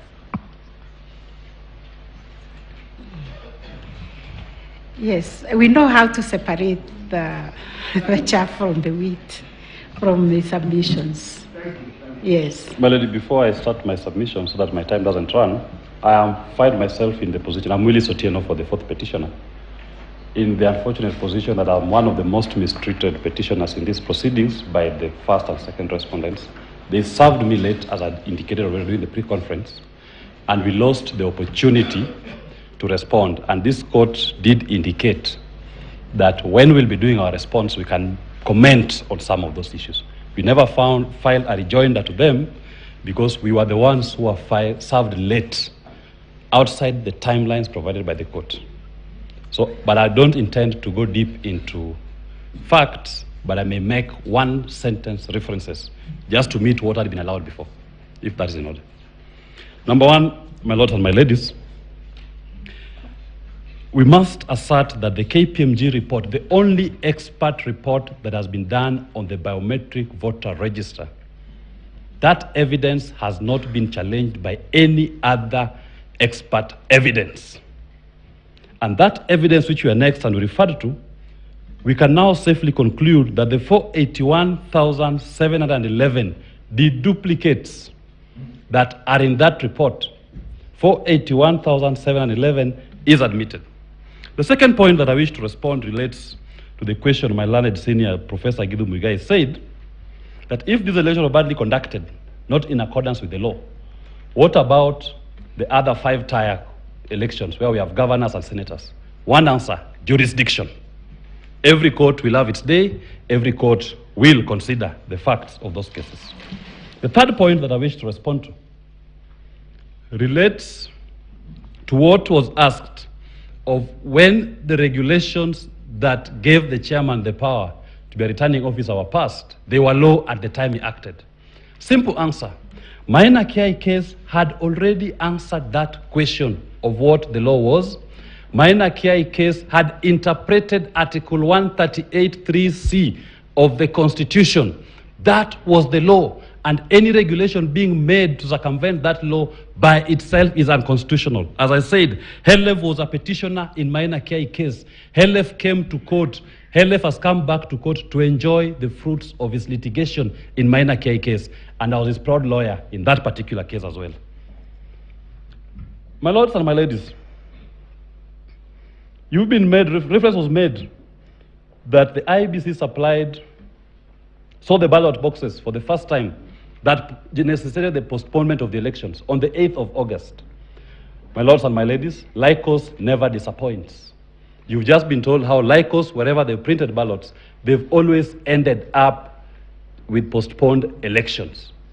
IEBC should have exercised due diligence to make sure that even the pre-printing images are cross-checked and confirmed to be accurate. An admission that I submit is that IEBC was not diligent and it must pay that penalty. It cannot transfer the consequences of their lack of diligence on the people of Kenya through fake elections. My learned friend, Mr. Gumbo, spoke on technology, and he gave us the Kriegler report. Kriegler report did not say deploy weak and vulnerable technology.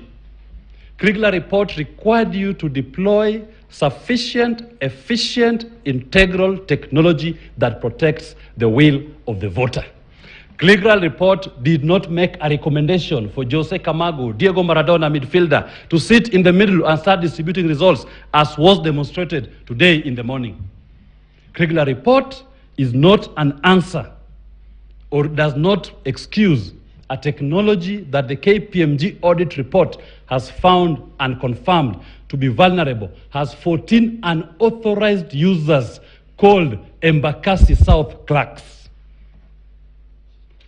The fourth point I want to raise is IEBC has confirmed that we look at the portal to tally the results. It is not the public portal that is used to tally. Tallying is a function of the commission. The commissioners must perform a tally of those results. And what is the commission vis-a-vis the secretariat? I refer this court to the case of Engineer Michael Kamau versus EACC, where the court specifically said the core functions of a commission cannot be performed by the secretariat. That was the Court of Appeal decision. It's part of the bundle of documents that we've annexed. You are told, my lords and my ladies, when in relation to the question of how integral the technology was, and my learned that Justice Lenaola did ask, when you take a JPEG and it comes out as a PDF, and I tie it to the response, what Camargo was doing in the system, and my learned friend Samane said, he's a plumber. He's like a plumber maintaining the system. Let me say this. Once a plumber has fixed your bathroom, that plumber has no business being in your bathroom when you are showering. If you find him at that time, you tell him, get behind me, Satan, as was said in the book of Mark 8:33 in the Bible, when the devil entered Peter, and Jesus told him, Get behind me, Satan. A plumber who is in your bathroom when you're showering after fixing your shower is no longer a plumber, is a sexual offender and should be reported. Let's stick to the. I'm guided. Mr. Somane took you through several forms, explanations, trying to explain what is voter turnout, the Kim's kit. At the end of the day, when you leave, are you able to answer the constitutional threshold, the question, are those results, is that system of technology simple, verifiable, and accurate? Why the many explanations? Why the kizungu mingi? It should be simple, accurate, and verifiable. What we've been shown is not simple, is not accurate. This court is still left with so many questions as to the true Kim's kit log-ins, as to the true and exact turnout of voters as at 5 p.m. on the 9th of August. You're told that parties must have their own agents to present things here. My petitioner is not a political party. He is not a candidate, but is a voter entitled to participate in elections and to present a petition. The obligation, legally speaking, is on IEBC to provide a free, fair, and verifiable election. There is no obligation on a voter like Hele Khalifa to hire and recruit agents all over the country to watch how the elections are conducted. If you do so, then you'll forever relegate the participation of the people of Kenya in a free and fair election to the ability to hire and deploy over 46,000 agents in all the polling stations to watch over their vote and the votes of others. The question was asked, the question was raised by Mr. Ngatia, that election officials are tired, they need to go back to work. Convenience again. I say this, our constitutional values and provisions should not be sacrificed at the altar of convenience. If the election officials are tired and cannot do another election, please, we have more Kenyans who are willing to do this work properly. Give them that opportunity.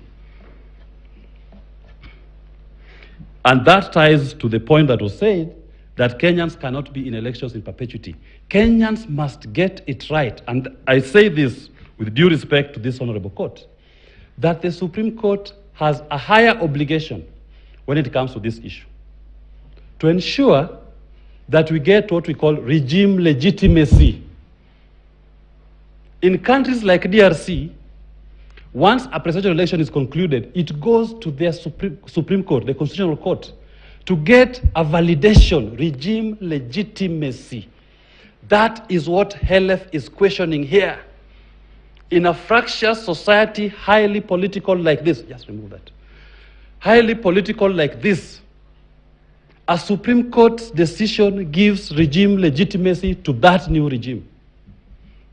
And when questions are raised like we've done, then the Supreme Court, and when you consider the margin by which the purported declared winner has surpassed the victory, that legitimacy should not be granted by this court at this point. I want to address a few questions that were asked by the learned judges. Number one, by Justice Ibrahim, is there a lacuna in the law if we nullify, in God's grace, these elections? And, if we indict Wafula Chebukati? The answer is very simple. Article 142 of the Constitution, the president who is in office shall continue in office until a new one is sworn in. There is no lacuna in the law. The second point, Mr. Chebukati is not immortal. He could even resign from his office. Does it mean that this country can collapse if Mr. Chebukati resigned from his office today? No. Elections will still be held. We'll still have within our governance, we have a working parliament, we have a national executive, we have a judiciary. All these questions, all these issues can be addressed within those existing parameters. And when I say the president will continue in office, of course, within a narrowed mandate, but the systems and the functions of government will continue. The lacuna will not affect the people of Kenya. The right thing is to make sure that the people's voices are actually heard in a true, transparent election. My learned Chief Justice asked the question, why it took too long, why the Commission did not announce the results from morning. To corroborate that there was actually peace at Bomas, we had a choir singing the whole night and the whole day. If there was violence as was being presented here at 3 p.m., what stopped them from announcing at night those remaining polling stations, constituencies? What stopped them from announcing those constituencies in the morning? The choir is my witness. They were singing, there was peace, and everybody saw that. The other question that was asked by learned Justice, Deputy Chief Justice, about a dysfunctional commission, I wish to say this. The dysfunctionality of the commission has always been there. But it has been brought to us by what I call a celebrated group in this constitution. In 2007, Kipkirui, an individual clerk, came out and told us what is happening at KICC is cooking. In 2017, Roslyn Akombe came out and said, what is happening at IEBC is not being done in compliance with the orders of this court. And she ran away, she fled this country. In 2022, you now have the commission itself, by a majority of its members, coming out to tell Kenyans that what is being announced are not the product of the commission. Should those commissioners be vilified? Should a commission that has made an admission of a failure of Tier 3 be vilified? I say no. That dysfunctionality should actually now prove to you that indeed the Constitution is working. On the question that I wish the court to consider, what would have happened if we didn't have this court? In 2007, we didn't have this court. And those who had been said to have lost the elections didn't want to go to court when they were asked to go to court. Because to serve a president was almost impossible. The hearing of the petition will have taken forever, even 5 years, the entire term.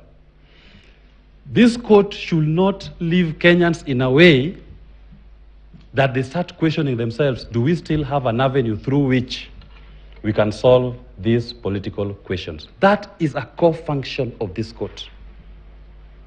If the court fails to stand up to occasion, the ramifications on the people of Kenya will be dire because people end up losing trust. So I urge you that do not err on the side of convenience, to tell the people of Kenya that when we can see some of these problems, convenience requires that Chebukati cannot conduct an election within 60 days. Let us not upset the elections. It will erode public confidence in this particular court, which will be catastrophic as we witnessed in the year 2007.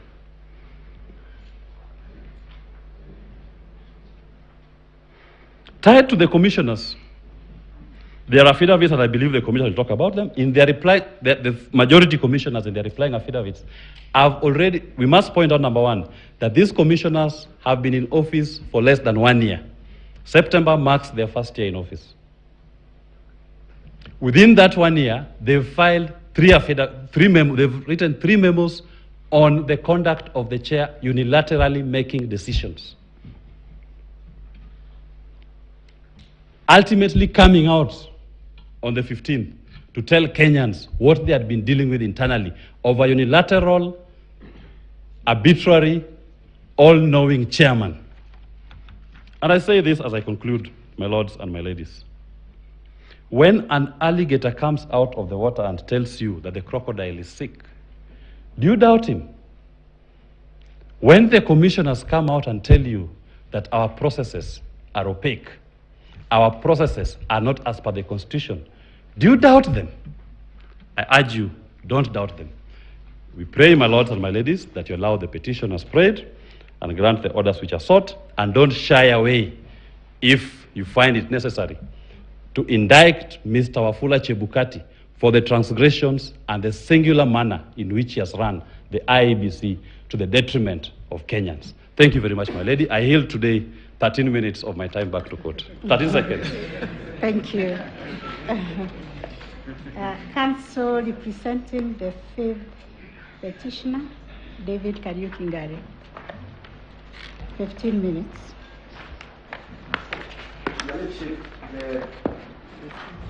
Your Lordship, the Chief Justice, Deputy Chief Justice, members of the court, may it please you that my name is Mamboleo. I represent the fifth petitioner in the consolidated petition. We'll be making this rejoinder together with my learned friend, Mr. Murara Umoke. Your Lordship, when we filed this petition, the response we got from the respondents was that this petition was frivolous. The other response, my ladies, my lords, was that the tallying, verification, and declaration of results at the National Tallying Center is a preserve of the chairperson of the commission. That the rest of the members of the commission have absolutely no role whatsoever. I can quote my senior colleague, Mr. Kamau Karori, as deliberately insisting that the other members of the commission, the 6, don't have a role. That in fact, the chairperson of the commission has been extremely magnanimous because at various points in this process, he's even involved them somewhat. The third response we got is that the election of the President of the Republic of Kenya is just about numbers. It is numbers, numbers, numbers. And then lastly, the respondents wanted to put this court in a dilemma, a catch-22 situation, by suggesting that should they exercise some powers under Article 140 of the Constitution and probably nullify the election, we are going to get into a situation that is uncharted constitutionally. Create fear. Your Lordships, your ladies, I want to suggest to this court, when you retire, to look at what we call the theory of false dichotomy. The theory of false dichotomy is an informal fallacy that is based on a premise that erroneously limits the options that are available. And what the respondents are telling you is that the Constitution does not provide mechanisms to deal with the situation that might arise for something that is expressly provided for under Article 140 of the Constitution. I also want to suggest to you, my ladies, my lordships, when you retire, to look at what came into the open about 3 years ago, which is called the CIA Rule Book on Disruption of Organizations. How do you disrupt organizations so that you do not have an organization working as it should? And when you have achieved that, then you come out and use the law to subvert the will of the people. On Bomas on the 15th of this month, of August 2022, it is now judicially noticed that the beaming of results stopped. It is now in public notice that commissioners of the commission, at least 4 of them, came out and stated that they do not have anything to do with the result that was being announced. It is actually admitted that as this was happening, top in the mind of the chairperson of the commission, he knew and understood the process of tallying, verification, and results to be his own precept. He's not even refuted it. He says that is how he understood it. He said that the other commissioners had no role. So what do we want to suggest to you, your lordships, your ladyship? It is a very simple thing. That the reason why Kenyans were so glued to the television sets for almost 6 days is because the election of president is the only one thing that Kenyans do as a collective every once in a while. It is so important to them that you simply cannot joke about it. The reason your lordships and every Kenyan was glued to media stations for the 6 days is because you wanted to know what happened to your vote. So, Article 138(3)(c), as read together with Article 38 of the Constitution, is, in my view, an expression of the greatest protection or the greatest gift that this Constitution has given to the benefit that is promised in Article 1 of the Constitution, that the people are sovereign. But if somehow you manage to capture the sovereignty of the people and set it aside by some scheme or something, then we are in a problem. And without taking too much time, because I associate myself with the submissions made by my learned senior counsels here, the important thing that we want to suggest to you, your lordships, is that when you retire, could you kindly borrow something that I know you already know, that Article 138(3)(c) of the Constitution is the ultimate protection that Kenyans have been given with respect to the presidential vote in a presidential election. And if you do so, then I'm sure you will come to the conclusion that Article 138(3)(c) is a peremptory norm of the Constitution. It is a jus cogens norm of the Constitution from which no person is allowed to derogate. Not the IEBC, not the chairman, not the President of the Republic of Kenya, and by no means, not even the Supreme Court of the Republic of Kenya.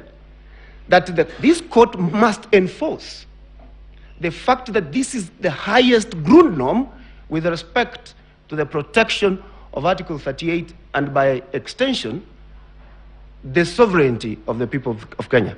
I will yield my remaining minutes to my colleague, Murara Moke. Thank you.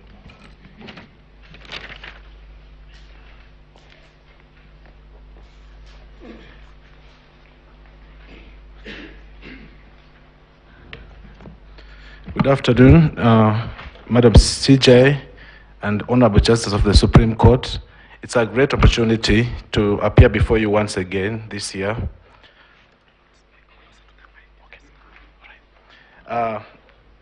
In quick rejoinder to some of the issues that were raised by the respondents, I'd like to urge the Supreme Court, when you retire to make your determination, to consider the historical context under which we operate, under which you make your decisions. The historical context is very simple, that in the last 30 years, you cannot identify a lot of instances of free and fair elections, except in the year 2002. And that one is there in history, that this is the only election that we've ever had in 2002 when there were no contestations between the winning and the losing side. But any other election outside of that, we've always had complaints coming out of those elections. And I wish to take this opportunity to urge you to use this opportunity to bring to an end what is becoming now a perennial problem to our nation, where we cannot talk about a free and fair election. It is very simple. When you look at this particular election, it's very surprising that anyone can tell you that there was no problem, unless they live in the Republic of Utopia. Anybody, even the children, our children, can tell you that there was a problem because they would see that the results were not coming out. We were waiting for the outcome for a long time. And in the end, whatever was announced left many questions. And this brings me to the test that should apply when you make your determination. The proper test to apply is the constitutional test when you seek to determine this petition. If you find any form of constitutional infraction, then you must nullify this election. There have been multiple infractions, very serious. And the question that must linger in the minds of the judges is whether you can trust the outcome of an election that is conducted by what I could simply call the Tower of Babel, because the IEBC, when you have two factions of an independent commission, that is something so serious. It should concern not just the judges. I was happy when I heard Madam CJ, you said that you are very concerned by that. And I pray that you continue being concerned by that. as you retire to make your determination, and that all of us in this country be concerned by that. That we had a commission that has two factions, that is run by what has been described as an executive chairmanship. I was very shocked. I could not believe what I was hearing today. And this was being said by counsel, instructed by that chairperson to come and tell you that he is an executive chairman. You should not accept that kind of description. It's not provided in anywhere in the Constitution. You read Article 88, which establishes the IEBC. It establishes a commission, not a chairmanship. Article 249 of the Constitution, it establishes independent commissions, and it requires that these commissioners act independently, and they should not be under the direction of or authority of anyone, including the chairperson of any particular commission. The 7 commissioners, each of them independent, they are not to be held hostage, as they have been held hostage by the chairperson, who says he's an executive chair, and who not only says that, but also instructs his advocates to declare him a national hero. I think that is ridiculous. In my opinion, if there is any heroics that we should be applauding, all of us, is the 4 commissioners who are courageous for their courage, that they came out and said there is a problem. Because in this country, we must learn to speak up, we must speak out when we see a problem. And on my level, as an individual, I applaud them. And I think that what we should be applauding, we should not be praising things that are seen as unconstitutional. Very quickly, I would like to highlight other provisions of the Constitution that I think that should be looked at very keenly, and there was no compliance with that, which should lead the court to determine that there was no free and fair election. Article 10, was it fair and transparent? We cannot say that, because if we have a result that has been tallied and verified by a few commissioners, that the majority of the commissioners are not given the opportunity, or we have some results that were not verified, then how can we say that that's a fair and transparent election? I ask you to look at Article 81, the general principles for the electoral system, which talk about a free and fair election that is run in an efficient manner, that are free from any corruption. But we've had many shocking things, that in our country, we can have foreigners, even from the failing states, taking advantage of us, our systems, our people, and our electoral system. And the court should rebuke that kind of a thing. We should not allow it to happen again. It's a shame that, indeed, this is making us a laughing stock in the world. Everyone is laughing at us, that we cannot carry on our own processes, simple process of tallying results and declaring them. That there's always a problem. When we could see the IEBC spending more time entertaining us with their music, instead of announcing the results. It was very irritating, I must say, as a voter, when you cannot find the results from the commission, but you find music that you could play very freely on your own devices if you wanted to. Article 138(3)(c) is very clear. It has stated that the role of verifying, tallying, verifying, and announcing the results is vested in the commission. 138(10), by referring to the chairman as the one who is declaring the results, is simply delegating that responsibility to him. And even if the chairman was not there, that function would still be carried out. If you look at the IEBC Act of 2011, Section 7A and B, it clearly provides what should happen in case there's a vacancy in the position in the office of the chairperson of the IEBC. Things will go on. Nothing will stop, as the chairman would like us to believe. Everything will be carried on, even if the chairman was not there. And should this court find it appropriate to declare that there's an element of breach of Chapter 6, the court should go ahead and make that determination, and other processes can follow. As I close my presentation, because I have 1 minute, I would also like the court to consider very carefully whether we indeed have the threshold to declare a candidate as having won this election. As we speak now, we cannot determine whether, we are not sure about the total valid votes that were cast in this election. And without that, you cannot determine whether we have a 50+1 threshold. And I ask the court to look very carefully. In my opinion, we do not have that. There's a lack of clarity. Mahat's presented figures, which I would say many of them were based on presumptions, and projections. And that's not what the IEBC should be doing, not giving us projections. That is for the analysts to do. Independent analysts can give us projections, but for the IEBC, they must give us specific figures.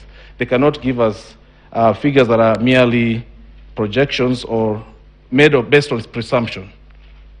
The figures of how many voters were astray, how many ballots were astray, should be verifiable. I urge you, my ladies, and when you sit to deliberate, let's make things right for our country.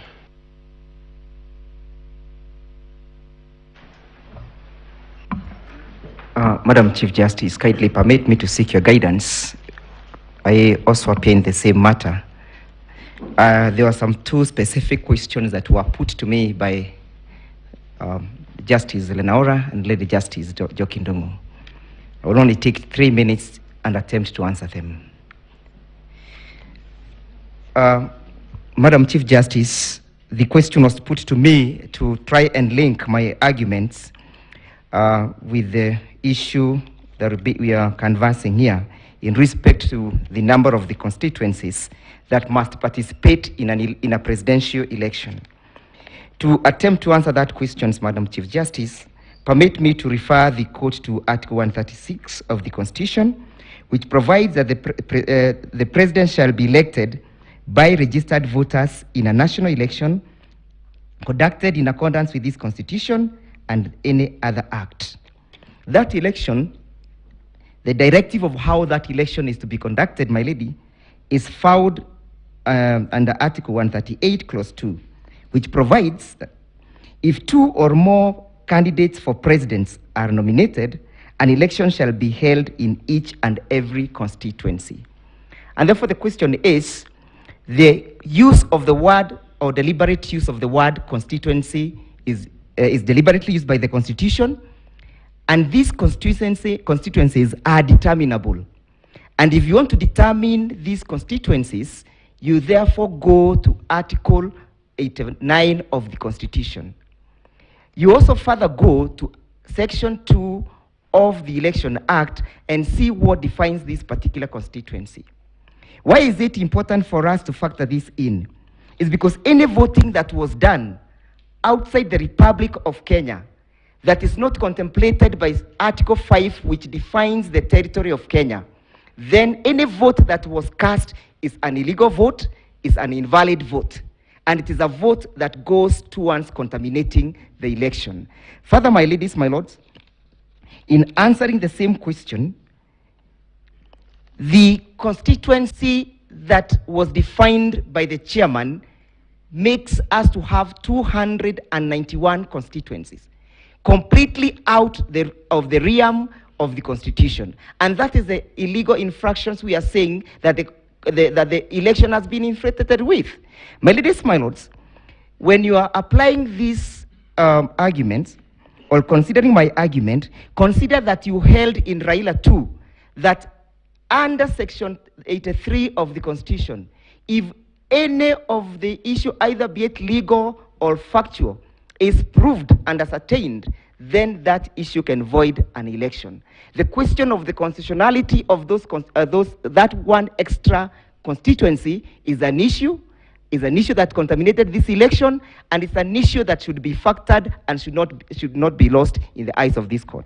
Finally, allow me to sum up by saying that Thomas Paine quoted and said, "A body of men holding themselves unaccountable to nobody ought not to be trusted by anyone." If IEBC does not hold itself accountable to anyone, then who should trust them?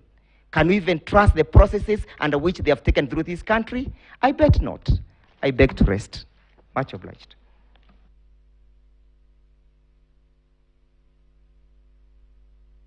Next is counsel for the sixth petitioner, Okiya Omtata and others, 15 minutes.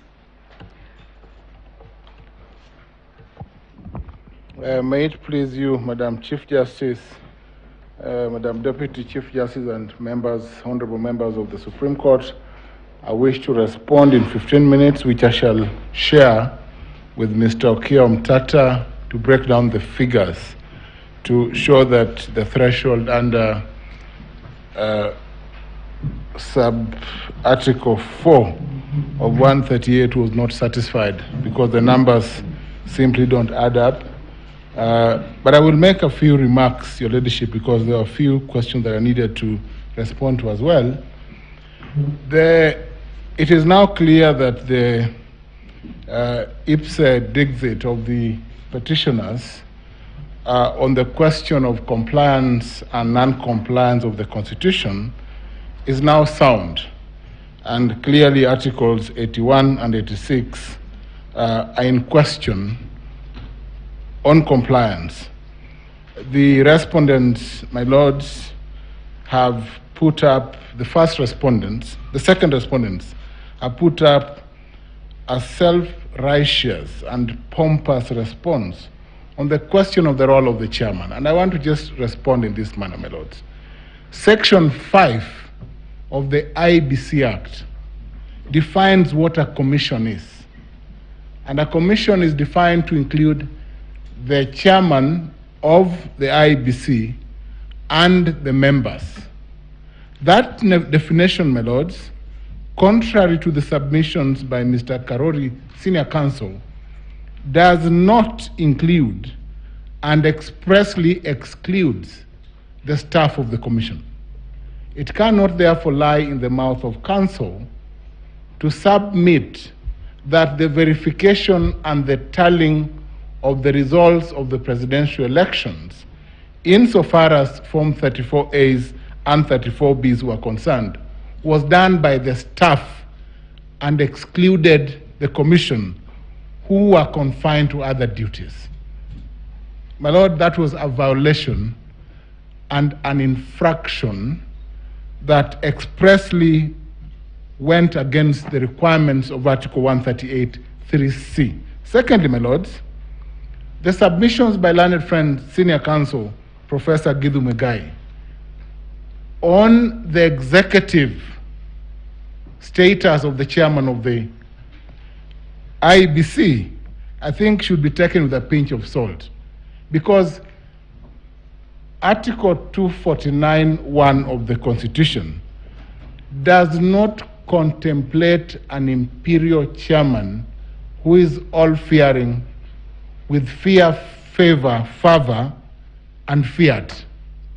That is not the chairman that we have. The chairman of the IBC, appointed under Article 250 sub-article 4 of the Constitution, must be that chairman who is a first amongst equals, just like the Chief Justice of the Supreme Court. A primus inter pares who must work with his colleagues to guide the affairs of the Commission. I urge the Court, therefore, to decline an invitation by Professor Githu Muigai that the chairman of the IBC is in a special position, different from the 4 commissioners who are crying aloud to be heard by this court. And my lords, this petition number 5, as consolidated, therefore tilts on the violation of Article 138(3)(c). It tilts on that violation. And that violation alone, my lord, therefore invites this court to look at or to turn to Articles 23 of the Constitution on your role as a court to interpret the Constitution in a manner that goes beyond just protecting human rights, my lords, but to look at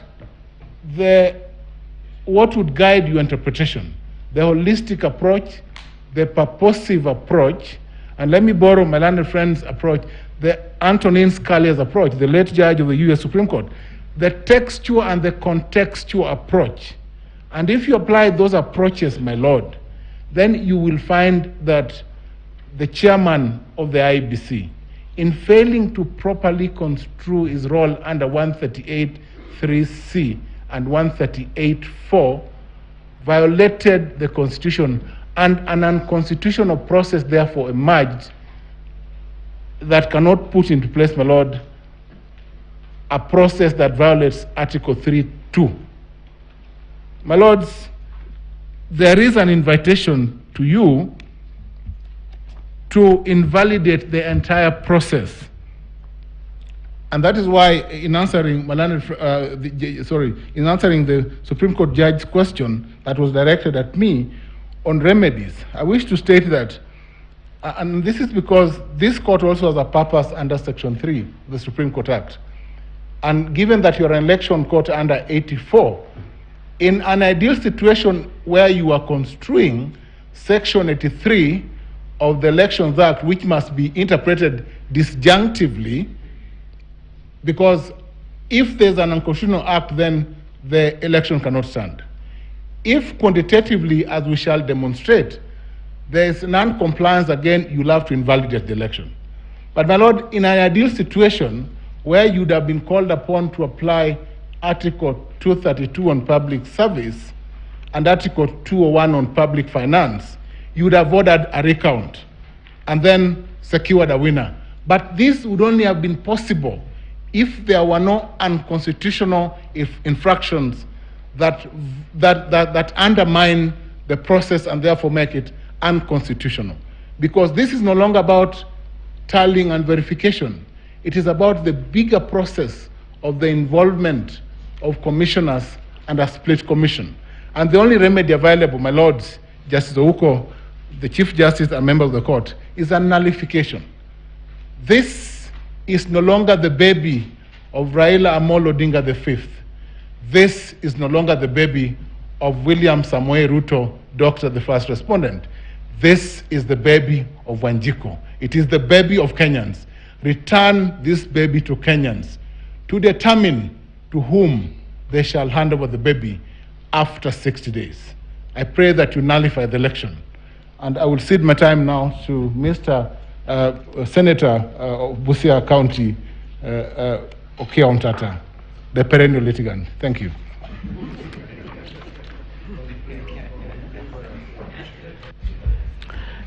Distinguished honorable members of this court, I'll begin my submissions by requesting that my PowerPoint presentation be played. Just to respond on points of law. My lady, there was a question that was posed by Justice Ouko. Yes.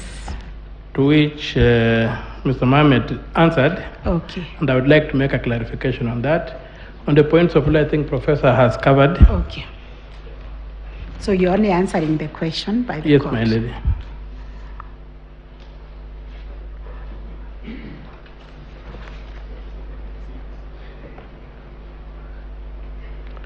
Could the time be stopped, please, so that...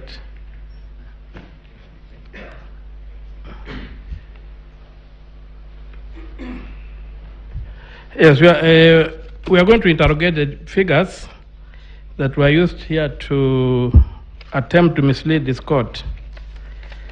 I'll begin by asking the officer to play the slide number 6. That slide that contains results, when I looked at it, and my other co-petitioners, we found that the maths did not add up. And that for us was a smoking gun, because figures don't lie. So, and I would also ask the court to realize that the comments we made about that particular result have not been challenged. That when you add the totals for the individual parties, you don't get the total ascribed. But the total ascribed is available in the workings and the affidavits of the members of the commission, which means we are dealing with fiction. I would request that you go to slide number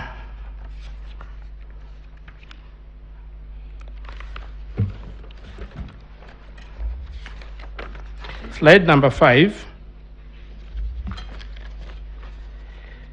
And the Honorable Judge asked, how are these things transmitting? So when you look at the fact that at 17 hours, we had 21,481,652 voters or returns which had been made, and we factor into when we try to calculate the average number per voting station, we are told we are given 46,299 polling stations. If you divide 22,120,458 by 46,299, you arrive at an average figure of 478, which is not very far from when you take 65% of 700, which is the maximum number you can have in a polling station, you end up with 455.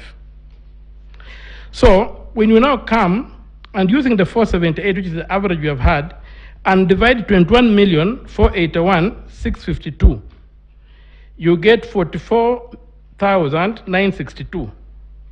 From paragraph 29 of Mr. Chebukati's replying affidavit, the figure he gives is that 45,994 kits reported. Now, from this, you already see that if the kits were 46,299 and 45,994 had reported, you are only left with 305 kits. These are kits which had connected, so the question of saying that these kits were looking for connection is not there. These kits were connected and they discharged their mandate. And we have been told here that there were some kits in Eldoret who are pinging the same, we are sending results from Eldoret, I don't know from wherever, one kit being used.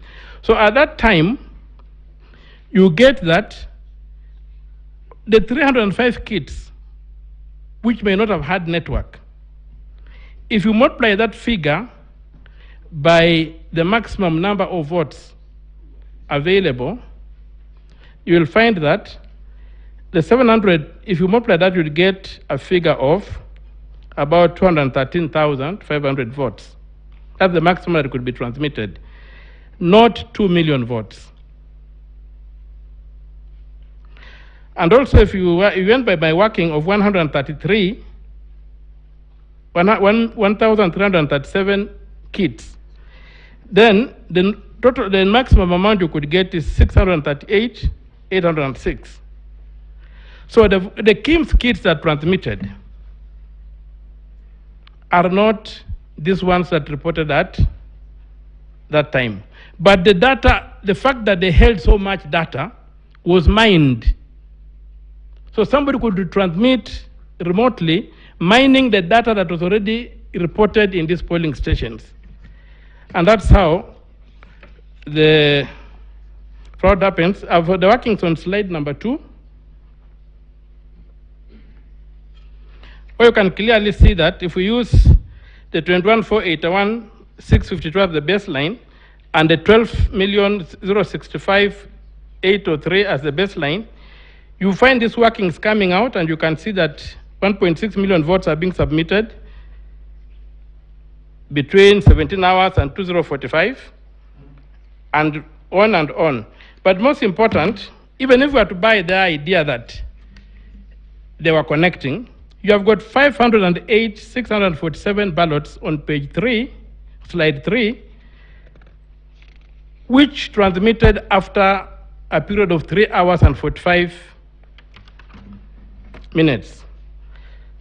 So those particular transmissions of 508,647 are a figure that's very curious, because if you deduct the tally for Eldas from this figure, you hit almost the exact figure that Mr. Willis, Land Council Willis, has presented to this court, coming from the KPMG audit, that there was that number of voters, there was a number of ghost voters equivalent to that one. When we go to the other thing that supports our position, there was a question of what was the denominator used for voter turnout.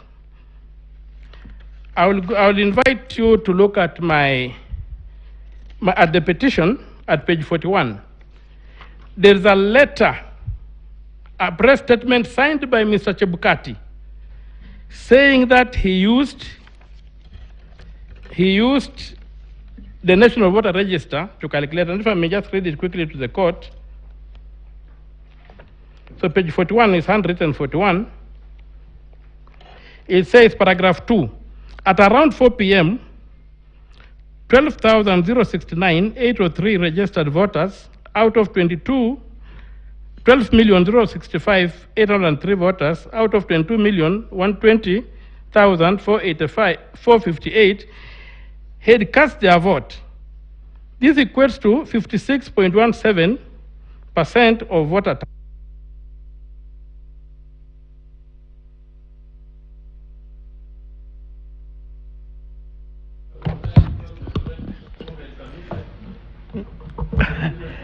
How much do you need? Because we have that slide. Could we give you 2 minutes to finish? You will refer to the slides. So, when I look at that, you'll find that there's no basis for claiming that the figure that claiming that the Kim's kits were used as the denominator. It's not possible, and it's not there. Also, I would like this court to take note of how the percentages are being played with. That's slide number 10. You will find that whereas the chairman is reported 12,065,803 people voted, who voted represented 56.17 of the total registered voters of 22 that. At paragraph 26 of the replying affidavit, Mr. Sunkuli, using the same number of voters, 12,065,803, but as reported by the chairman, but again as a different number as a denominator, he arrives at the same percentage. So there you can see how they can play with numbers by changing the denominators and arriving at magical figures. So my members of the Honorable Court, my prayer is that my submissions are that these figures are cooked, they were worked backwards to achieve a certain figure, but fortunately on the Form 34C, the smoking gun is seen. And since figures don't lie, and if the math doesn't add up, then this court should quash the results. We were told about military precision. Military precision is the ability to shoot a bullet with a bullet. That's how a missile downs another missile. That is not what we are saying here. There's no military precision in these figures.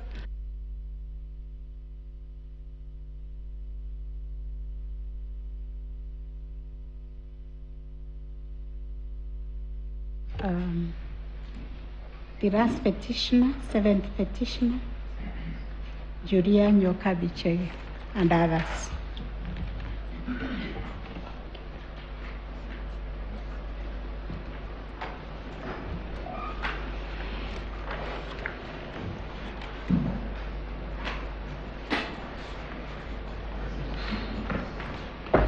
May it please you, my lady, Madam CJ, and other members of the court,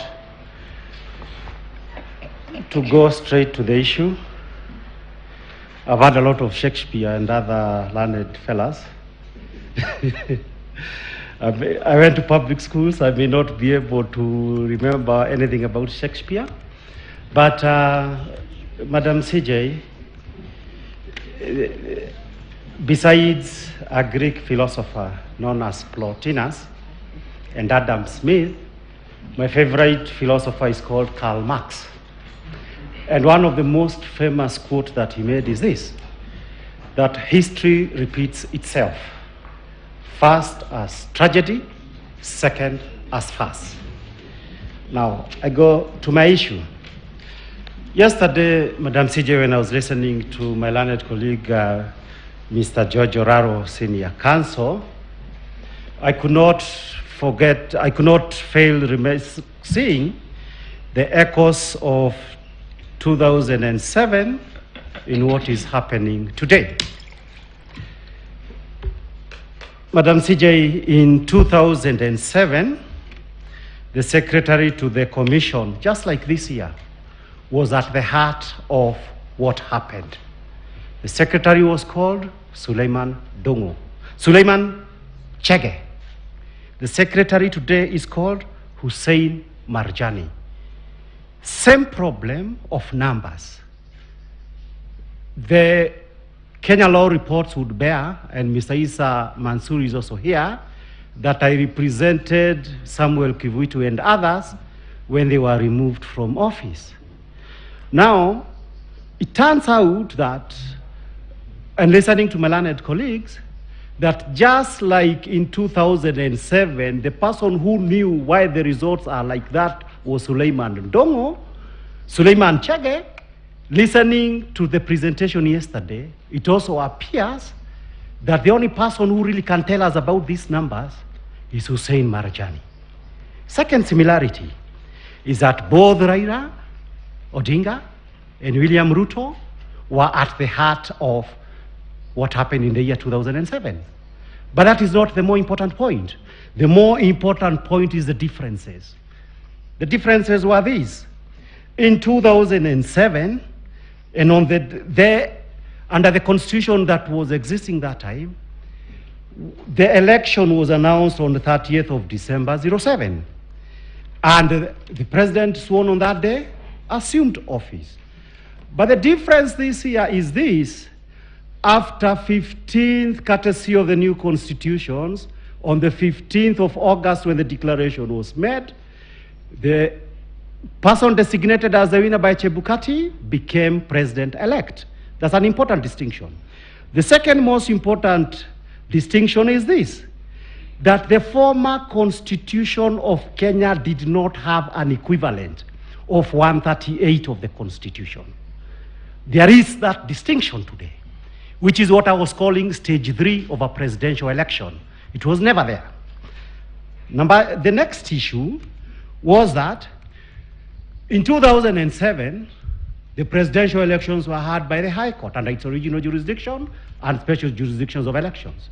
This one comes to the Supreme Court, and the basis upon which that is done is on the basis of Article 140 of the Constitution.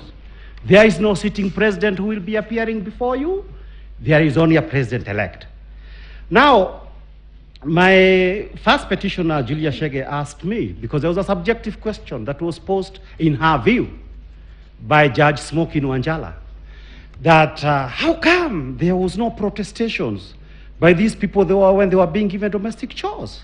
According to Julia Chege, who had to resign from her university job as a lecturer, there is something that needs to be understood, that for 99% of the human population, you want to follow the natural order of things. You don't disturb things. You let them things as they are.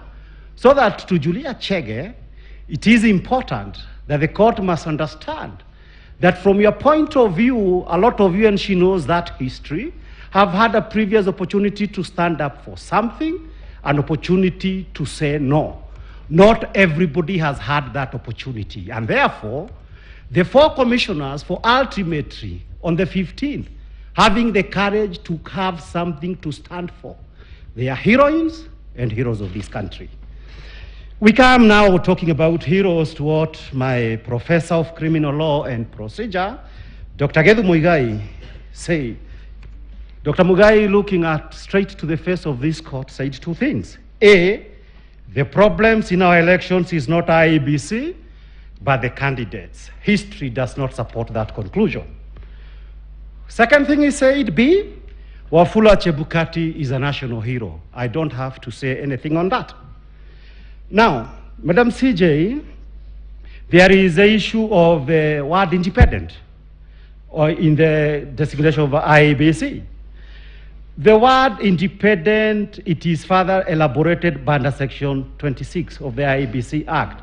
It says IEBC is independent, but shall be subject to public participation and to engage stakeholders in the discharge of its mandate. Madam CJ and members of this court, I flatter myself quite often that I have a reasonable understanding of Kenya's electoral laws.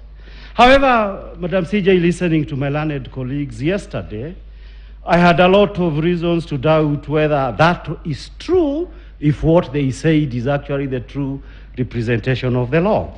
And in several senses, under Article 81, the election should be simple, accountable, accurate. But until yesterday, my understanding was this, that reference to the Commission and Article 81, 86, 88, and 138 of the Constitution triggers the image of Chebukati and 6 others. I've never imagined Marjani and other returning officers when we talk about the Commission.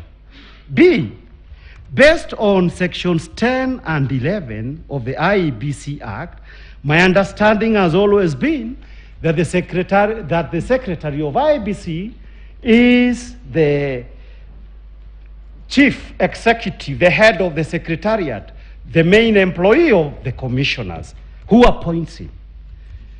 But now it appears to be that for purposes of a presidential election, and we heard it from his lawyers, he's actually the main man. Was this what the Constitution wanted it to be? Welcome to the Republic of Kusadikika. I must agree with my learned colleague, Mr. Mudomi Kiethiankolu, that it would appear that since we did our elections, we became some kind of a terrestrial Kusadikika, and several questions arise. When, why, and how? When did this happen? It first happened just before midnight or 9th of August, when we retired to bed. One figure we ought to have had was not known. How many of us voted? That is the when. How did it happen? It happened because on the 8th of August 2022, Wafula Chebukati published that Gazette notice that I had talked about. On the face of it, makes the chairman a dictator. No, that is not the issue. If you read it as an instruction manual, it was to give the job to Hussein Marjani. That is what happened. Why did it happen? It happened, and we explained in our affidavits, paragraphs 42 to 45, and what they say that effectively, on the 15th of August, when these elections were declared, from 7:30 to 6 p.m. on that day, the Commission, as the Commission, had lost effective control under Article 138 of the Constitution. I come, because I'm trying to rush myself, to the petition, number 7. This petition, Madam CJ, is actually a numbers petition. I didn't want to make a lot of fuss that I would have needed more time, but in case my mouth does not go fast enough, I urge you that you give me a little leeway to conclude what I need to say. The issue is this, Madam CJ.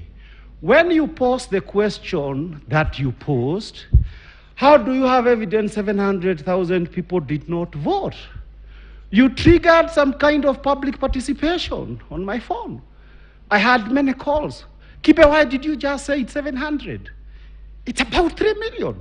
But of course I had to tell them, no, we just said 700 because we had some kind of evidence.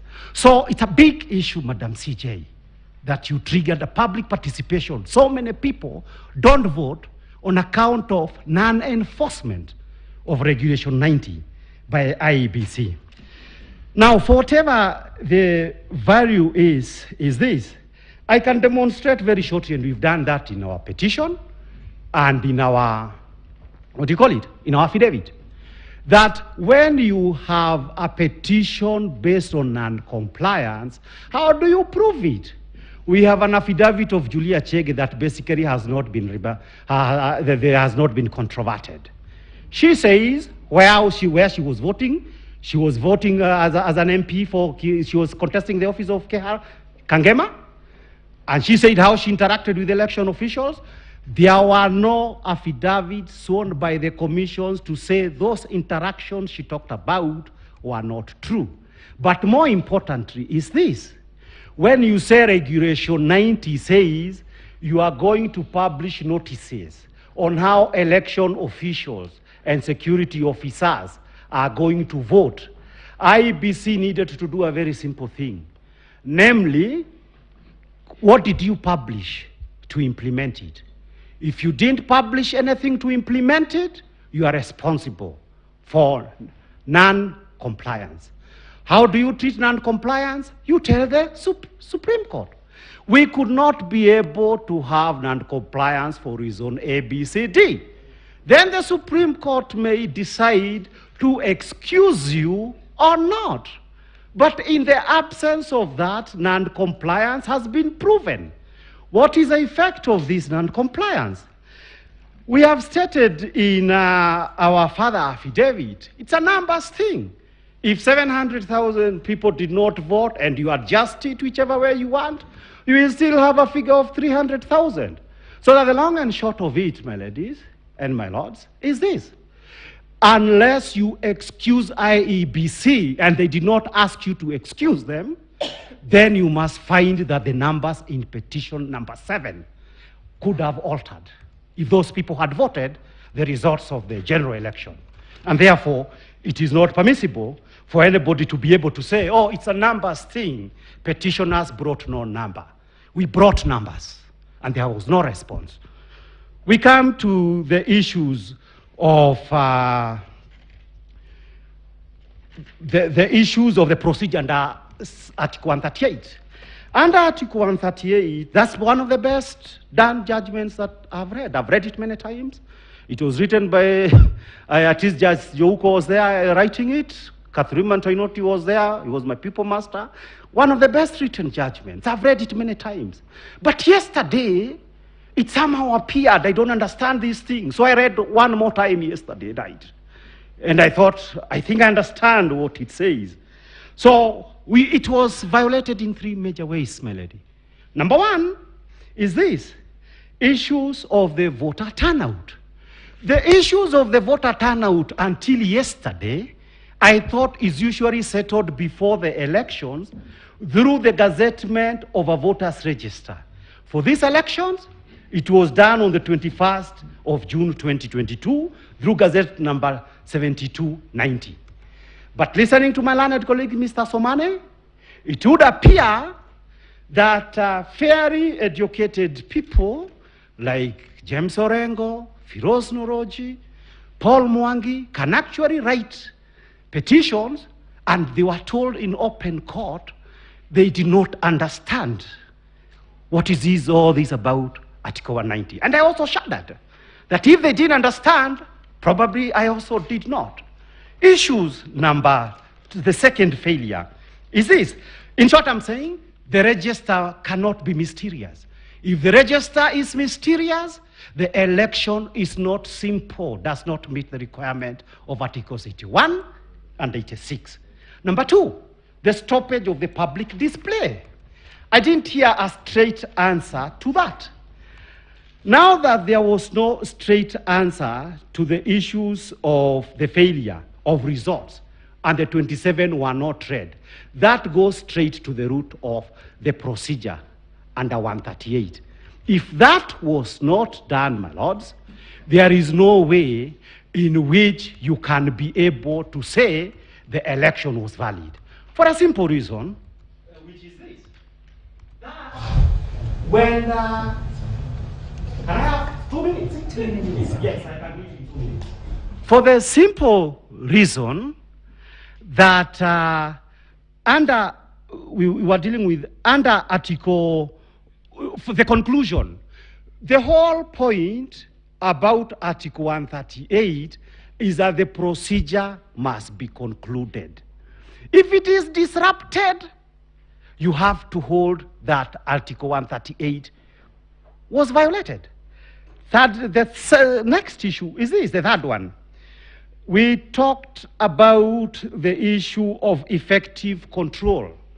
If you are convinced by what you have heard, and we have gone through this in the last 2-3 days, that IEBC lost effective control from 7:30 on the 15th to 6 p.m. when the results were read, there can be no basis for this court to say anyone was validly elected as president of Kenya.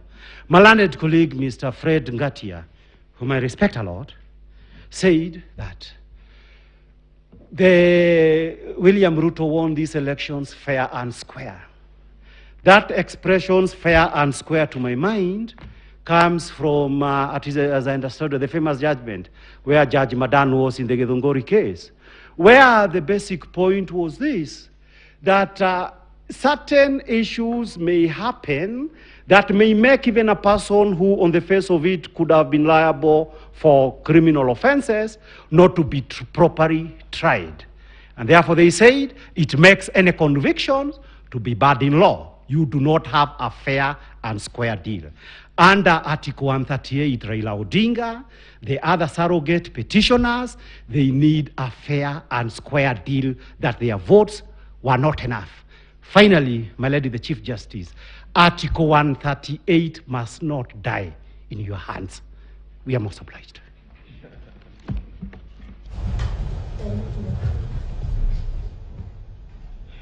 I think that brings us to the end of...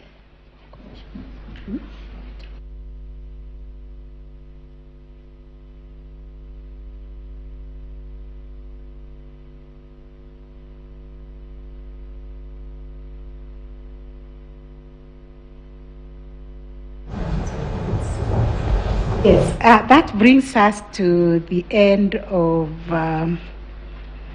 Rejoice. We are looking at Senior Counsel, Mr. Mwite, but we know very well your clients were respondents. It was only for the under representation that we allowed them to come just after the petitioners. They do not have a right of rejoinder.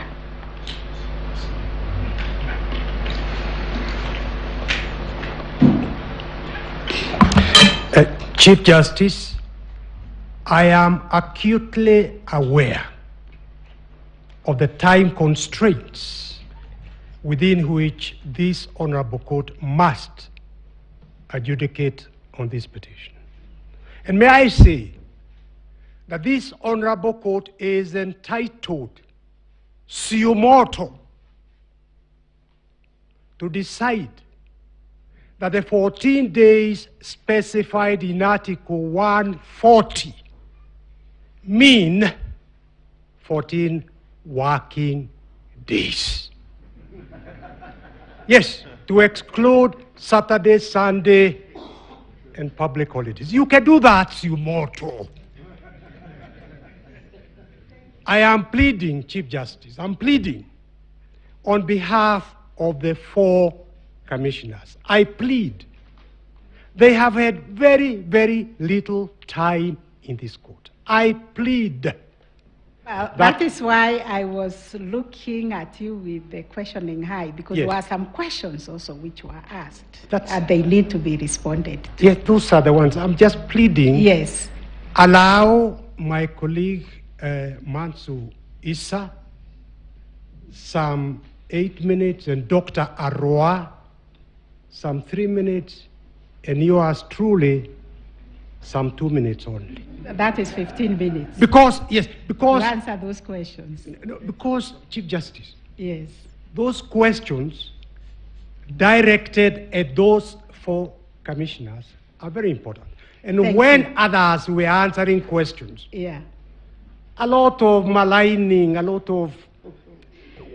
Please give them that opportunity to have their case stated. They are the majority in that commission. Thank you, Senior Counsel. I think we've heard your plea because we asked questions. So we'll give them 15 minutes to answer, not now. We want to take a break. And immediately we finish, there was an issue raised by Senior Counsel Gatia responding to some 2 Forms 34, and you asked for 5 minutes. And then we will give the parties 15 minutes, not all the parties, the ones who are connected with the discovery and the scrutiny, 15 minutes in the afternoon to respond to the report. I request, Madam Chief Justice, may I request 5 minutes for the commission because we are the custodians of the form, the legitimate forms. Yes. And my learned friend, Mr. Orengo, needs his lunch now. He's heckling. Okay, we'll give you 5 minutes, and the court will arise.